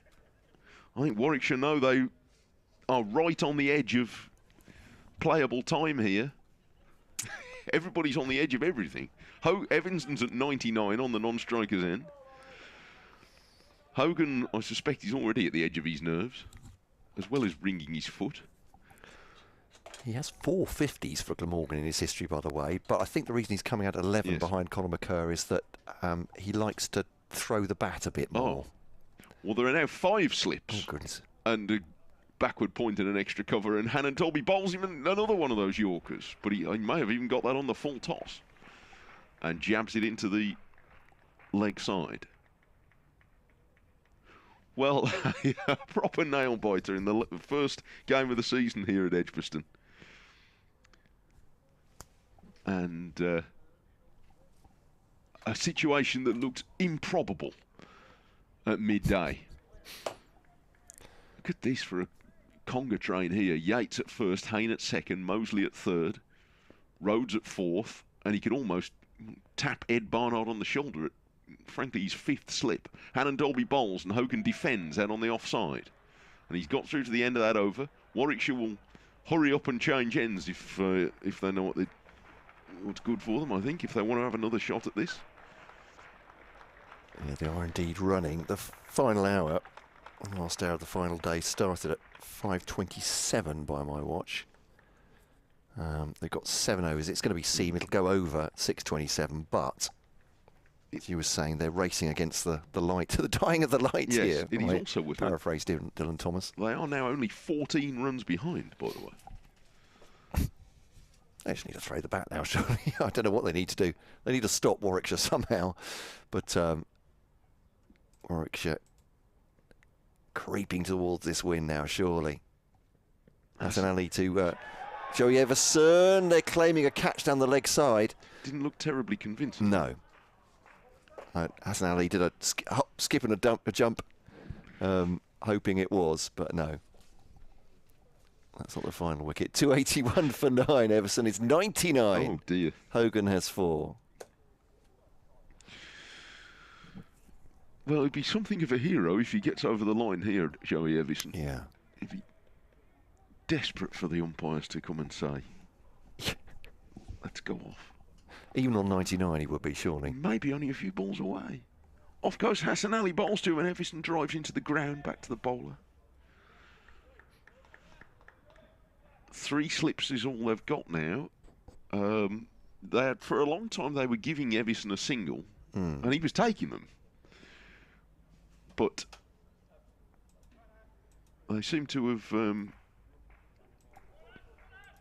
given up on that plan, or they seem to for a while, but now they have retreated fielders back. Hassan, he's not going to take his edge, and he's caught by Burgess. Everson is out, and Warwickshire have won it after a proper nerve shredder, and Hassan Ali's run all the way back to in front of the pavilion. He's tapping the badge on his shirt, and he's screaming into the air on his own, and his teammates are trying to catch up with him.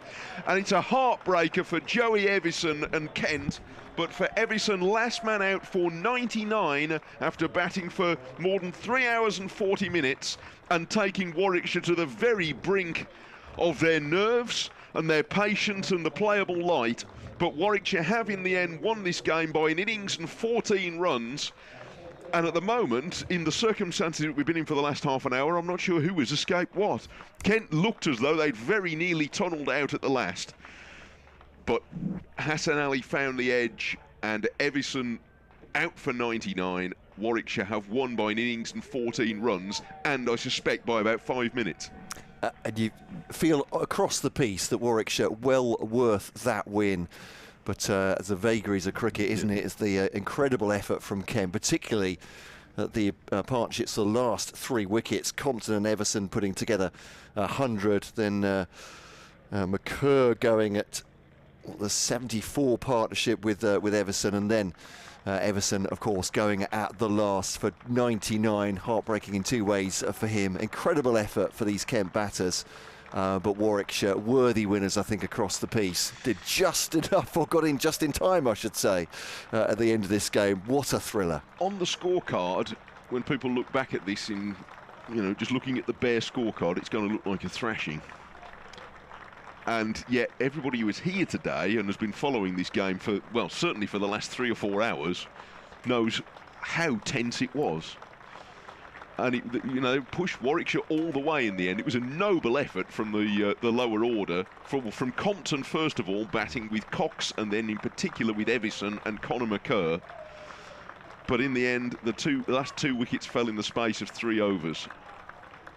So Warwickshire start the season with a draw and a win. Kent with a win and a defeat, but there'll be something to take out of this defeat in that 1 or 2 players have grown a bit here. Compton's continued his excellence, and Everson has put in a very strong performance, and McCurr here on the last day has batted with real credit as well. So there's something to take from it, although it'll be feeling pretty sore, I should think, on the bus on the way home. Yeah, holding out to within 6 overs of a possible draw, but Warwickshire closing it out at the end, and the 2 sets of teams and coaches shaking hands. Good-natured contest all round, I think, wasn't it? The 2 teams respectful of each other, but Warwickshire take the win after, well, rain-affected game against Somerset. This one was too, but they've done the job this time round. Kent move on to host Essex on Thursday. Warwickshire have a bye week. They have a bye week and then start here against Surrey a week on Thursday, the 27th. Well, it's been a great pleasure to work with you, Mike. Terrific fun. As always, and we hope listeners at home have enjoyed it. Kent fans probably slightly less than Warwickshire, but they put up a fine fight late on this last day. And with that, we'll say goodbye, I think. We shall leave it there. So wherever you're listening, I assume Sport Extra listeners have departed from us now. If not, wake up, Kevin. Yes, for wherever you found us, and you can join Matt and company again at Canterbury on Thursday through the usual means, and Warwickshire back here a week on Thursday. All right, jolly good. Thanks for your company tonight.